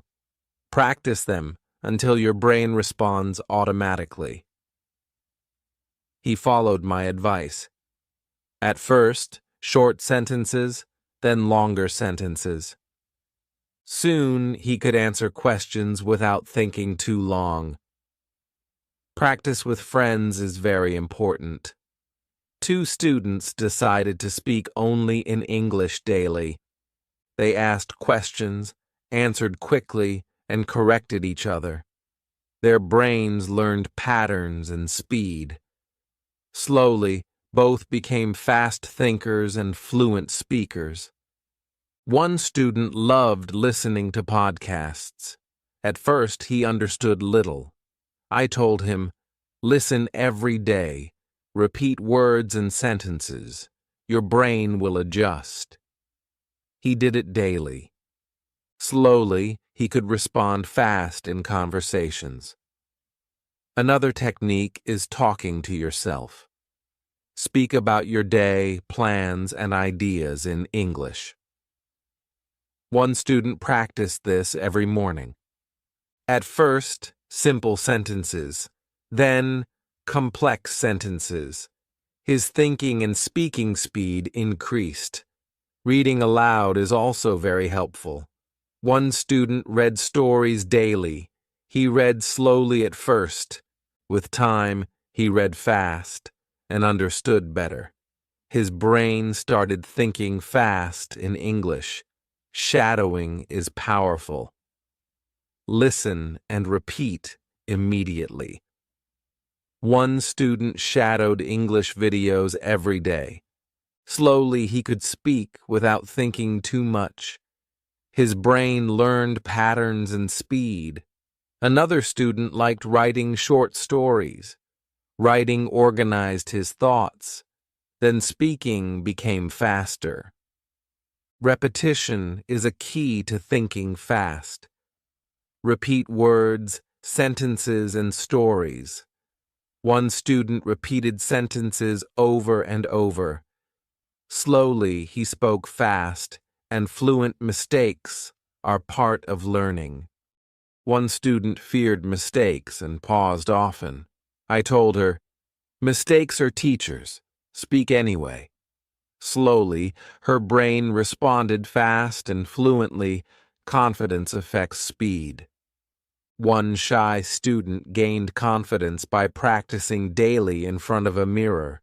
She could see herself, correct mistakes, and trust her mind. Slowly, she spoke fast and fluent. Listening is the secret to fast thinking. Listen to stories, songs, conversations, and speeches. Your brain learns patterns. One student listened to English songs daily. He repeated words and sentences.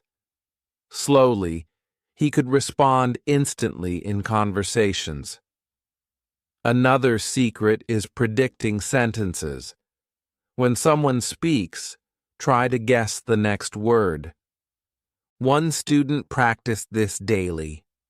Slowly, his brain responded fast.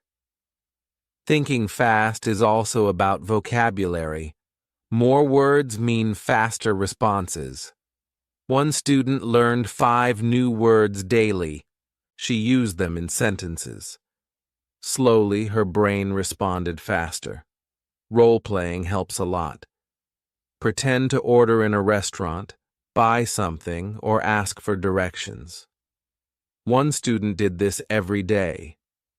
Slowly, she could respond fast in real life. Asking questions is another secret. Questions start conversations. One student asked classmates about hobbies, movies, and daily life. His brain learned to respond quickly. Another student loved debates. Debates force quick thinking. He practiced weekly. Slowly, he spoke fast and fluently. Reading, listening, writing, speaking, and shadowing daily. These habits train your brain. Fluency comes with consistency. One student practiced 30 minutes every morning. Slowly, his brain responded fast. Another secret is summarizing. Listen or read something, then summarize in your own words. One student practiced this daily. Slowly, he could think and speak faster. Chunking is also important. Learn phrases, not single words. One student learned phrases every day. His sentences became natural, and he did not think long before speaking. Speaking in front of a mirror helps confidence. One student practiced daily. Slowly, her brain responded faster. Creativity is important. Make stories, songs, or videos in English. One student wrote short stories daily. Reading them aloud improved thinking speed. Listening to yourself helps. Record your voice, listen, and correct mistakes. One student did this every day. Slowly, she spoke fast and fluently. Curiosity is very helpful. Ask about new words, sentences, or culture. One student asked daily. Slowly, his brain learned to respond fast. Another technique is imagining conversations. Think about a situation, imagine questions, and answer in English. One student practiced this daily. Slowly, he could think fast in real life. Preparing common sentences is very important. Greetings, shopping, directions, school phrases, all repeated daily. One student practiced this slowly. His brain responded automatically. Thinking fast is also about relaxing. One student was tense when speaking. I told him, take deep breaths, relax, and speak. Slowly, his brain responded faster. Fluency is like a muscle. You exercise it daily. Listening, speaking, reading, writing, shadowing, repeating, and correcting mistakes are workouts. One student practiced all of them daily. Slowly, his brain responded fast and fluently. Patience is key. One student wanted instant results. I told him, brain needs time. Practice every day. Slowly, he spoke fast and fluent. Another secret is reviewing old lessons. Go back and practice them. One student reviewed notes every week. Slowly, her brain responded faster. Another secret is thinking in English constantly. Even alone, think in English. One student practiced this daily. Slowly, thinking fast became natural. Fluency is about connecting words, sentences, and ideas. One student connected ideas daily.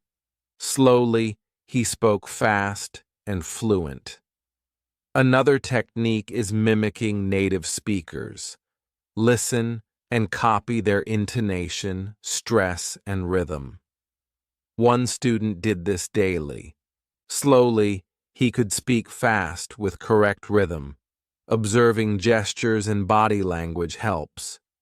One student copied gestures while speaking. Slowly, communication became faster and clearer. Another secret is speaking about your interests.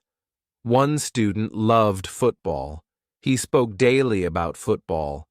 Slowly, his thinking and speaking became faster.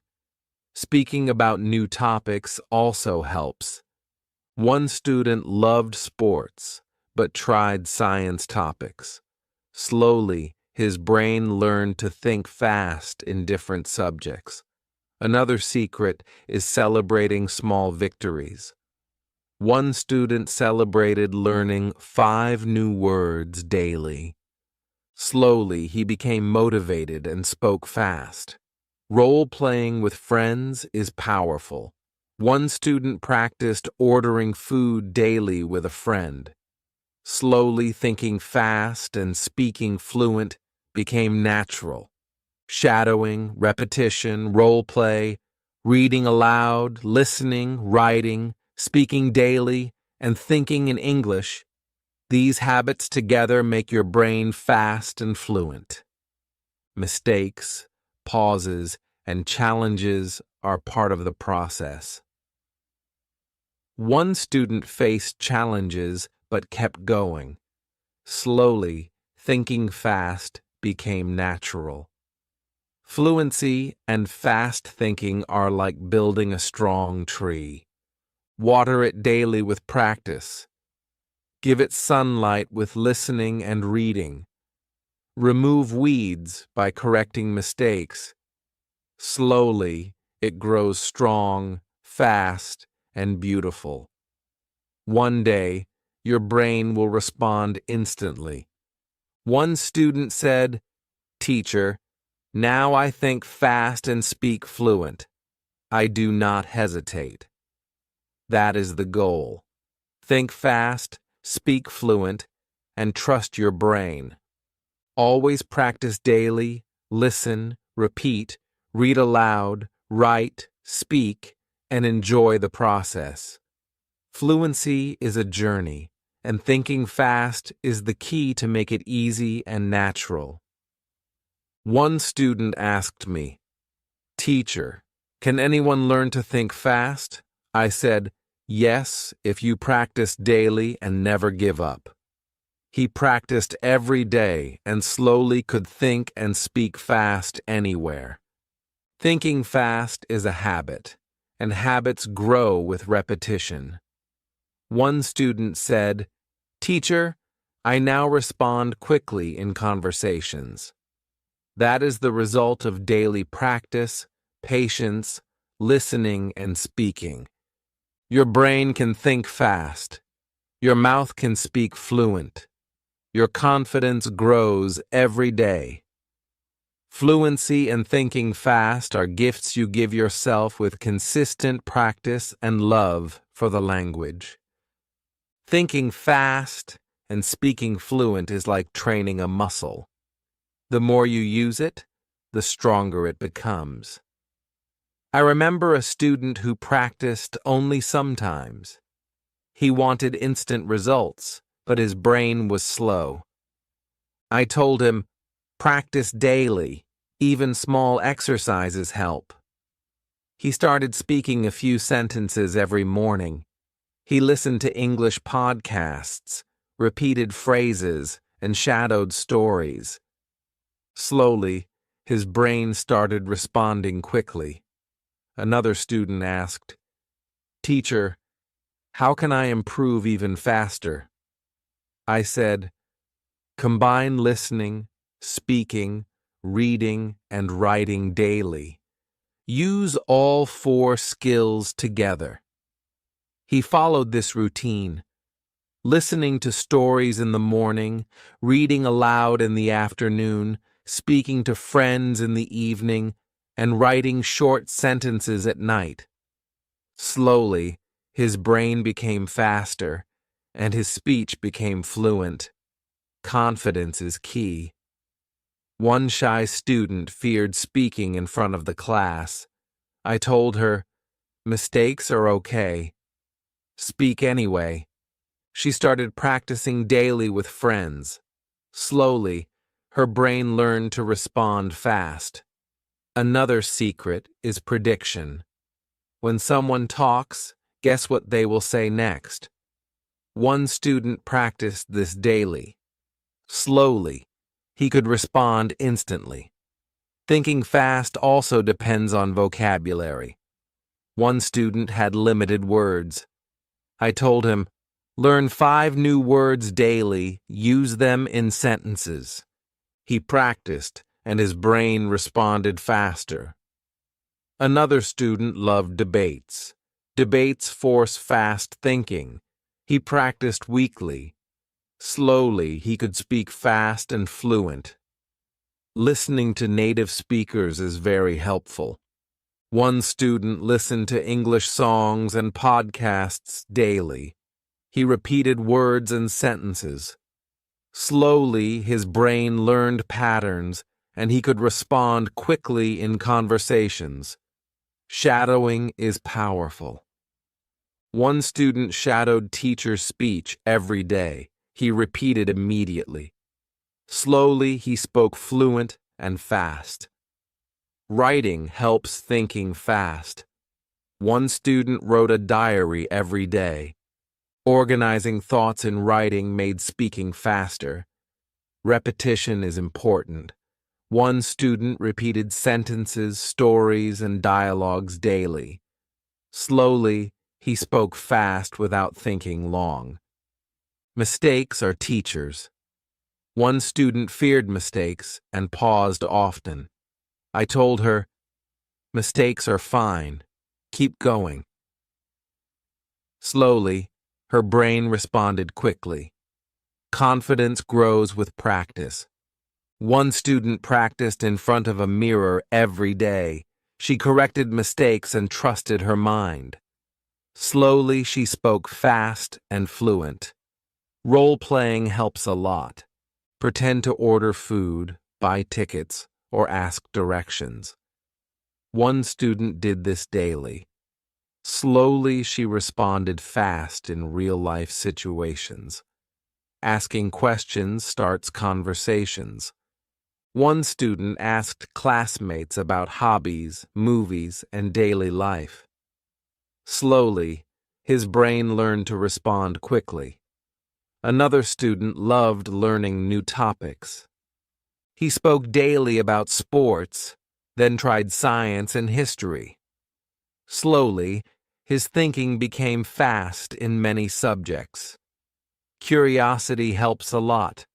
One student asked daily about new words, phrases, and culture. Slowly, his brain responded fast. Reading aloud is helpful. One student read stories every day. Slowly, her brain processed sentences quickly. Listening and repeating immediately is very powerful. One student shadowed stories every day. Slowly, he spoke fast and fluent. Preparing common sentences is helpful. Greetings, shopping, directions, school phrases, practice daily. One student did this. Slowly, his brain responded automatically. Imagining conversations also helps. Think about a situation, imagine questions, and answer in English. One student practiced this daily. Slowly, he responded fast in real life. Reviewing old lessons is useful. One student reviewed notes every week. Slowly, her brain responded faster. Thinking in English all the time helps. One student practiced this daily. Slowly, thinking fast became natural. Combining reading, listening, speaking, writing, shadowing, repeating, and thinking in English trains your brain to respond quickly. One student did all these daily. Slowly, he could think and speak fast anywhere. Fluency is like building a strong tree. Water it daily with practice. Give it sunlight by listening and reading. Remove weeds by correcting mistakes. Slowly, it grows strong, fast, and beautiful. One student said, "Teacher, now I think fast and speak fluent. I do not hesitate." That is the goal. Think fast, speak fluent, and trust your brain. Practice daily. Listen, repeat, read aloud, write, and enjoy the process. Fluency is a journey, and thinking fast is the key. Shadowing, role play, reading, listening, writing, asking questions, predicting sentences, preparing common phrases, repeating, and speaking with friends. These habits together make your brain fast and fluent. Patience is important. One student wanted instant results. I told him, brain needs time practice every day. Slowly, he spoke fast and fluent. Mistakes, pauses, and challenges are part of learning. One student faced challenges but kept going. Slowly, thinking fast became natural. Fluency and fast thinking grow with repetition. One student said, "Teacher, I now respond quickly in conversations." That is the result of daily practice, patience, listening, speaking, and confidence. Another secret is speaking about topics you love. One student loved football. He spoke about football every day. Slowly, his brain responded fast. Speaking about new topics also helps. One student spoke about science, history, and music. Slowly, thinking fast became natural in many subjects. Celebrating small victories helps. One student celebrated learning 5 new words every day. Slowly, he became motivated and spoke fast. Role-playing with friends is very useful. One student practiced ordering food daily with a friend. Slowly, thinking fast and speaking fluent became natural. listening, shadowing, reading aloud, writing, speaking, predicting, asking questions, repeating, role-playing, and thinking in English. These habits together train your brain. Mistakes and pauses are teachers. Patience, practice, and confidence make your brain fast. One student asked, "Teacher, can anyone learn to think fast?" I said, "Yes, if you practice daily and never stop." He practiced every day and slowly could think and speak fast anywhere. Thinking fast is a habit. Habits grow with repetition. One student said, "Teacher, I now respond instantly in conversations." That is the result of daily listening, speaking, repeating, writing, shadowing, and thinking in English. Your brain can think fast. Your mouth can speak fluent. Confidence grows every day. Fluency and thinking fast are gifts you give yourself with consistent practice, patience, and love for English. Thinking fast and speaking fluent is a journey. One day, you may feel slow, and the next day, faster. I remember a student who practiced daily but doubted himself. He said, "Teacher, I still hesitate." I smiled and said, "Hesitation is normal. Keep practicing, and your brain will respond fast." He kept going, shadowing videos, reading aloud, speaking to friends, and writing daily. Slowly, he noticed his thinking was faster, and his responses became fluent. Another student asked, "Teacher, how can I avoid freezing when I speak?" I told him, "Think of words and sentences as tools. The more tools you have, the easier it is to use them. Prepare common phrases, learn new words, and repeat them daily. Your brain will learn to respond automatically." He started practicing daily, even for 10 minutes in the morning. Slowly, his responses became quick and fluent. Another secret is to speak with different people. Each person speaks differently. One student only spoke to me. I encouraged him to speak to classmates and friends. At first, he hesitated. Slowly, he became more confident. His brain learned different patterns, and he could think and respond fast. Shadowing is one of the most effective methods.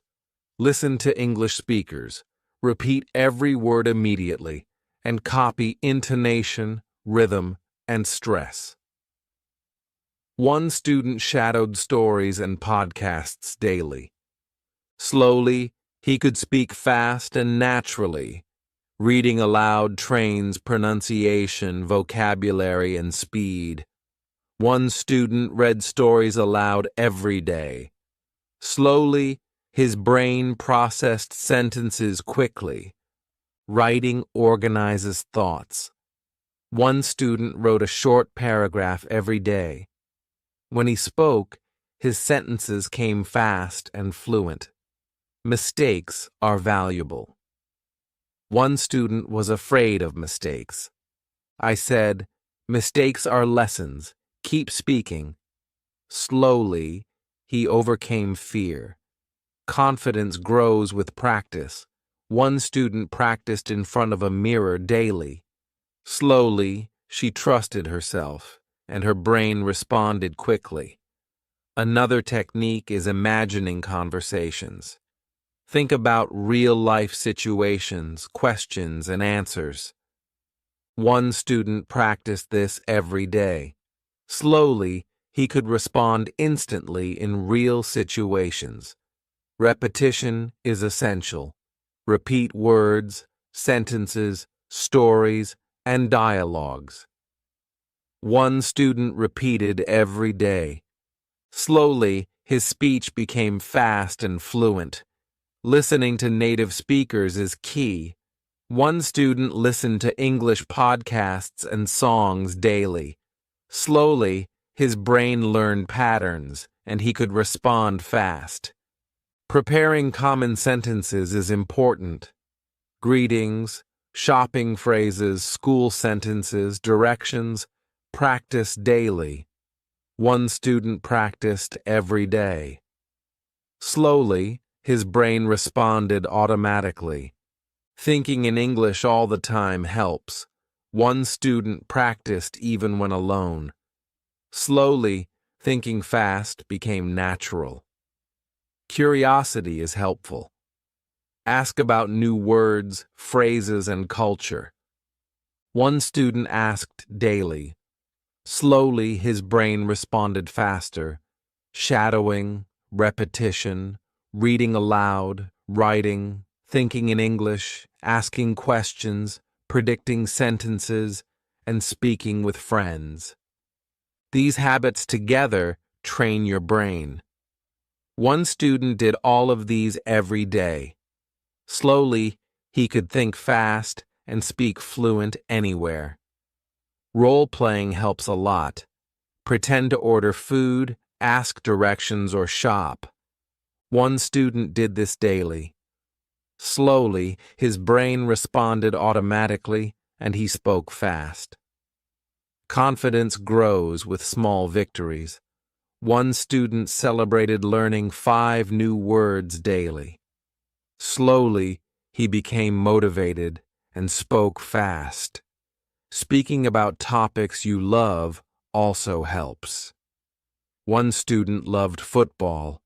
He spoke about football daily. Slowly, his brain responded fast. Speaking about new topics helps even more. One student spoke about science, history, and music. Slowly, he could think and respond fast in many subjects. Reviewing old lessons is very useful. One student reviewed notes every week. Slowly, his brain responded faster. Predicting sentences is powerful.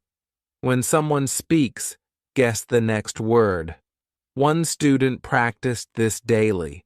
Slowly, his brain learned to respond instantly.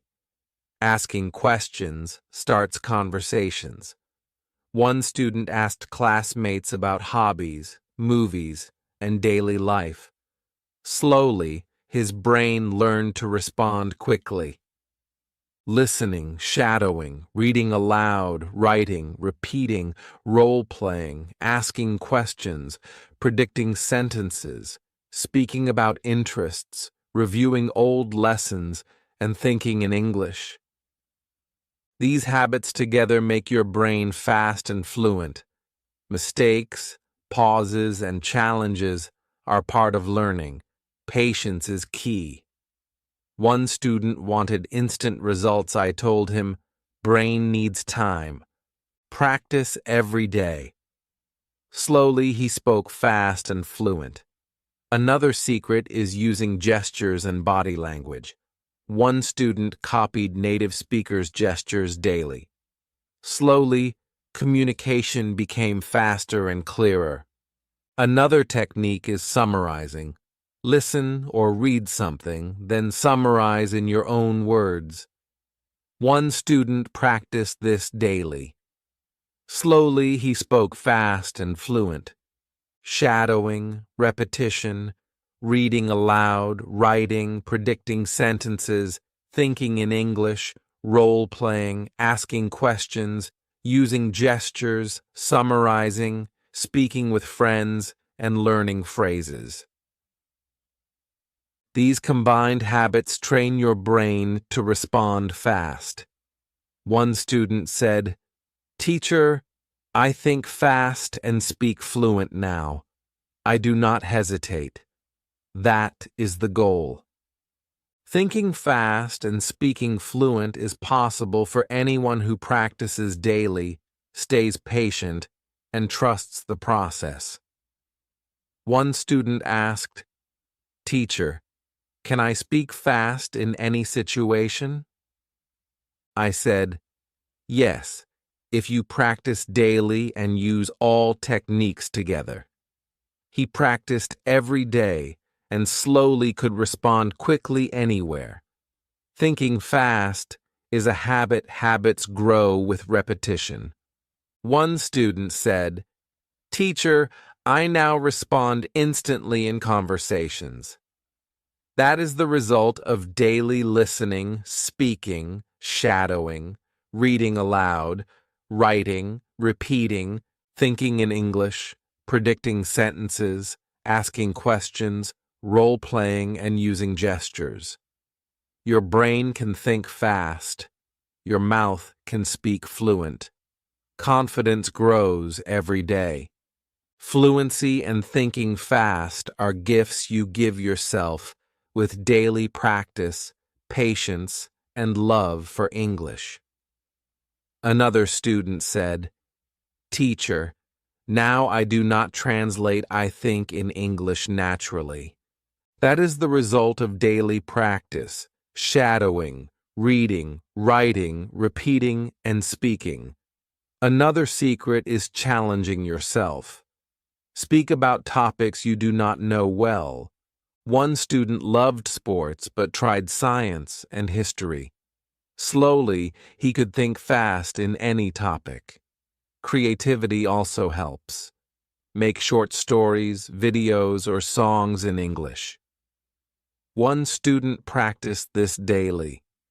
Slowly, his brain responded fast, and his speech became fluent. Listening to yourself helps. Record your voice, listen, and correct mistakes. One student did this every day. Slowly, he spoke fast and fluent. Patience is very important. One student wanted instant results. I told him, brain needs time. Practice daily.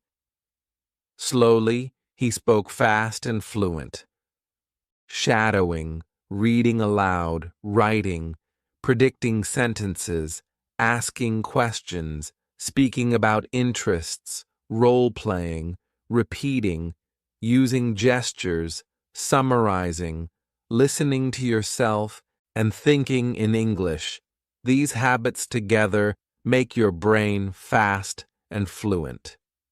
One student said, "Teacher, I now respond instantly. I do not hesitate." That is the result of consistent practice. Thinking fast and speaking fluent is possible for anyone who follows these habits daily, trusts the process, and enjoys the journey. Fluency is a journey, and thinking fast is the key to make it easy, natural, and enjoyable. One student said, "Teacher, now I can speak fast anywhere I feel confident." That is the reward of daily practice, patience, listening, speaking, and thinking in English. Keep practicing, keep listening, keep speaking, and your brain will think fast, and your speech will be fluent. Thinking fast and speaking fluent is a skill you build step by step. One day you may feel slow, and the next day faster. I remember a student who practiced daily but still doubted himself. He said, "Teacher, I hesitate sometimes." I smiled and said, "Hesitation is normal. Keep practicing, and your brain will respond quickly."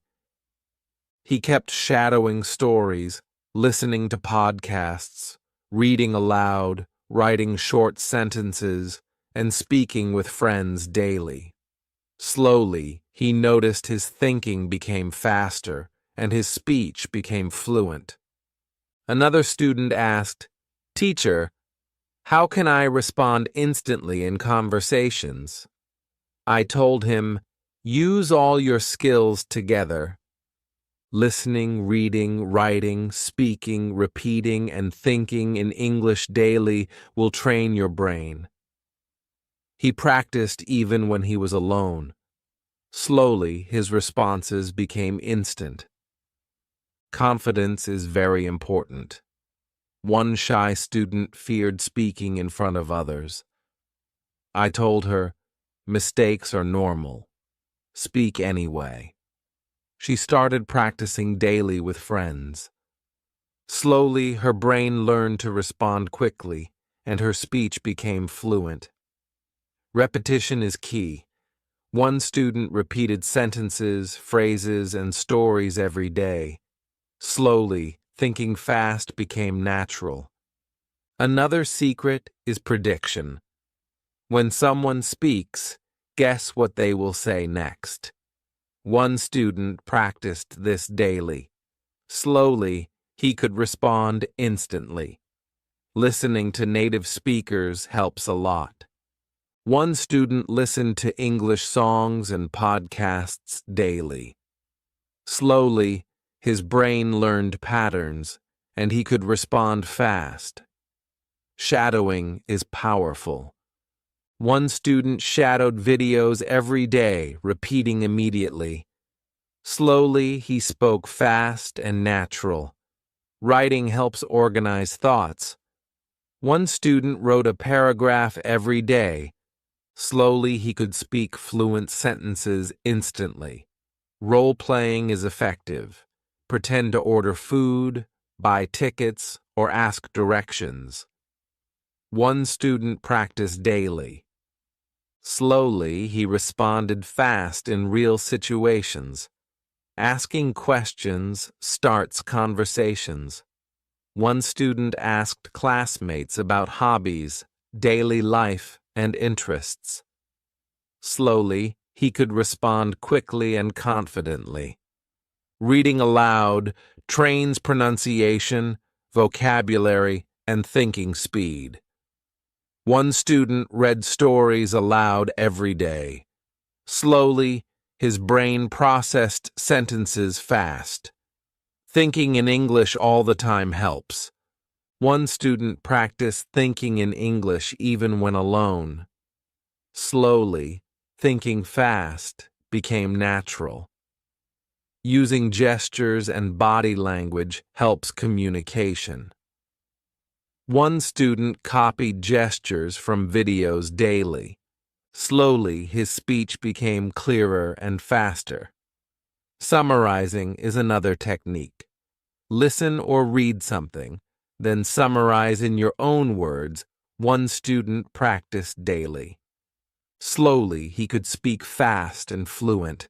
Celebrating small victories motivates you. One student celebrated learning 5 new words every day. Slowly, he became confident and spoke fast.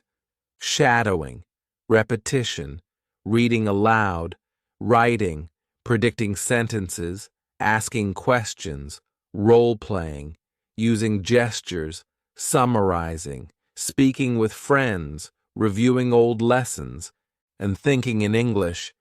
These combined habits train your brain. One student did all of this daily. Slowly, he could respond instantly in any situation. Mistakes, pauses, and challenges are natural. Patience is essential. One student wanted instant results. I said, brain needs time. Practice daily. Slowly, he spoke fast and fluent. Speaking about topics you love also helps. One student loved football. He spoke about football every day. Slowly, his brain responded fast. Speaking about new topics helps even more. One student spoke about science, history, and music. Slowly, he could think fast in many subjects. Reviewing old lessons is useful. One student reviewed notes every week. Slowly, his brain responded faster. Shadowing, repeating, reading aloud, writing, predicting sentences, thinking in English, asking questions, role-playing, using gestures, summarizing, speaking with friends, and reviewing lessons. These habits together make your brain fast and fluent. One student said, "Teacher, now I respond instantly in conversations. I do not hesitate." That is the goal. Thinking fast and speaking fluent is possible for anyone who practices daily, stays patient, and trusts the process. Listening to yourself helps. One student recorded her voice and listened daily. Slowly, she could correct mistakes and speak fast. Creativity helps too. Make short stories, videos, or songs in English. One student practiced daily. Slowly, his brain responded fast, and his speech became fluent. Challenging yourself helps. Speak about topics you do not know well. One student loved sports but tried science and history. Slowly, he could think fast in any subject. Preparing common sentences is useful. Greetings, shopping phrases, school sentences, and directions. Practice daily. Slowly, your brain responds automatically. Combining all techniques, shadowing, reading aloud, writing, repeating, predicting sentences, asking questions, role-playing, speaking about interests, reviewing lessons, using gestures, summarizing, listening to yourself, creativity, challenging yourself, preparing common phrases, thinking in English, and speaking with friends trains your brain to think fast and speak fluent. One student said, "Teacher, now I can respond instantly anywhere. I feel confident." That is the result of daily practice. Fluency is not just about words. It is about thinking fast, responding confidently, connecting with people, and expressing yourself clearly. One student said, "Teacher, I think in English naturally now. I do not translate in my mind." That is the reward of daily listening, speaking, shadowing, reading aloud, writing, repeating, predicting sentences, asking questions, role-playing, using gestures, summarizing, speaking about interests, reviewing lessons, creativity, challenging yourself, preparing common phrases, and thinking in English. Patience, practice, and confidence grow daily. Mistakes, pauses, and challenges are teachers. One student said, "Teacher, now I can think fast and speak fluent anywhere." That is the result of consistent practice and belief in yourself. Your brain can think fast. Your mouth can speak fluent. Your confidence grows every day. Fluency and fast thinking are gifts you give yourself with practice, patience, and love for English.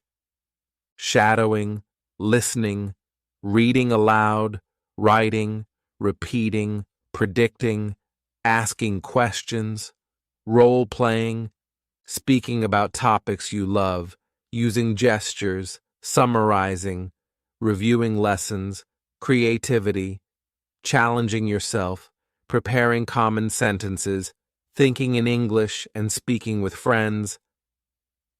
These combined habits make your brain fast and your speech fluent.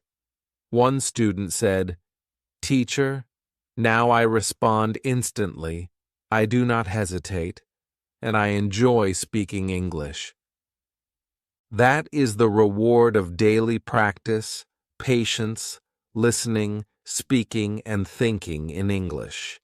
Keep practicing, keep listening, keep speaking, and your brain will think fast, and your mouth will speak fluent. Fluency is a journey, and thinking fast is the key to make it easy, natural, and enjoyable. One student said, "Teacher, I now speak fast everywhere I feel confident and happy. That is the final reward of daily practice: patience, listening, speaking, shadowing, reading aloud, writing, repeating, predicting sentences, asking questions, role-playing, using gestures, summarizing, creativity, challenging yourself, preparing phrases, thinking in English, and speaking with friends. Your journey to thinking fast and speaking fluent starts today. Keep going, and your efforts will make your brain fast and your speech fluent. Welcome, everyone. In today's video, we're not just going to talk about English. We're going to train something inside your mind, your brain. Because speaking English fluently doesn't start from your mouth. It starts from your thoughts. It starts from the way your brain reacts, remembers, and connects ideas in English. And by the end of this story, you will understand how to train your brain to think in English naturally. So, listen till the end and subscribe to our channel, Bookish English. My name is Sam, and today I'll share something that changed my life completely. You see, for years I studied English the wrong way. I memorized grammar rules, learned long word lists, watched videos silently, and told myself, one day I'll speak. But when that day came, I couldn't. My mind went blank. I tried to translate every word from my language, and by the time I found the right words, the moment was gone. I felt slow, lost, and embarrassed. I thought maybe I wasn't smart enough. But I was wrong. The problem wasn't my memory. It was my brain's habit. My brain was trained to think in my native language, not in English. Every time I tried to speak, it translated word by word, sentence by sentence. That's why I sounded unnatural, broken, and nervous. But one day, something simple changed everything. I realized that my brain could learn English the same way it learned my first language, through repetition, through emotion, through sound, through experience, not through rules. That was the day I began my journey to train my brain to think in English. And that's what I'm going to show you now, step by step. The first thing you must understand is this: your brain is like a sponge, but it only absorbs what you use daily. If you keep living in your native language all day and only study English for 10 minutes, your brain won't switch. It stays comfortable in the old pattern. Thinking in English means changing that pattern. It means surrounding your mind with English words, English sounds, English thoughts, so your brain stops translating and starts reacting automatically. Let me give you a simple example. When you see a cat, what's the first word that comes to your mind? If it's your native language, your brain is still translating. But if the word cat comes instantly, congratulations, your brain has begun to think in English. That's what we are training for. But to reach that point, you must give your brain daily English food. Small, short, simple, repeated. You don't need to study 10 hours. You just need to feed your brain English in natural ways, many times a day. So, here's how I started. Every morning I woke up and said one sentence out loud in English. Nothing big, just something simple like, "Good morning, Sam," or "It's a beautiful day today." At first it felt strange, even funny, but after a few days my brain began to accept it. It started expecting English in the morning. Then I changed my phone's language to English. Suddenly, every time I read a message or checked an app, my brain saw English words. Slowly, my brain stopped translating. It started connecting English words directly with actions. When I saw settings, I didn't think about translation anymore. I just knew what it meant. This is how you train your brain, by removing the need to translate. Next, I began thinking simple thoughts in English during the day. For example, when I was walking to the bus, I would tell myself, I am walking to the bus. When I was eating lunch, I would think, this food tastes good. It might sound too easy, but that's exactly the secret. You don't need hard sentences. You need daily simple thoughts in English. Because every time you think in English, your brain builds a new connection. Every connection makes it faster next time. This is called brain wiring. The more you do it, the stronger your English network becomes. Then I created my favorite brain exercise, English moments.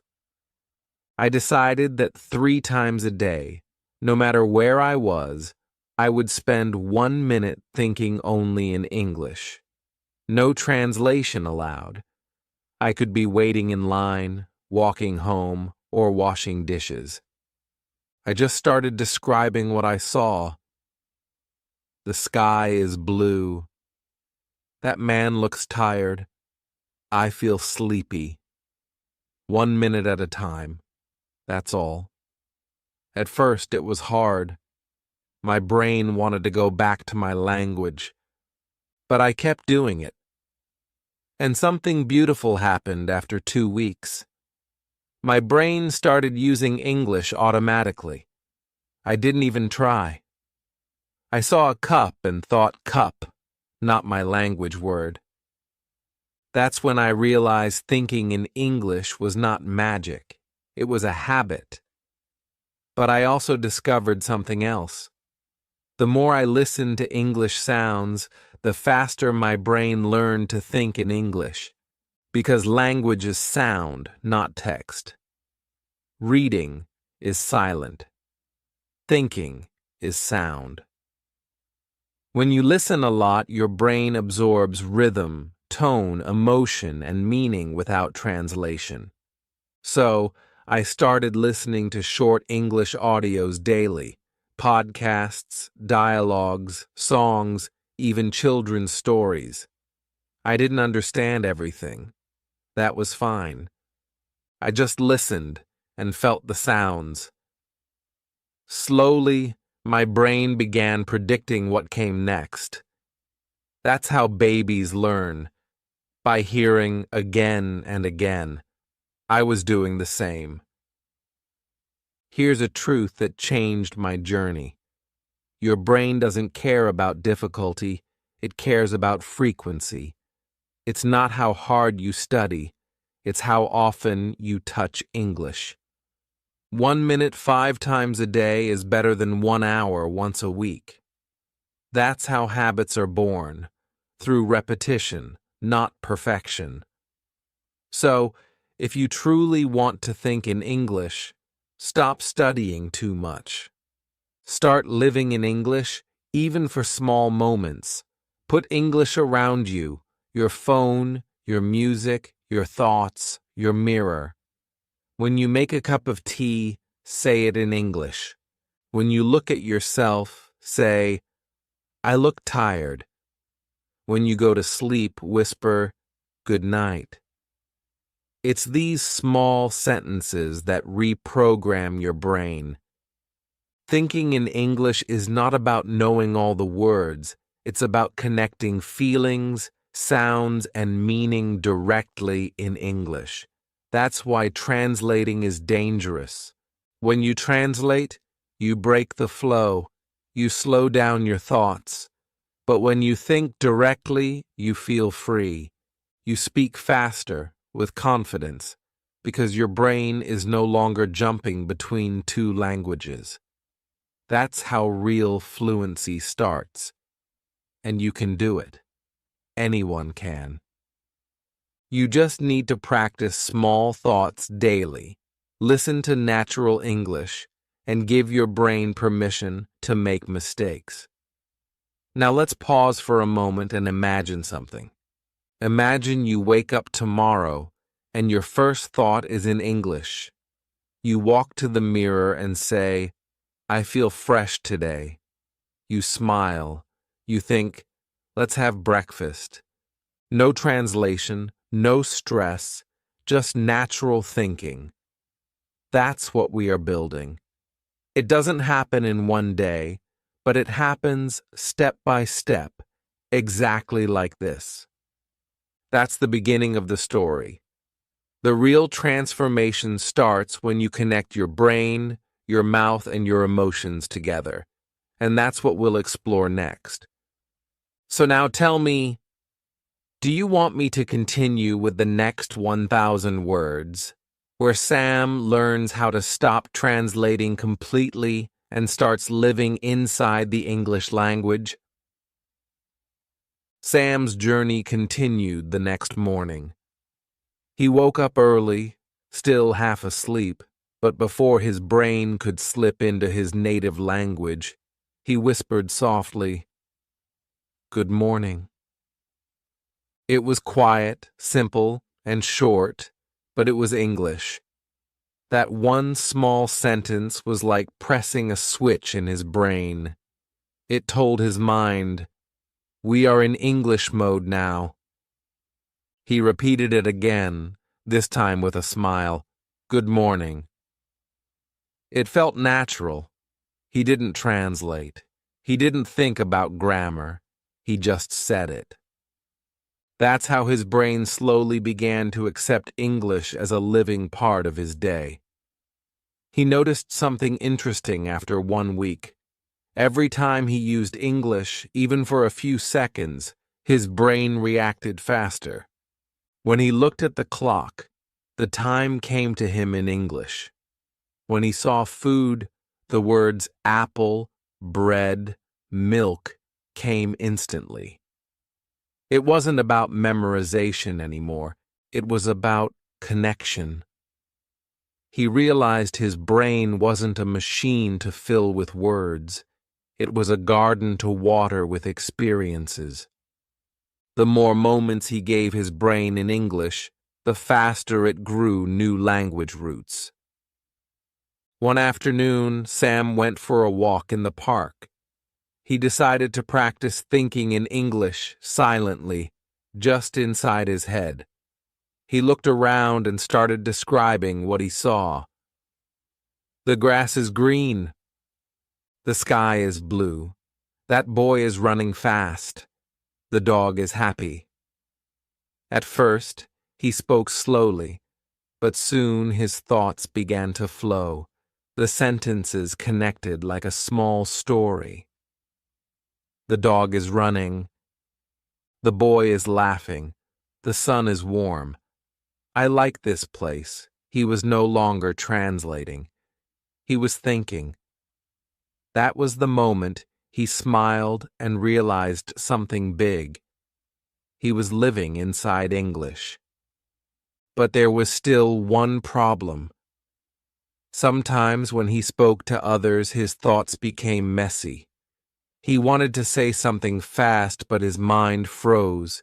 He felt pressure. He forgot words. His fluency disappeared. He realized that when he was relaxed and alone, his English brain worked perfectly. But when he felt nervous, his old language came back. So he decided to train his brain to stay in English even when speaking under pressure. He created a fun method called shadow talk. Every night, he stood in front of the mirror and talked to himself in English for 2 minutes. It didn't matter what he said. He just spoke freely, without planning. Sometimes he said things like, "I am talking to myself." That's funny. Or, I don't know what to say, but I will keep talking. The goal wasn't perfection. It was flow. The brain learns to think in English by hearing your own voice in English. The more he did it, the more confident he became. After 1 week, his sentences were longer, smoother, and faster. Then he added another step. He began shadowing English videos, short ones like 1-minute clips from YouTube. He listened carefully and repeated every sentence out loud, trying to copy the tone, rhythm, and speed of the speaker. At first it was hard. His mouth couldn't move fast enough. But he didn't stop. He paused, repeated, and tried again. Slowly, his brain began to catch the sound patterns of English. And that was powerful, because sound is the language of the brain. He started noticing how his thoughts began forming in rhythm. English has a natural beat, and his brain started dancing to it. Sentences like, "What are you doing?" or "I don't know" came out automatically. He didn't have to remember them. They became part of his natural speech. He realized fluency wasn't about knowing everything. It was about training the brain to respond automatically through rhythm and emotion. Then something magical happened one evening. He was cooking dinner and accidentally burned the rice. Without thinking, he said, "Oh no, I burned it." It came out instantly, emotionally, naturally, no translation. He froze for a second and laughed. That was the first time he felt English come alive from inside him, not from a book or a lesson. His brain had finally begun to think emotionally in English. This emotional connection became his secret key. He understood that when English carried feelings like surprise, joy, anger, or laughter, his brain remembered it deeply. So he started adding emotion to his daily English thinking. When he saw something beautiful, he said, "Wow, that's amazing." When something went wrong, he said, "Oh no," or "That's not good." These small emotional reactions trained his brain to respond in English automatically, the same way it responded in his native language. Now, Sam's brain had begun to change, but he wanted to go deeper. He wanted to stop translation completely. So he tried one powerful trick. He called it the English mind bubble. For 1 hour a day, he created an English-only world around him. During that hour, everything he saw, read, or said had to be in English. He listened to an English podcast, watched an English video, and talked to himself about what he was doing. "I'm opening the window. I'm making tea. I'm checking my phone." There were no rules, no books, no fear, just living in English. At first, his brain fought back. It wanted to go back to his native words. But after 5 days, something shifted. His brain started staying inside the bubble even after the hour ended. He noticed that English phrases would pop into his mind randomly during the day, while eating, walking, or working. His thoughts became half English without effort. That's when he knew his brain was no longer learning English. It was thinking in it. Sam realized that training your brain to think in English is not about time or talent. It's about mindset and consistency. When you make English your environment, even for a few minutes each day, your brain adapts naturally. It doesn't need permission. It just needs repetition. He often said to himself, "Now, my brain learns what I live." And he was right, because English was no longer something he studied. It was something he lived. Sam's transformation deepened over the next few weeks. The change was no longer only in his words. It was in his mind, his emotions, even the way he saw the world. He began noticing that when he thought in English, his feelings felt lighter, calmer, more focused. It was as if English had its own energy, its own rhythm that shaped how he reacted to life. When he spoke in his native language, his thoughts felt fast and emotional. But in English, his thoughts became clear and balanced. That's when he realized language doesn't just change what you say, it changes how you think. He started to test this new awareness. One morning, while drinking coffee, he decided to describe his feelings in English. "I feel peaceful. The coffee smells nice. The sun looks warm." It was simple, but it made him smile. He wasn't studying anymore. He was experiencing English. His thoughts were connected to his senses, to smell, touch, sound, and sight. That's when he understood a deep truth. The brain learns through the senses, not through memory. When you connect English to what you see, hear, or feel, your brain keeps it forever. So he built a new daily ritual. Whenever he experienced something, he used English to describe it in the moment. When it rained, he whispered, "The rain feels cold." When he felt tired, he said, "I need rest." When he was happy, he said, "This is a good day." Every sentence, no matter how short, became a bridge between his thoughts and the English world. His brain was learning faster now, not because of grammar, but because of living. He also noticed something powerful about silence. Sometimes, when he didn't know what to say, he stayed quiet, but listened deeply. He listened to the sounds of people talking in English online, the rhythm of sentences, the pauses between words. That silence was not empty, it was learning. His brain was processing patterns, tones, and emotions without him realizing it. The more he listened, the more natural his thoughts became. Then came the most important step, connecting his inner voice to English. Everyone has that little voice inside, the one that talks when you're alone, when you plan, when you worry, when you dream. Sam decided to turn that voice into English. At first, it was strange. His inner thoughts still appeared in his native language. But he kept trying. Every time he caught himself thinking in his language, he gently switched.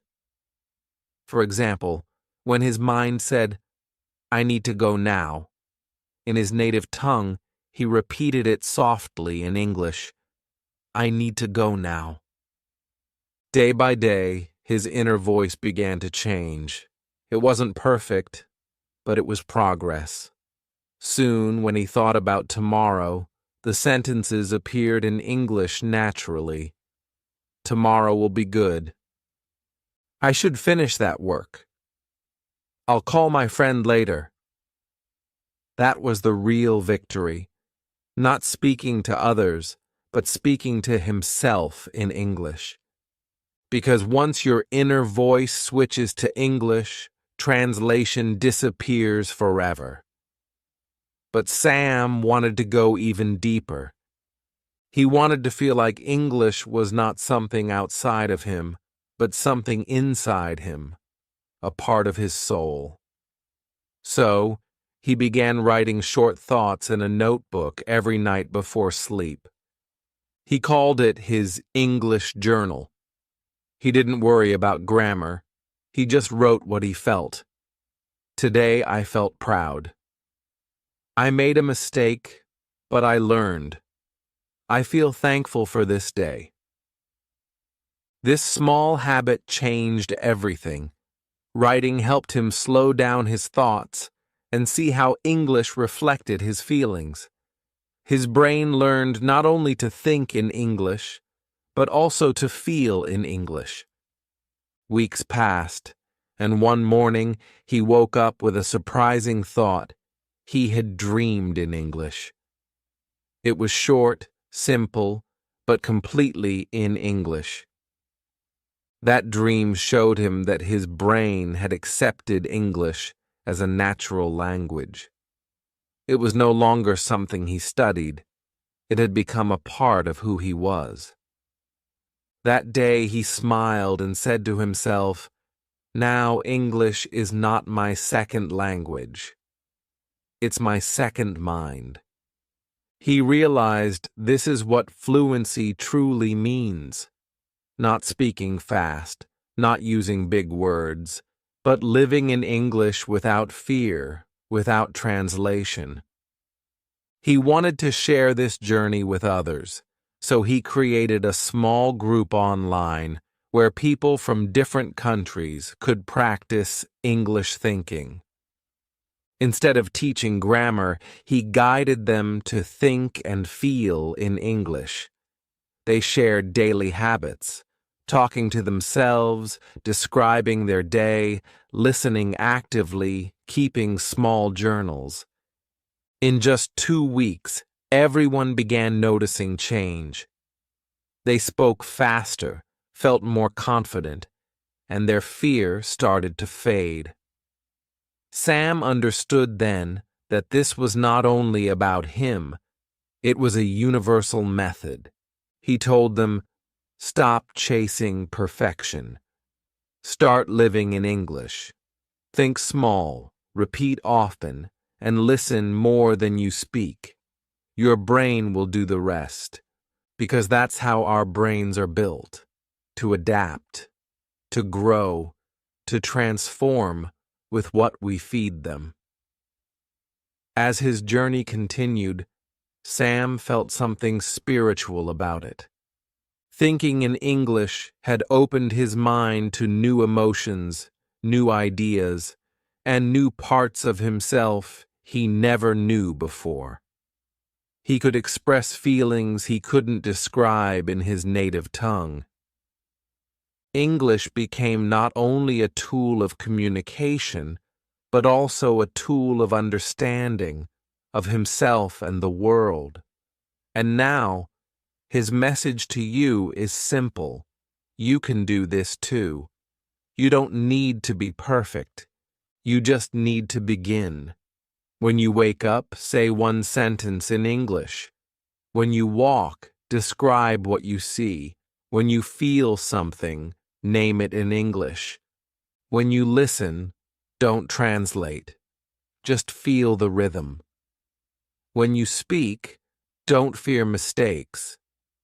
Every mistake is proof that you're training your brain.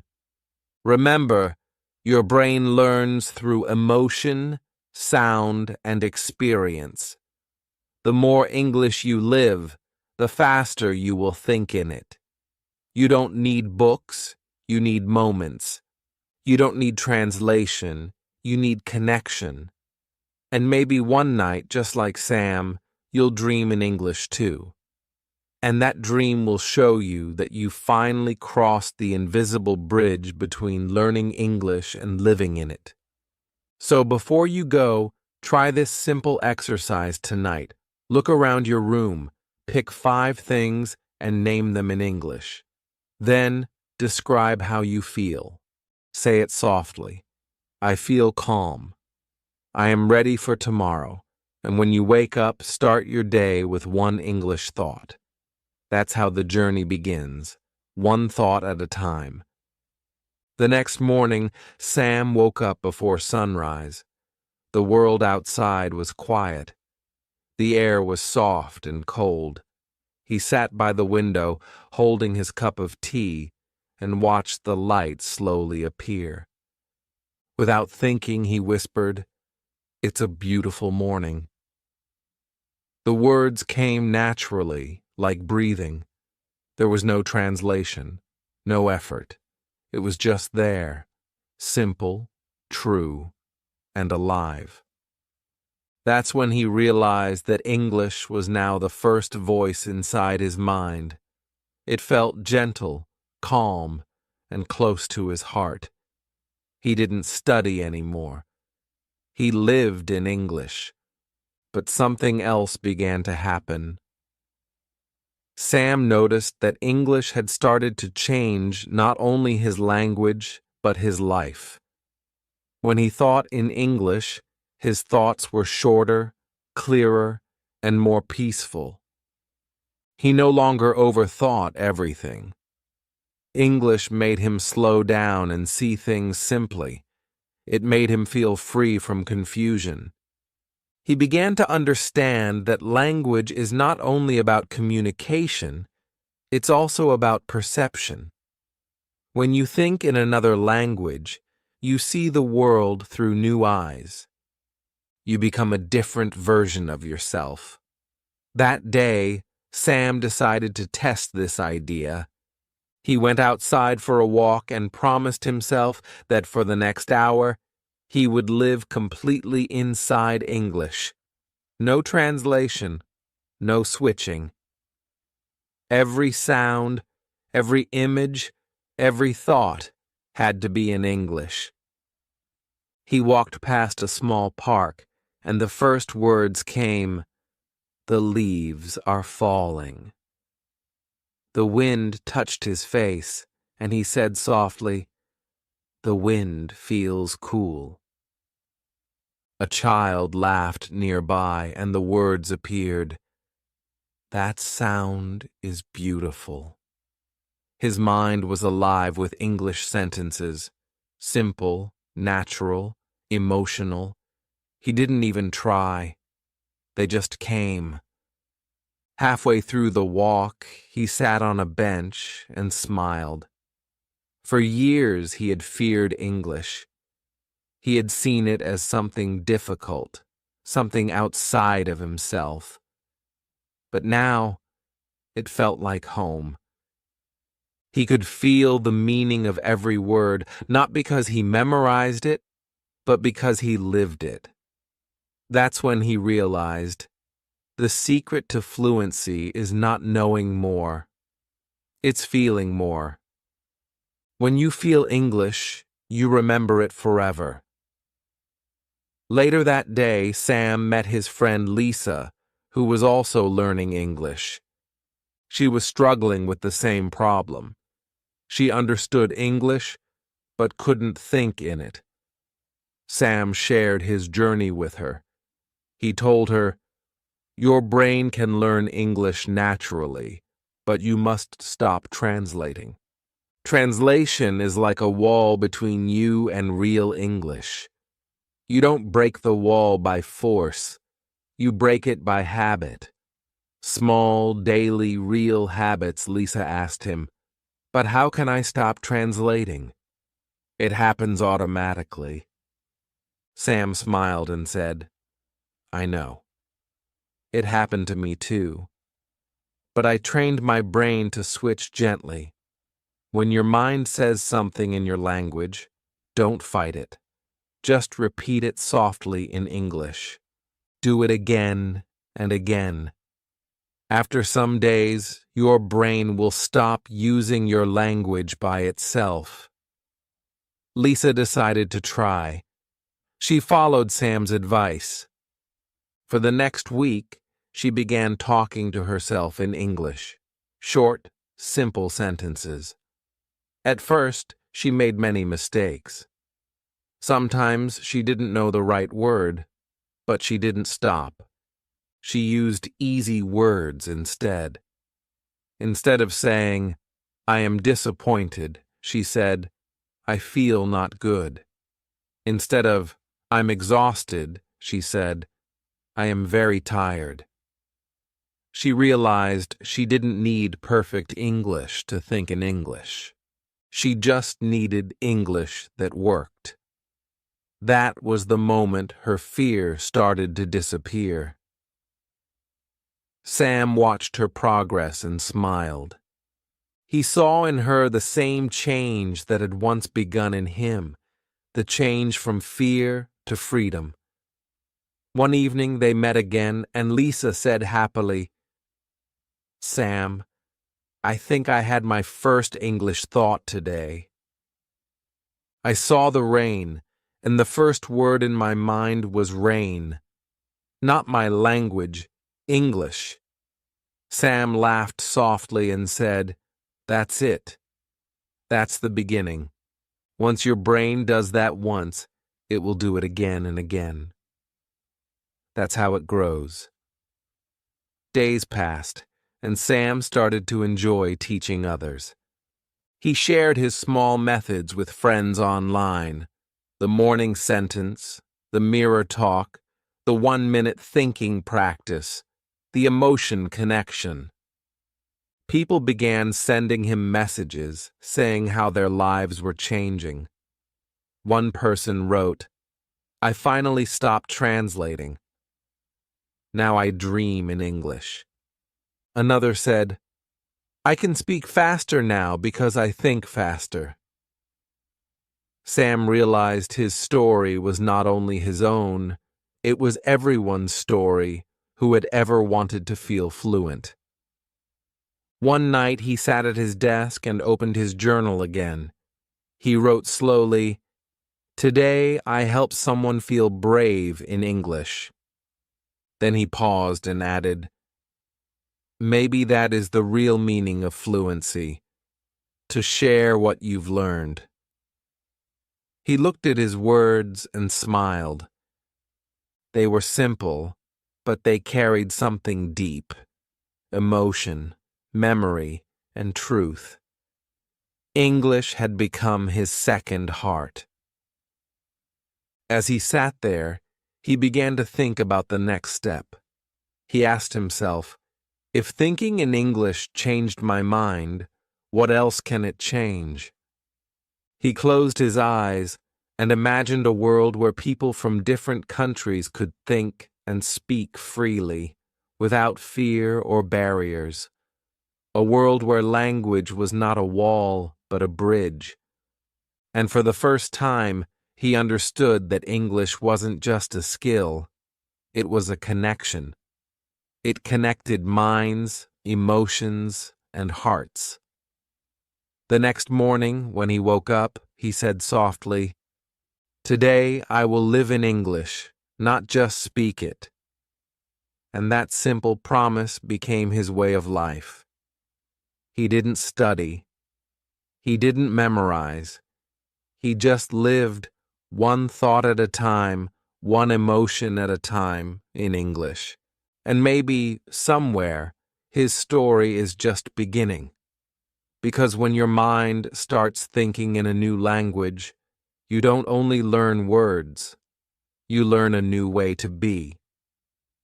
Sam's life began to feel different now. Every day carried a quiet sense of discovery. The world around him looked the same, but he noticed things he had never noticed before. The soft sound of footsteps, the color of morning light, the way people smiled at each other. English had opened his eyes in a new way. It was no longer just a language in his mind. It had become a lens through which he saw life itself. When he thought in English, his thoughts felt simple, peaceful, and kind. It was as if his heart had learned to breathe in another rhythm. One afternoon, he decided to join an online conversation group. It was a small, friendly space where people from different countries met every evening to talk in English. Sam was nervous at first. His hands felt a little cold as he waited for the session to begin. He reminded himself, don't be perfect. Be present. When the screen lit up, he saw faces from Brazil, Japan, Egypt, and Turkey. Everyone looked shy but curious, just like him. The host smiled and said, "Let's start by introducing ourselves." When it was Sam's turn, he said slowly, "Hello, everyone. My name is Sam. I'm from India. I started thinking in English some months ago, and now it feels like a part of me." The group smiled warmly. One person said, "That's beautiful, Sam. I also want to think in English like that." That small sentence made Sam's heart glow.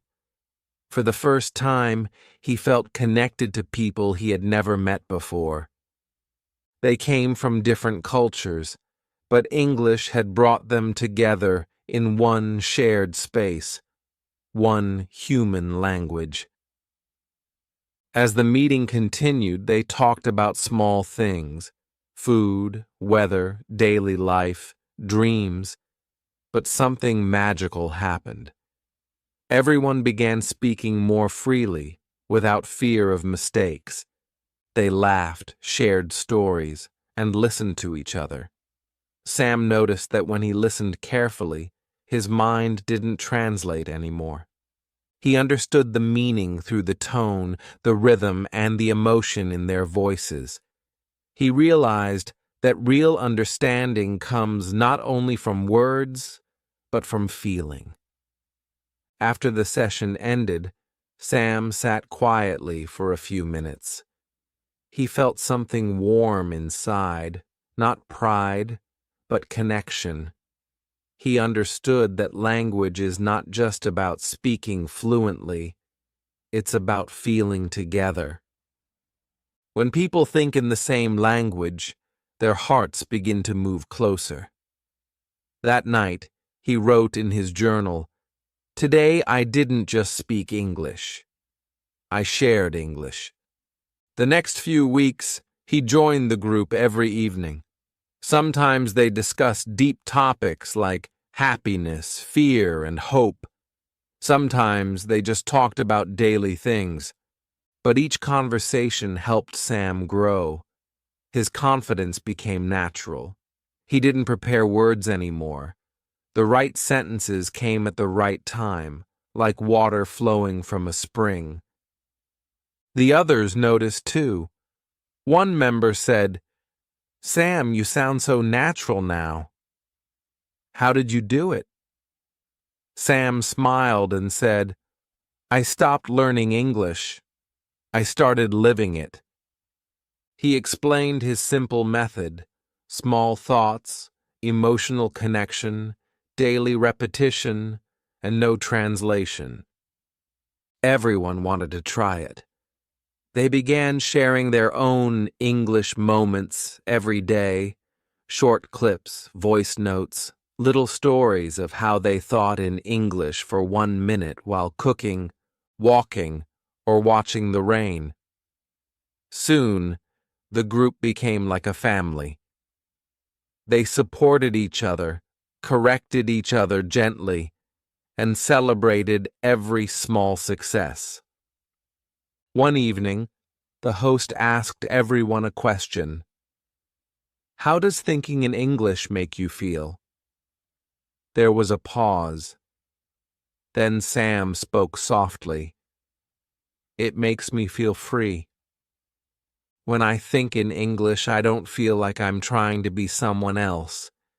I just feel like myself, but clearer, calmer, more open." Others nodded. A girl from Japan said, "Yes, it's the same for me. In English, I can express feelings that I can't explain in my own language." Another said, "When I speak English, I feel connected to the world." That conversation stayed in Sam's heart for a long time. he realized that English was not just about understanding grammar or vocabulary. It was about building bridges, invisible bridges between people, cultures, and hearts. It was about creating a shared space of understanding. He remembered how lost he used to feel, trapped inside translation, afraid to speak.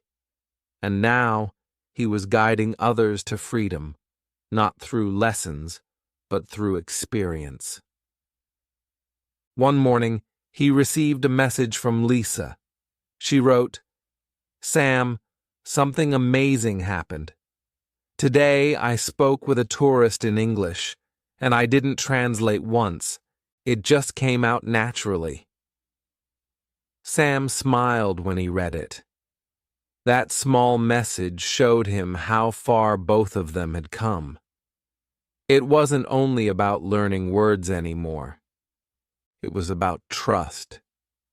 Trusting the mind to flow, trusting the moment to guide the words. Later that day, Sam went for another walk in the park.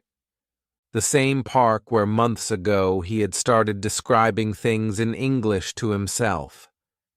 Now, everything felt different.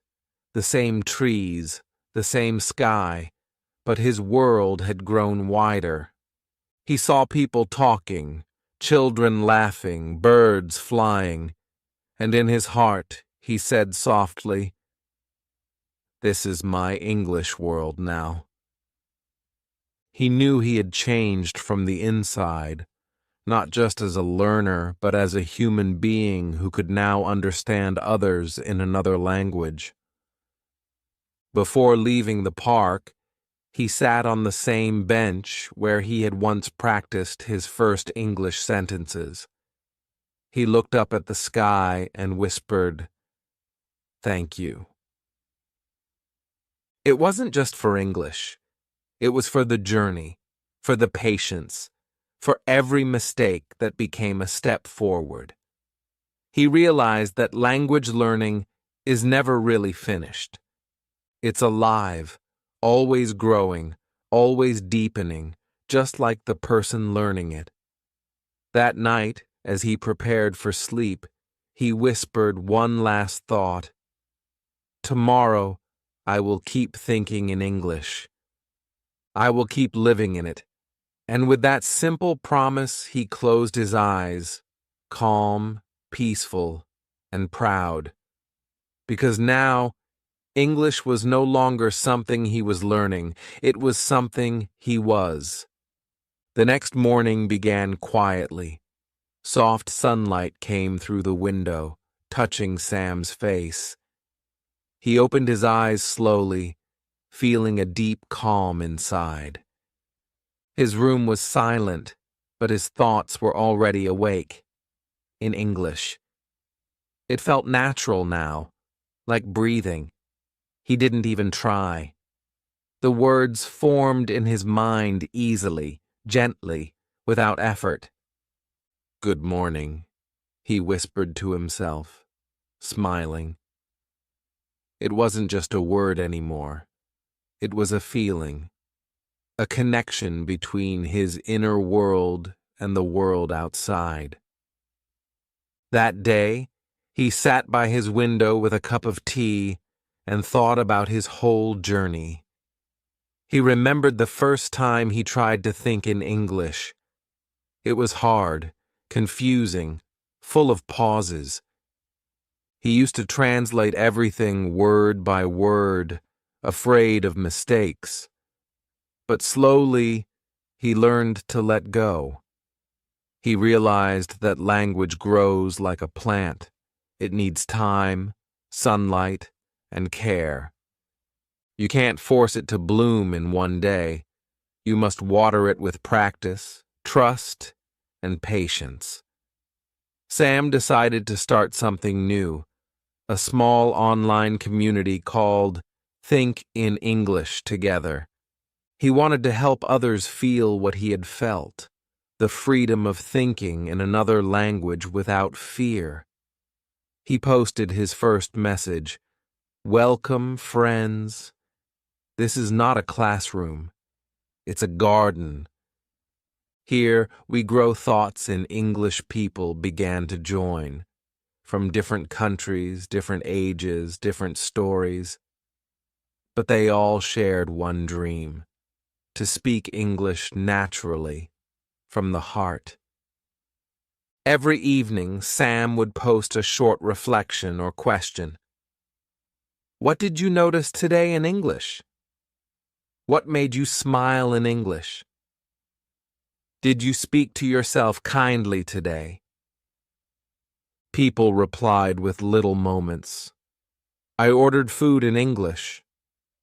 I watched a movie and understood a line without translation.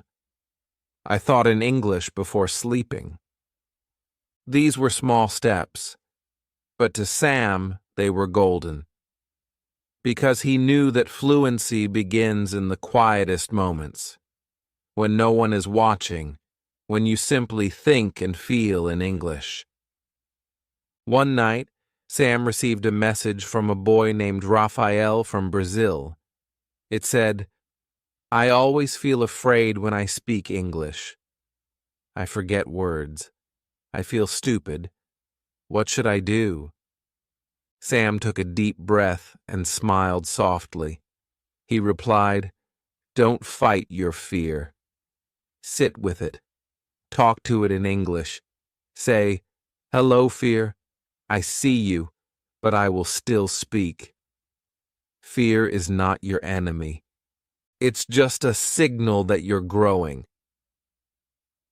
The next day, Raphael replied, I tried it. I spoke even with fear. And it worked. That message made Sam realize something profound. The real secret of language learning isn't only about grammar, vocabulary, or pronunciation. It's about courage, the courage to stay present, to speak when your heart shakes, to express when your mind doubts. The moment you stop hiding behind translation, you start living in the language. Weeks turned into months.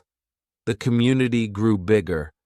People started sharing voice notes, reading short poems, telling small stories of their days in English. Sam listened to them with joy. He could hear their progress, not just in words, but in emotion. Their voices carried honesty, hope, and light. They were not just learning English, they were becoming it. One evening, the group decided to hold a live meeting, everyone on video, speaking freely. When the time came, Sam joined the call and saw dozens of smiling faces. He felt a lump in his throat. He said softly, Look at all of us. Different countries, different languages. But right now, we are one. Because we think in English, we feel in English, and we understand each other beyond borders. The group clapped and laughed. Some even had tears in their eyes. Then someone asked, Sam, what's the final step? How do we master English completely? Sam thought for a moment and said, You don't master English. You merge with it. You stop being a learner. You become a voice. The goal is not to speak English perfectly. The goal is to speak as English, to let it flow through you like music. The group fell silent for a moment, absorbing his words. It wasn't about perfection anymore. It was about connection. After the call ended, Sam went outside. The night sky was full of stars. The air felt calm and wide. He looked up and whispered, Thank you, life, for teaching me through words. He realized that English had not only given him a new voice, It had given him a new way to understand the world. He could now feel the rhythm of thoughts, the beauty of silence, the melody of meaning in every sentence. He remembered his first sentence months ago. I want to think in English. And now he smiled because that wish had come true, and gone even deeper. He didn't just think in English. He felt, dreamed, and lived in it. English was no longer a subject he studied. It had become a second soul. As the night grew quieter, Sam closed his eyes and thought, maybe the real secret of learning is love. When you love a language, it starts loving you back. He smiled, peaceful and full of gratitude. The journey that began with small steps had turned into something timeless, a way of life, a connection between hearts across the world. And so his story ended not with a full stop, but with a continuation. Because every morning, somewhere in the world, someone new whispered their first English thought, softly, shyly, bravely, just like Sam once did. And that's how the story of learning never truly ends. It simply passes from one heart to another, one thought, one word, one beautiful moment at a time.